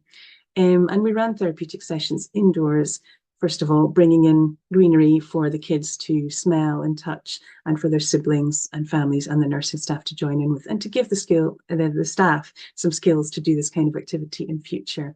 We also helped them create a good new balanced job description and recruit their next practitioner. At this project in the Borders, there's an estate at a place called Birkhill, and they wanted to work with women who had suffered sexual violence, and so we helped them to create a dye garden and a path, a walking trail, and grow plants for dyeing fabrics, and then they used them to make crafts. And the women found this incredibly therapeutic, and really said it was the highlight of their week, and they formed quite a strong social group. Similarly, at this care home in the Borders, the care staff had a history of, they were haunted by past failures of starting up gardening initiatives, but having no time, no knowledge of horticulture, and no backup to water the plants or care for things when they got busy. And so things just died, and it was really bad for morale, and so it put them off trying any gardening in the future. So we helped them set up with good workplace stations so that they could work indoors when the weather was bad and not make a mess and upset the cleaners and the manager. And we gave them lots of tips and training about other activities they could do throughout the year, a shopping list of kit to buy and materials so that they could have lots of things ready to go in the cupboards. They could just open the cupboard and do an activity rather than thinking, oh, we haven't got the compost, we haven't got the tools. And helping make sure the outside space was better designed, more accessible and adaptive. And as far as I know, they're gardening till this day. And this is my colleague Joan with her back to us in the grounds of Dumfries Prison, where we've worked for quite a long time now, helping the men and the officers design and build new gardens, helping them maximise their productive kitchen gardens, which feed into the kitchens on site, and teaching them skills such as gardening design and scale plans and measuring and so on. And they use the garden for improving their own mental well-being into the bargain. One of the officers then was awarded the Butler Trust Award from Princess Anne this year as a result of his efforts in the garden, and he said he couldn't have done it without us. So that was a really nice result. Therapeutic horticulture is kind of seen as being part of this green care spectrum, which is, I suppose, part of the social and green prescribing area. And we see it as being based in this darker green right-hand side of the column, which is alongside, community gardens, everyday life, gardening at home in a domiciliary setting, and then walking groups and more lightly supported activities in the middle. So as the graph goes from light green to darker green, there's a higher patient need or a higher defined need and a higher level of skill required from the practitioner. We see therapeutic horticulture as having a lot to offer in the current climate where health and care services are under strain, as are prison services, and staff wellbeing also becomes at risk, and gardens can be a real boost to staff wellbeing in the workplace, a place for respite. We really need trained practitioners, though, for this to happen effectively, because if we're going to serve people with defined needs, we need to understand those needs to some extent and be able to adapt the gardening to suit their needs. And that means that therapeutic horticulture has to have assessment procedures and clear safeguards and risk assessment involved. I mentioned our professional body. We have set up the British Association for Social and Therapeutic Horticulture. The plan is to have a register of practitioners that will be recognised by the Professional Standards Authority. And we have already developed a code of ethics, a route to registration document, and we're working on standards of practice. We're doing this in collaboration with Thrive, who are based down in Reading, and we're really encouraged by the progress so far, but it's quite intensive, so it takes a while. We are also aware that we can't just set a quality standard or a high bar and not give people a ladder to reach that standard. So we are developing a professional development award called Developing Professional Practice in Social and Therapeutic Horticulture, with two colleges, one for care and therapeutic subjects and one for horticulture, with two modules written by us in therapeutic horticulture. So together they form this PDA award. It was ready to go for approval at SQA, the authority, the qualifications authority, at the start of the summer, but one of the colleges has had to go through an internal quality procedure. So we are just on hold for a little bit longer, but hopefully that'll be ready soon. I mentioned World Therapeutic Horticulture Day. That is in May on the 18th every year. We would love you to join us next year. It's really simple. You just take some activities, schedule some activities, take some photos or write about it and share that, whether in the press or on social media, and use all the hashtags and materials that we make available. I just want to show you, if I just can quickly flick between these two slides, you can see how it grew from 2023 to 2024 this year. So we had new countries joining us, including India, Nigeria, Sweden, Dominican Republic, and a couple of the other tiny Caribbean nations, and Croatia. So it's great to see that growth and that interest coming along. Our seminar series is equally international, and you can find all the videos on our YouTube channel. We have had 4 years of these now. Of course, they started in lockdown when we couldn't run our annual in-person conference. And so we've had 62 speakers over that time, representing 27 countries, and it's been very popular with lots of bookings. And we've had everyone from Iceland, Northwest Iceland, indeed, to the Caribbean, to Ecuador and Australia represented, and colleagues in Ukraine and several of the Caribbean nations. So it's been fascinating, and we always learn that people are doing a lot of things in common with us, but there's always that sort of unique local knowledge, new things we've never heard of too. So it's always really stimulating and a great way to learn. We've been helping colleagues in Ukraine to set up therapeutic horticulture across the country with various different institutions in different parts of the country, including occupied Melitopol. And we had them back for another seminar this year in our seminar series, and we produced a booklet to go along with that, with the speakers' stories, how they found the first masters in Ukraine in therapeutic horticulture, how they found their way to it and what they plan to do with it, how they plan to put it to good use in the massive national task of rehabilitation that is ahead of them. We try to capture some of the research in our field and share it with practitioners, because we want to make sure that therapeutic horticulture is an evidence-based practice. And I think I mentioned earlier the Gonzalez study in the Journal of Advanced Nursing, finding a clear benefit for depression, therapeutic horticulture. but most of our practitioners are not in academia and don't have access to the journals, so it's a slow process, and the research is spread across so many different disciplines, so we can only ever do a partial job, but we see the importance of this, and we do collaborate with other universities and other partners to try and make sure that there's good research building that evidence base as we go. We have great plans for the future, and one of them is, which we're working on at the moment, is to develop a pilot at some GP surgeries actually in East Lothian, which has the endorsement of the British Society for Lifestyle Medicine, who are also based in East Lothian, and we would love to see some therapeutic horticulture sessions going ahead there, and some good data collection, and then making the case for that to be more of a national model, scaling up from a pilot to a more mainstream provision. We are working with one of our big stately homes to look at having a centre there for training, and a demo garden to show what therapeutic horticulture could look like and what it can do. And we have another big project to see gardening happening in every care home in Scotland. So those plans and more will be coming to our new website in the next few weeks, and be glad to discuss any of those with anyone who's interested.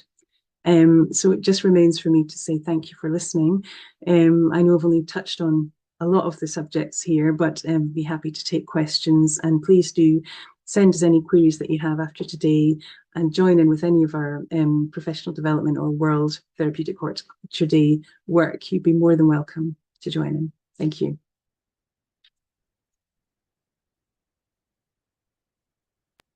Thank you very much, Fiona. I'm glad you put that date up at the end there, because I was going to ask. I thought it would be amazing to be able to have many of our delegates that are here with us today to be driving something that would be able to contribute towards awareness on that day.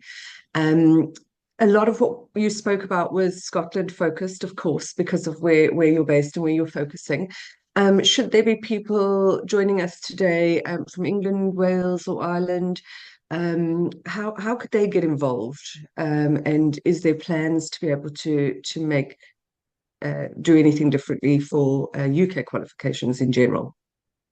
Yeah, thanks. That's a good question. We work closely with Thrive, based in England, in Reading, and together we've set up the UK Professional Association. Thrive run their own diploma course, which is based in Reading, but also partly online, I think. And it's a 2-year course, so you can study with them, and they run some short courses too. So you can go to Thrive.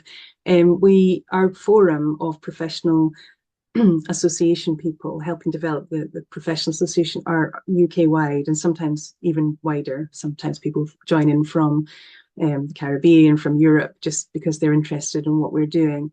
And we're making sure that what we develop is applicable across the UK and takes into account the training that Thrive produces and any other qualifications, the RHS, Royal Horticultural Society qualifications, and English and Welsh and Northern Irish care qualifications, health qualifications too, because it would be silly to do something different here just for the sake of doing it differently. And we know that the standards in general for working in the NHS are similar across the UK.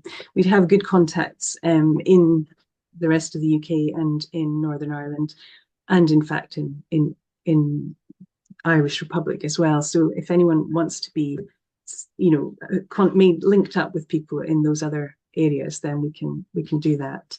But yeah, we're trying to respect Thrive's position in England, so we don't do a huge amount, and actually we've got plenty to do here, but we try to make sure everything we do makes sense and isn't, we're not creating barriers to it being a UK wide movement. Lovely. And you'd mentioned as well that you often bring in healthcare professionals to some of these sessions. Do people just reach out, those that may be interested, do they just get in touch with you directly there? Yeah, we'd love to hear from people that might have something to contribute to one of our conferences, for example, our seminar series too. We do include UK projects in the seminar series, so it'd be really nice to have a focus on a project from here. And people, if they want to just join in as a participant, then please do. Anyone's welcome. So just it depends what involvement you would like, but yes, please, the big welcome mat there for anyone who's interested. And any specific sort of topics or areas of focus, if somebody would be contributing towards a conference, would there be anything specific that might jump out?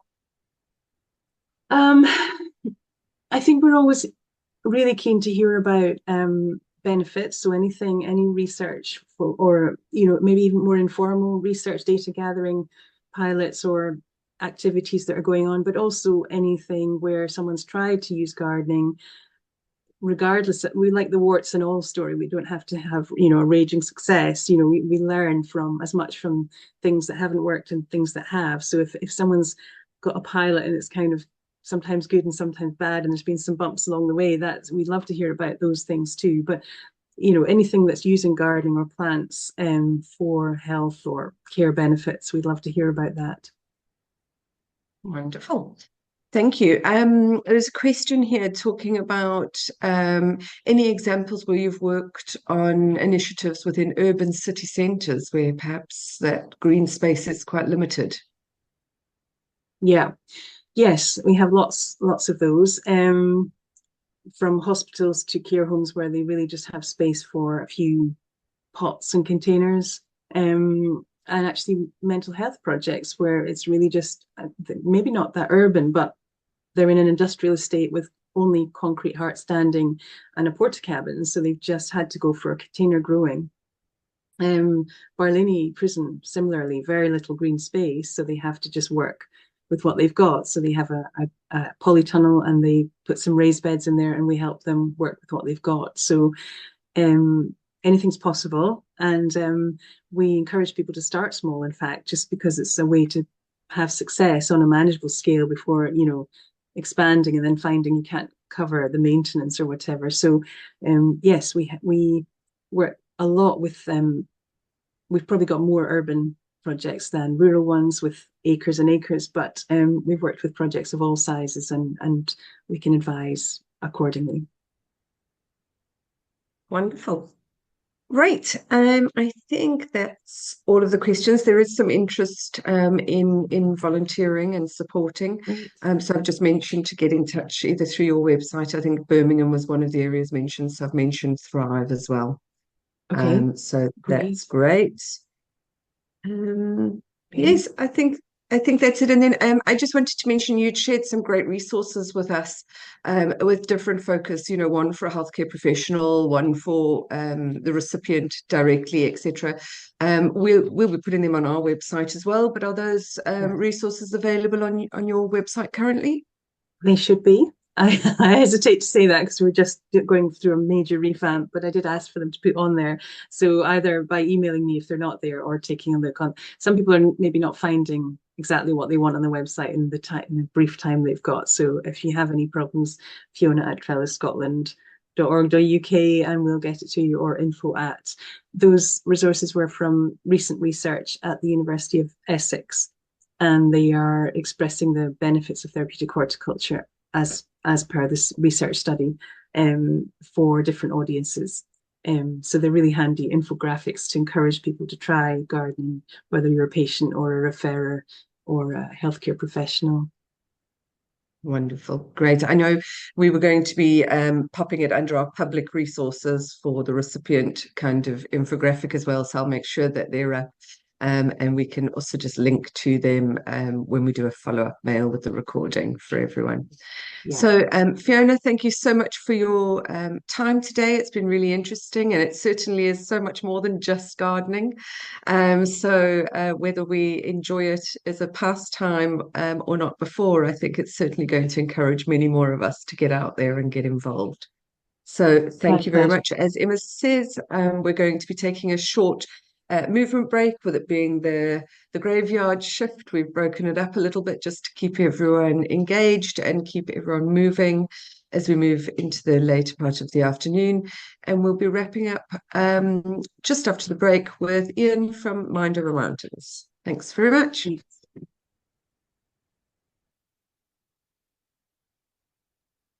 So very good afternoon and welcome to this webinar about Mind Over Mountains and how we are working very actively to serve those who are least well served by our mental health systems.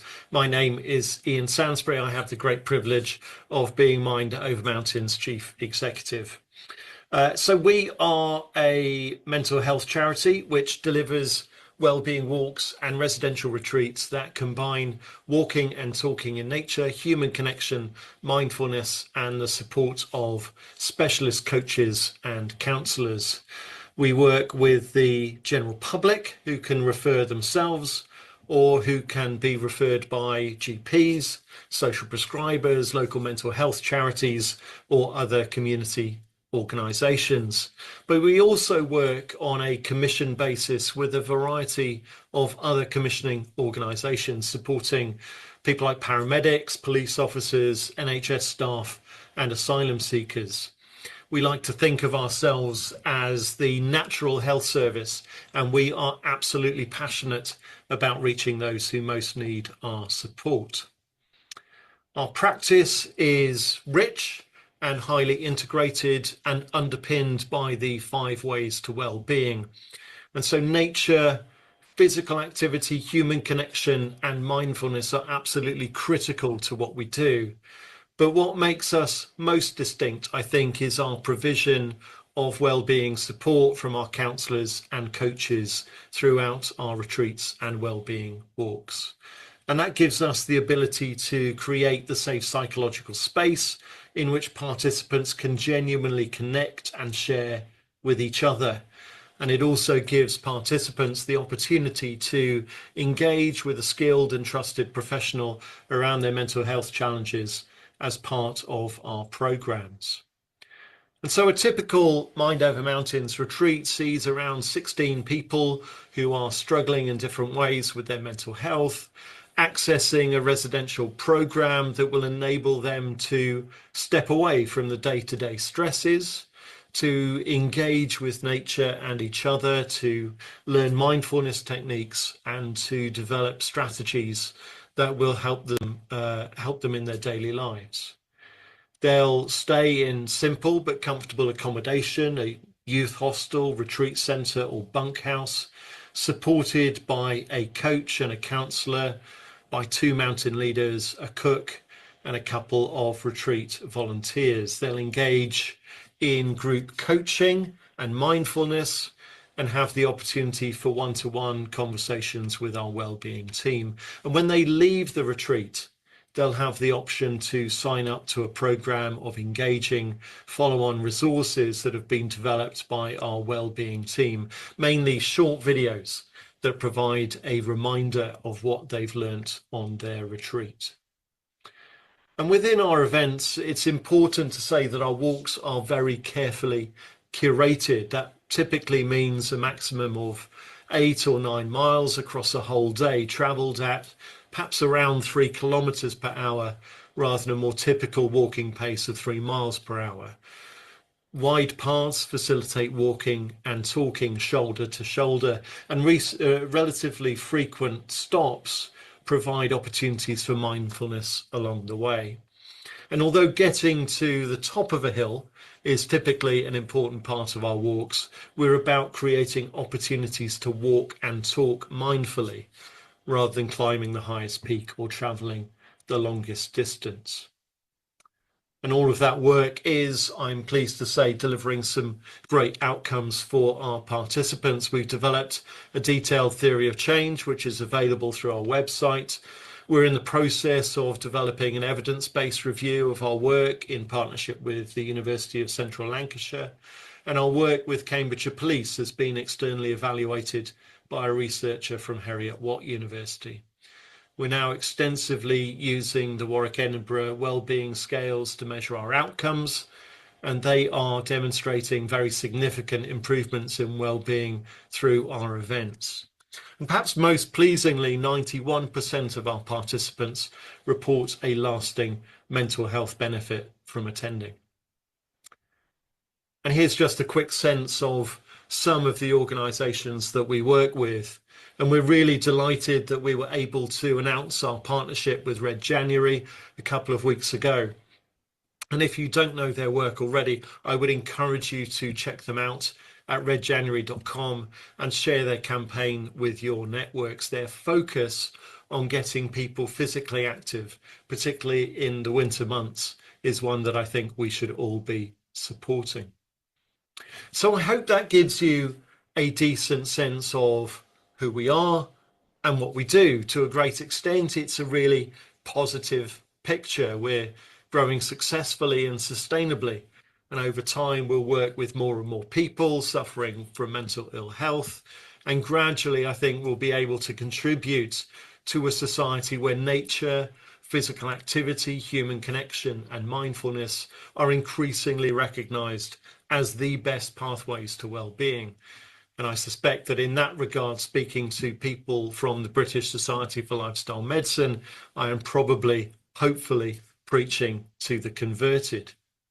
But of course, that isn't really enough, as we probably all know, because the reality is that those pathways to well-being are disproportionately populated by people who are already relatively well served by our mental health systems.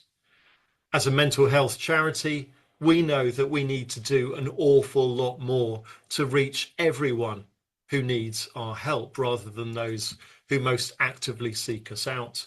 And that means targeting BAME communities, people who live in our urban centres, young women, LGBT communities, and actually also encouraging men to access mental health programmes too. And so reaching those groups for us has meant taking a really good look at the barriers that typically prevent people from accessing our events and programs. And much of that has come from our annual stakeholder surveys and from wider feedback from both potential participants and partner organisations. We've identified and are working to try and break down 6 main barriers to access, and they're listed here: money, time, physical fitness, equipment, transport, and culture or mindset. Now, the financial barrier is perhaps the simplest to deal with. That doesn't necessarily mean the easiest, as funding is always a challenge in this economic environment, but it is the least complex problem. And so in terms of our day wellbeing walks, we've moved from a largely participant funded model to one that is free, funded mainly by grants from trusts and foundations. And ultimately, we're looking to move to a model that is funded through commissioning rather than through charitable funding. And we're on a similar path with our residential retreats too, which are already supported by a generous programme of bursaries, but which in time, again, we hope will be specifically commissioned. And of course, that has huge implications for us as a relatively small charity in terms of growing our fundraising capabilities now and in making ourselves commissioning ready for the future, particularly by demonstrating that what we do actually works and can deliver a really good return on investment. So outcome measurement and impact reporting is a fundamentally important part of what we do. Now, the next 4 barriers to access are actually, we find, somewhat connected. We often find that participants are impacted by 2 or more of these obstacles at the same time. And so we're working hard both through our own programme development and in partnership with other organisations like Forestry England, for example, to address these barriers really intentionally. Issues of physical fitness can be addressed through programs of shorter or less challenging walks, but also by creating progression in our events so that people can feel a sense of achievement as they move through those different levels over time. We're working on transport access by delivering some events that are closer to urban centres. Forestry England's amazing facility at Gisborough Forest is, for instance, less than 8 miles from the centre of Middlesbrough, one of the most disadvantaged communities in the country. But we're also working hard to ensure that our events are more accessible via public transport, And we're moving towards funding for minibus transport and travel bursaries for our walks and retreats too. And in terms of kits, we're actively signposting participants to the amazing charity Kit Squad for appropriate second-hand boots and waterproofs. We're making our kit list simpler and more accessible while making sure that they still keep our participants safe. And we're very focused on encouraging equipment retailers and manufacturers to provide support to those who struggle to buy their kit. In the long term, of course, it is very definitely in the interests of the outdoor industry to grow their market in this way. But perhaps the toughest barrier to break down is one of culture or mindset. It's the sort of barrier that hears people say, this sort of program isn't for people like me, or these people don't seem like me. Too many people still feel deeply disconnected with nature. They feel they dislike or even fear the outdoors. Too many people, particularly, but not just men, feel a deep sense of stigma at the thought of going on a wellbeing walk and in talking to people about their mental health. They particularly feel a sense of stigma in speaking to a coach or a counsellor. These are, I think, the biggest barriers, and we're working hard to try and break them down. And perhaps the main part of that is our engagement with trusted referral partners. Now, sometimes we can reach people because we're outside the boundaries of recognised healthcare provision. We can be an alternative and more accessible provision for those people, particularly those who have struggled and perhaps failed to access mainstream mental health services in the past. And so often some targeted or social or traditional media ads can be all that's needed to attract someone to one of our walks or retreats. But for others, they may need their GP or their social prescriber or the person they trust at a local mental health charity or community organisation to assure them that this could be for them, that nature and physical activity and human connection could be the change they need in their lives. And so we're working really intentionally to build up our relationships with social prescribers in particular, who can be that trusted voice that can encourage someone to engage in one of our events. And we're also working closely with outdoor charities and community organisations that represent the BAME and LGBT communities in the outdoors, and with men's mental health charities to encourage their networks to engage in our work. And this image on the right is just one example where we're intentionally targeting male participants through posters in football changing rooms across the country. And of course, if we're serious about attracting diverse, underrepresented groups into our programs, we need to be diverse ourselves, from our board of trustees right through to our mountain leaders, coaches, and counsellors. And so we're being really intentional in our recruitment so that we can look and sound like an organisation that can support everyone from every part of our society. Those are some of the things that we can do and are doing ourselves to try and challenge preconceptions and to encourage people to engage in nature and physical activity. But we also need to recognise and join in with wider campaigns that can deliver that change. We need, I think, to lobby government for large-scale public health campaigns around the benefits of nature and physical activity for well-being. Nationally, we invest massively in campaigns targeting smoking and obesity, for instance. Why not the benefits of nature? We need to coalesce around large-scale campaigns like that delivered by our friends at Red January, encouraging people to get active to support their mental health, particularly during those dark winter months. And we need to engage with conferences like Nature Mind and Adventure Mind that are banging the drum for these alternative and highly impactful approaches to mental health, which can be an excellent gathering place too for practitioners, prescribers, and policymakers, sharing and developing best practice. So, just a few ways in which we're looking to break down barriers to access and to reach the underrepresented and the underserved across our communities.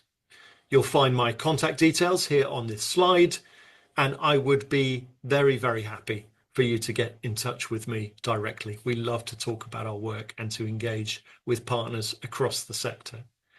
But now I'm very happy to take your questions. Thank you so much. Welcome back, Ian. The perils of live TV, right? Exactly. But I did say behind the scenes, I was very grateful. You'd been very diligent and supplied us with a recording. Yes. These things happen, and it's how you respond to it, I guess. And so we were able to be quite slick and just move straight along with the recording. So thank you so much for that. Glad that worked. I think what really jumped out at me, for me, at in your presentation was those verbatim statements coming from participants that have benefited, and it just speaks volumes as to how much it really means to them.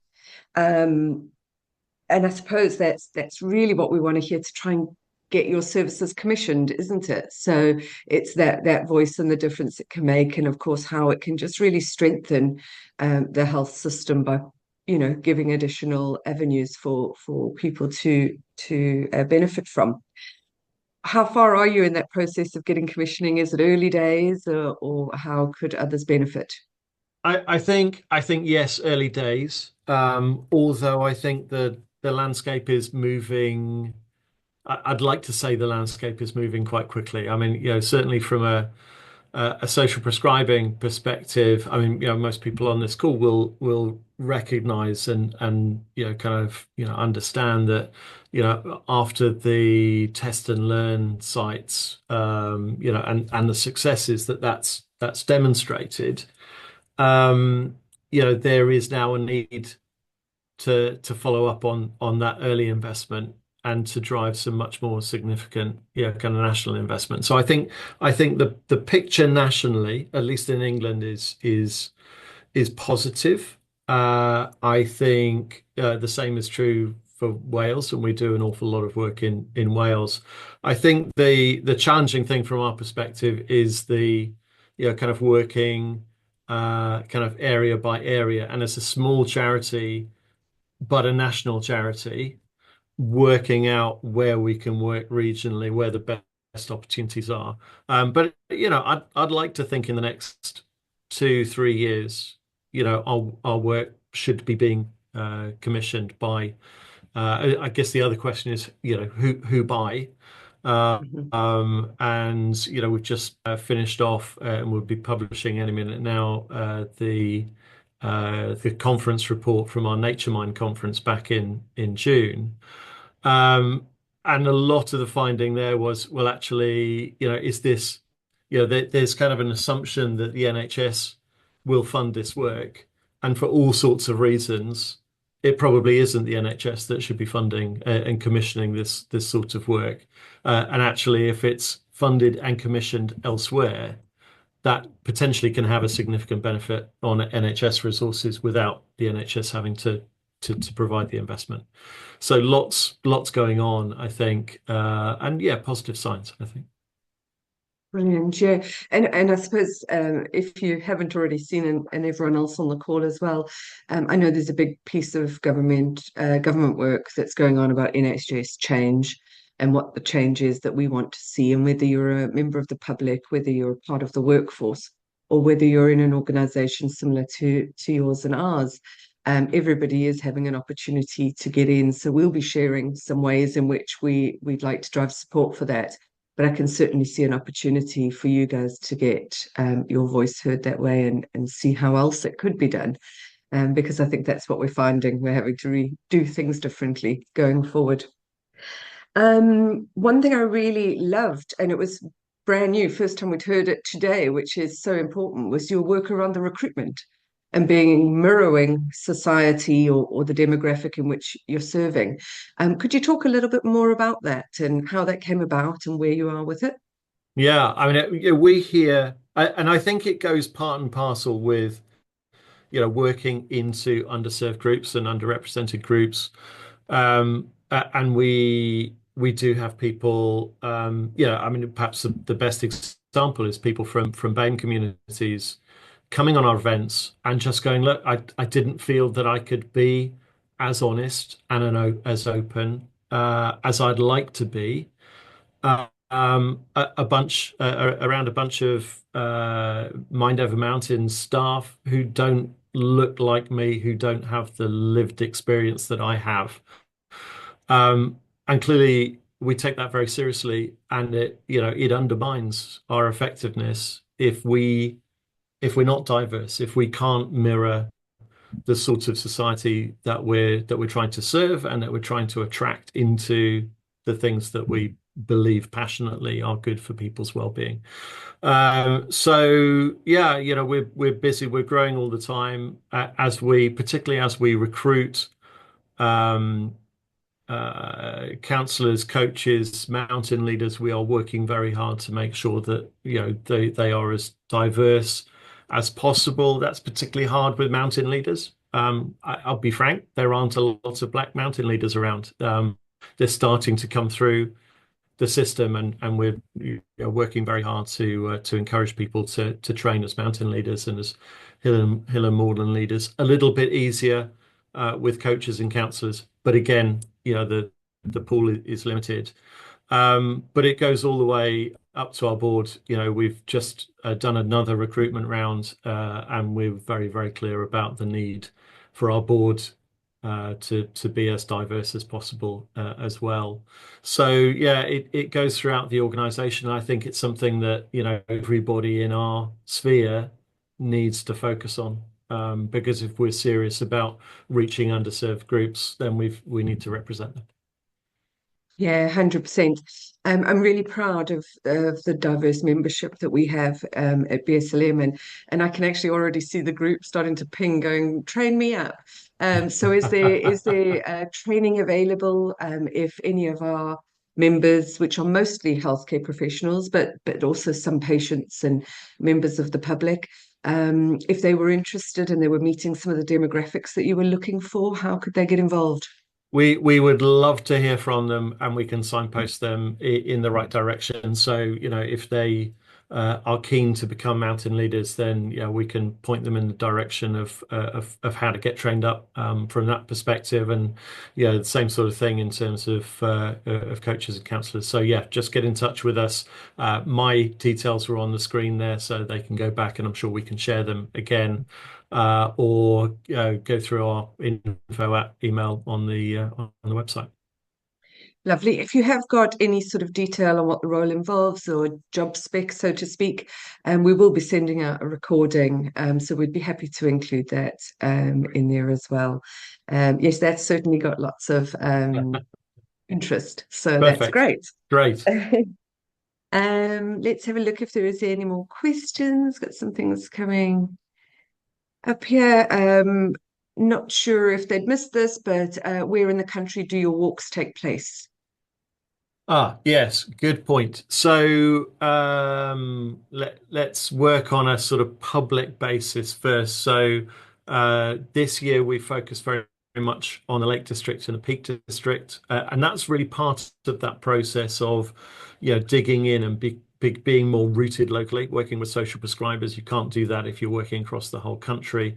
That process has worked very well. So we're adding Wales and southeast of England to those regions in 2025. Our retreats happen a bit more widely. So all the way sort of Dartmoor through Wales, Peak District, Lake District. We'll end up in Scotland before too long. If there's anybody on the call from Scotland, we desperately want to be there. And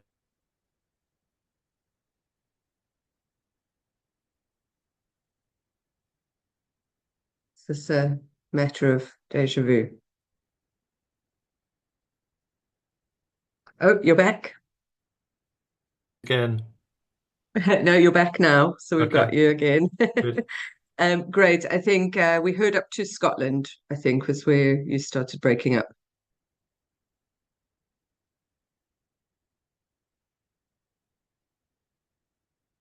It's not looking positive.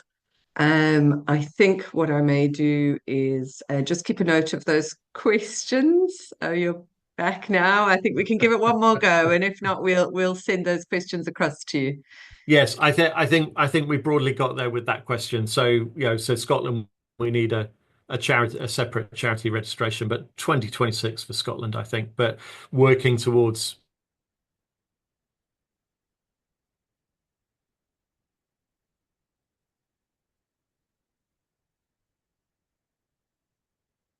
Right.